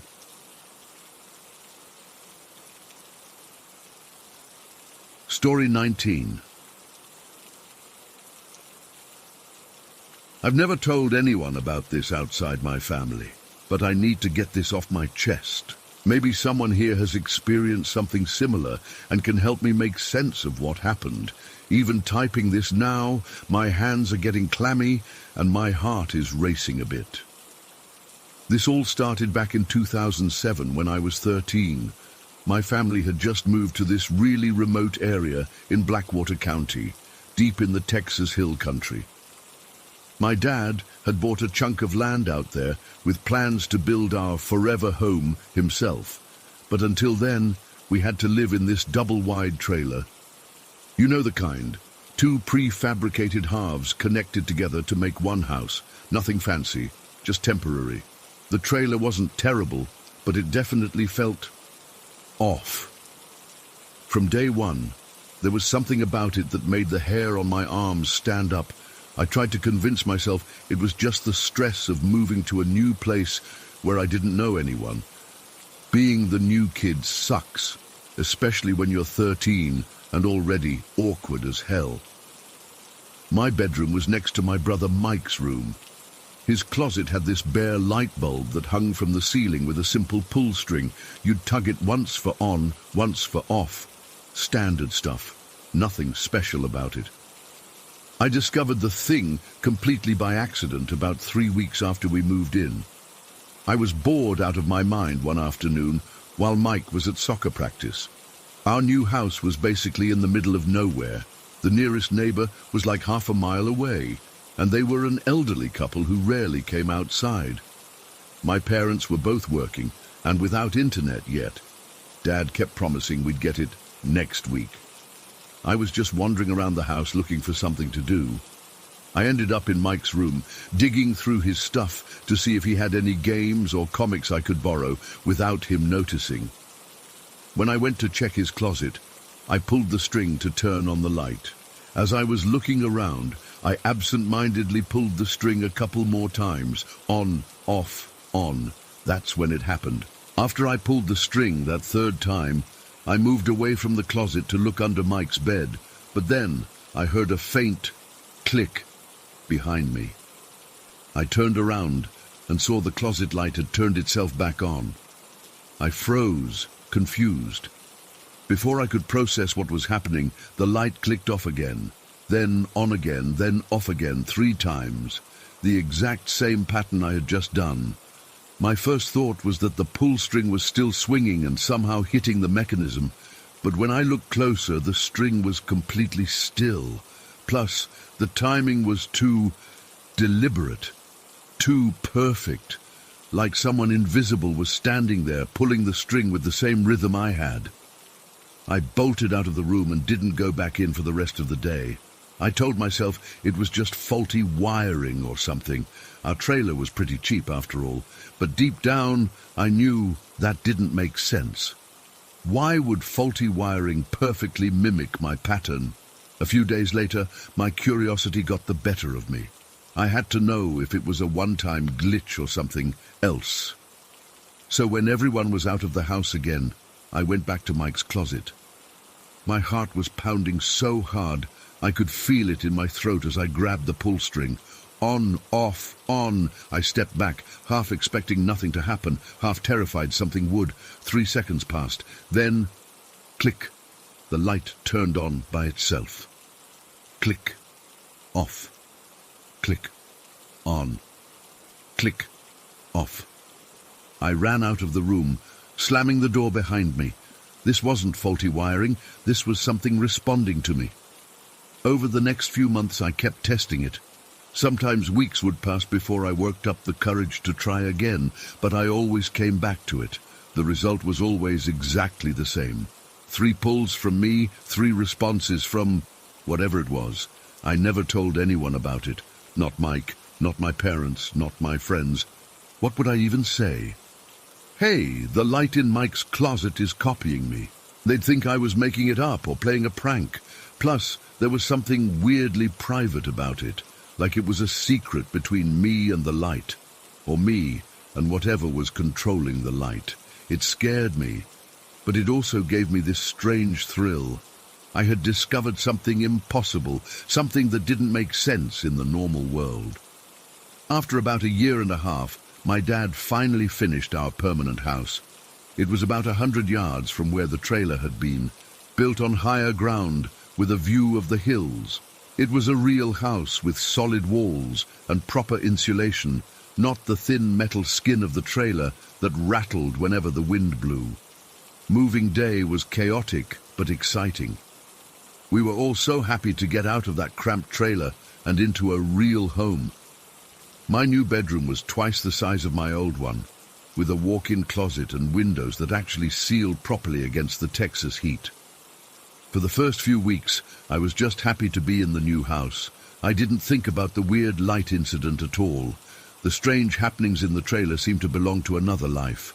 I convinced myself it had been some kind of electrical quirk specific to that cheap prefab home, nothing that would follow us to a house my dad had built with his own hands, wiring and all. Then one night, about a month after we moved in, I was putting away laundry in my closet. As I reached up to pull the string for the light, a thought suddenly hit me. I hadn't tested it yet. The memory of what happened in the trailer came flooding back, and I felt a cold knot form in my stomach. I stood there, my hand frozen just inches from the pull string, debating with myself. Part of me, the rational, logical part, was 99% certain nothing would happen. This was a completely different house with brand new wiring installed by my dad, who was meticulous about that kind of thing. There was no way the same electrical quirk could exist here. But another part of me, the part that remembers the inexplicable dread of unexplained things, was terrified to try. Finally, I took a deep breath. "Don't be stupid," I whispered to myself.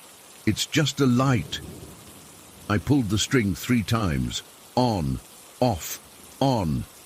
I stepped back, my heart racing but telling myself nothing would happen.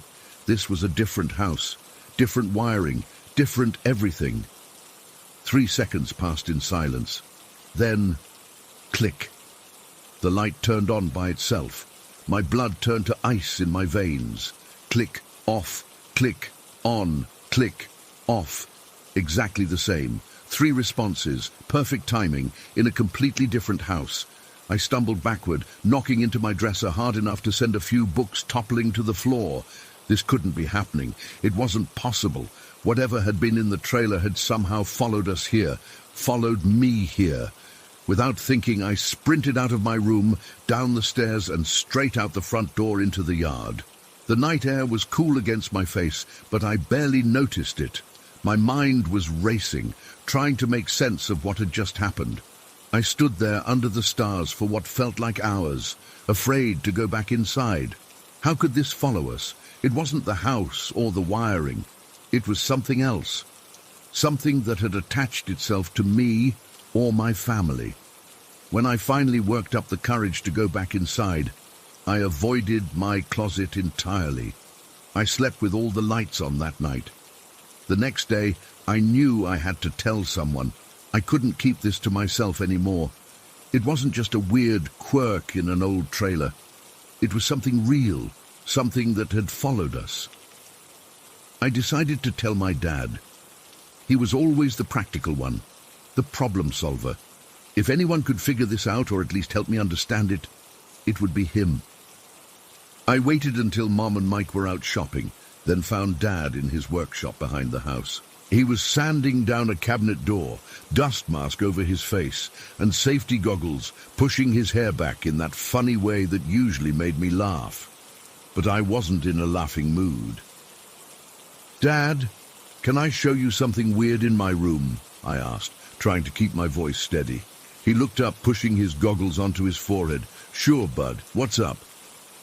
As we walked back to the house, I tried to find the right words to explain, but nothing seemed adequate. How do you explain something that defies explanation? When we got to my room, I led him to the closet. My hands were shaking as I reached for the pull string. "There's something weird about the light," I managed to say. "The same thing happened in the trailer, in Mike's closet. I didn't tell anyone because I don't know what I thought." Dad looked confused but waited patiently. I took a deep breath and pulled the string 3 times, just like before, on, off, on. I stepped back, standing next to Dad, and held my breath. 3 seconds passed. Click. The light turned on by itself. Click. Off. Click. On. Click. off. I looked at Dad's face, expecting shock or confusion, or maybe even a logical explanation. What I saw instead was something I'll never forget. His expression changed from confusion to fear to something else, something that looked almost like disgust or suspicion, like he thought I was playing some kind of trick on him, or worse, like he thought there was something wrong with me. "What did you do?" he asked, his voice low and strange. "How are you doing that?" "I'm not doing anything," I protested. "That's what I'm trying to tell you. It happened in the trailer too, in Mike's closet. The light copies me, 3 pulls, and it does 3 back, every time."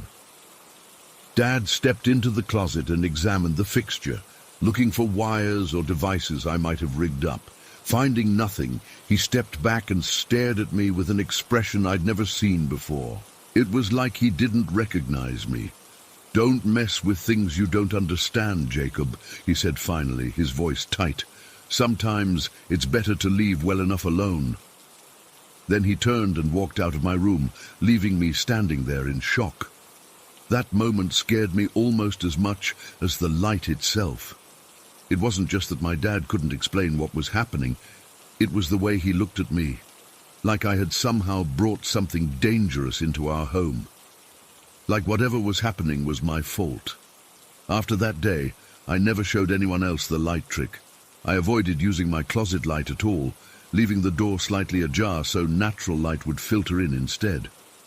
I started keeping a flashlight in my pocket, just in case I needed to look for something in there. The worst part is not knowing what it means.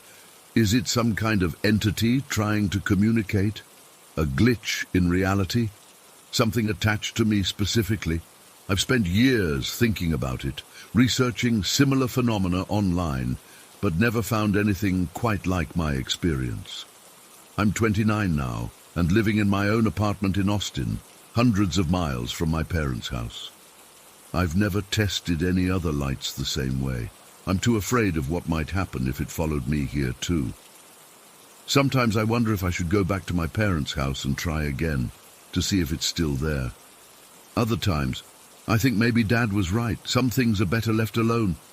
All I know is that whatever was in that light wasn't just faulty wiring. It was something aware, something that recognized a pattern and responded to it. Something that could somehow exist in 2 completely different houses with different electrical systems. And the scariest thought of all, maybe it's still waiting for me to pull that string 3 times again. Story 20. I never thought I'd be sharing this, but I need to get it off my chest. It's been 3 months since it happened, and I still can't make sense of it. I'm not someone who believes in ghosts or anything supernatural. I'm actually pretty skeptical about that stuff, or at least I was. My best friend Megan and I met in middle school when I moved to Portland. We instantly clicked. She was the kind of friend who knew what I was thinking before I said it, who showed up at my door with ice cream when I was having a bad day without me even telling her. We went through everything together, first dates, college applications, family drama, all of it. During our sophomore year of college, we were up late studying for finals in my dorm room. We somehow got onto the topic of death. I think because Megan's grandmother had recently passed away, we started talking about whether there was anything after death or if it was just nothing. "I think there has to be something," Megan said. "I can't imagine just disappearing." I wasn't so sure. "I don't know. It's probably just like before we were born, just nothing." That's when she proposed it. "Let's make a deal," she said. "Whoever dies first has to find a way to let the other one know if there's something after." I laughed it off at first, but she was serious. We even pinky swore on it, like we were kids again. It was just one of those late-night conversations you have, and then forget about. Neither of us expected we'd find out so soon. It started with headaches. Megan kept getting these splitting headaches that wouldn't go away with over-the-counter medicine. When she finally went to the doctor, they found a brain tumor, glioblastoma, the aggressive kind. She was only 22. Everything happened so fast after that. Treatments, hospital stays, good days and bad days. I visited her every chance I got. Even when she lost her hair and could barely recognize me some days, I was there. I'd bring her favorite snacks or just sit and hold her hand while she slept. On her better days, we'd talk about normal stuff, gossip about people we knew, TV shows, anything but cancer. Sometimes she'd bring up our pact, usually when she was on heavy pain meds. "Remember," she'd say, waving a finger at me weakly, "I'm coming back to tell you what's on the other side." I'd just nod and change the subject. It hurt too much to think about. The last time I saw her conscious was a Tuesday. I remember because I had skipped a test to go see her after her mom called saying Megan was having a rough day. When I got there, she was more lucid than she had been in weeks. "Hey, you," she said when I walked in. "Hey, yourself," I replied, trying to act normal despite the shock at how thin she'd become. We talked for almost an hour, real conversation, not the one-sided rambling I'd gotten used to. Before I left, she grabbed my hand with surprising strength. "I'm not scared anymore, Alyssa," she said, "and I won't forget our deal." I kissed her forehead and told her I'd be back tomorrow. But there wasn't a tomorrow for us. She slipped into a coma that night and died 2 days later. I wasn't there when it happened. Her mom called me at 4:12 p.m. I remember looking at my phone before answering, somehow knowing what she was going to say. Megan was gone. The next few hours were a blur. I remember driving home from campus, calling my mom, and just sitting on my bed staring at the wall. I didn't cry. It was like I couldn't process it yet. That night I couldn't sleep. I kept picking up my phone to text Megan something, then remembering she wouldn't reply. Around 2 a.m., I finally broke down.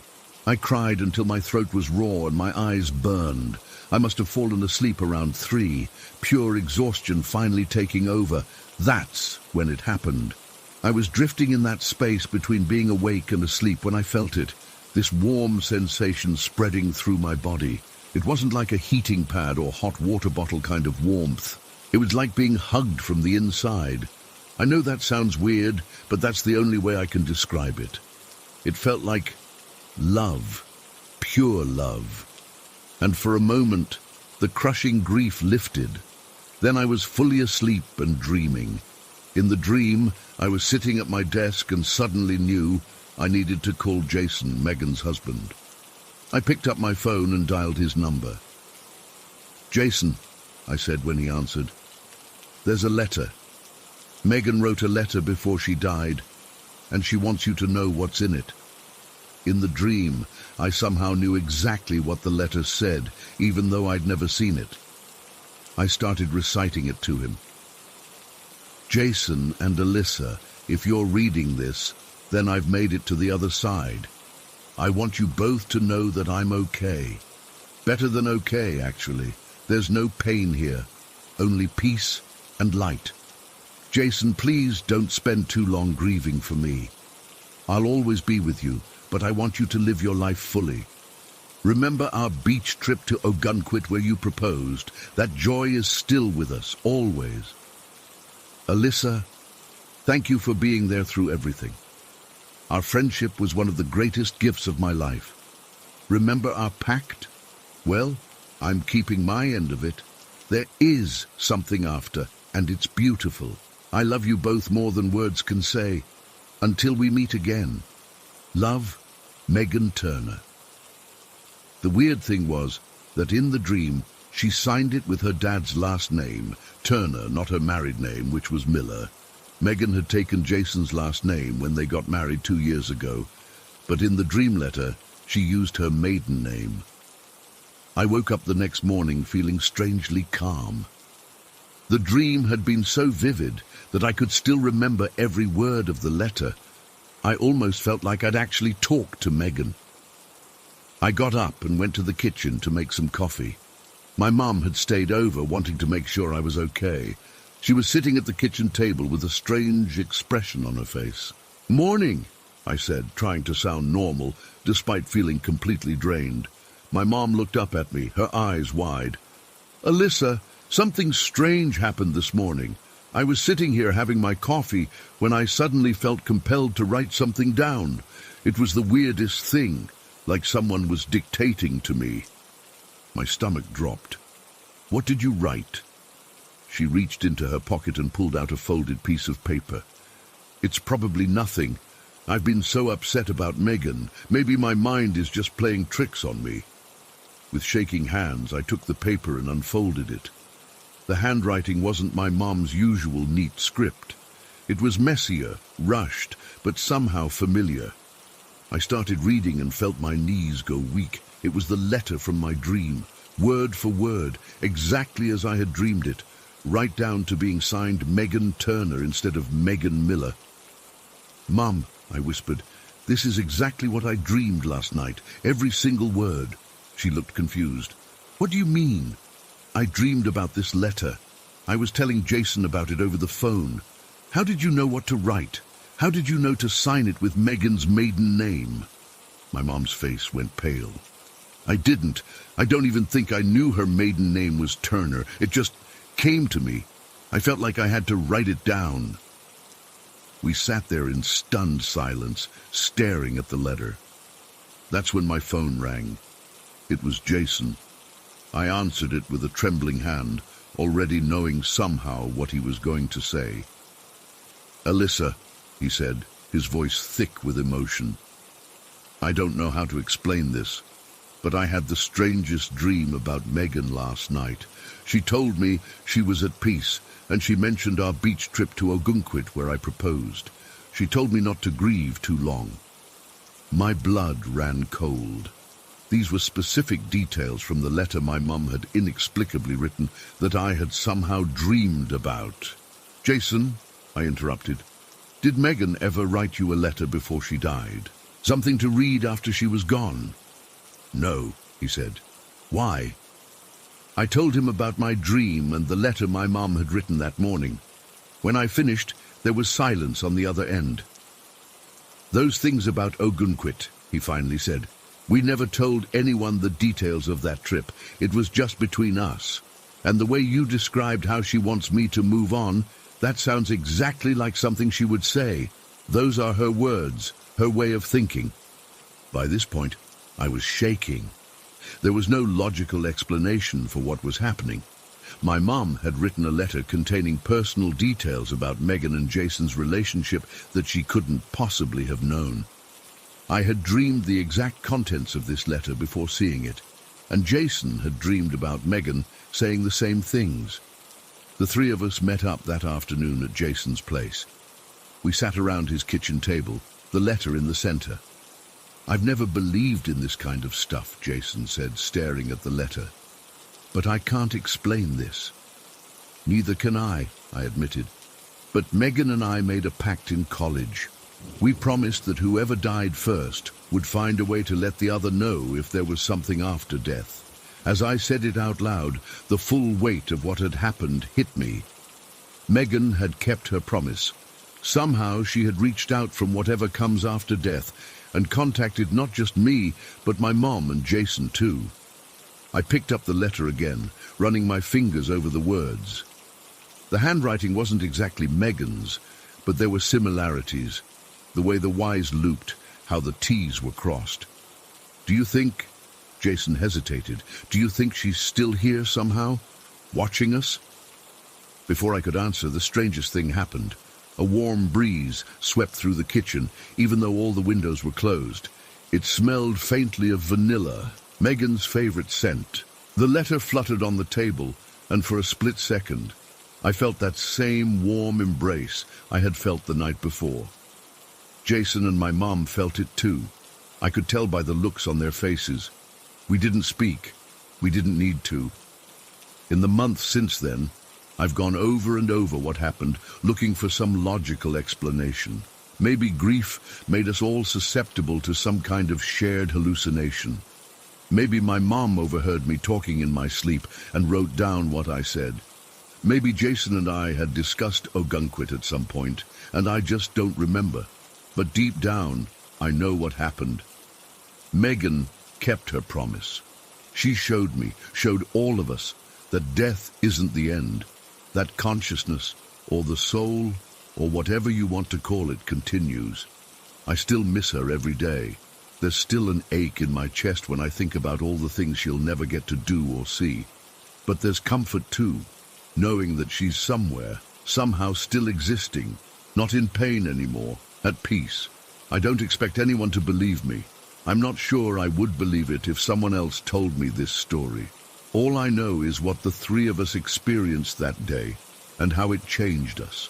I know what I felt, what I dreamed, what appeared on that paper in handwriting that wasn't quite my mum's but wasn't quite Megan's either. I know that my best friend reached across whatever divide separates the living from the dead to keep a promise made late one night in a college dorm room. And I know that someday, hopefully many decades from now, I'll find out firsthand what she discovered. Until then, I'll keep that letter safe. It's the last thing I have from her, and the first thing I have from whatever comes next.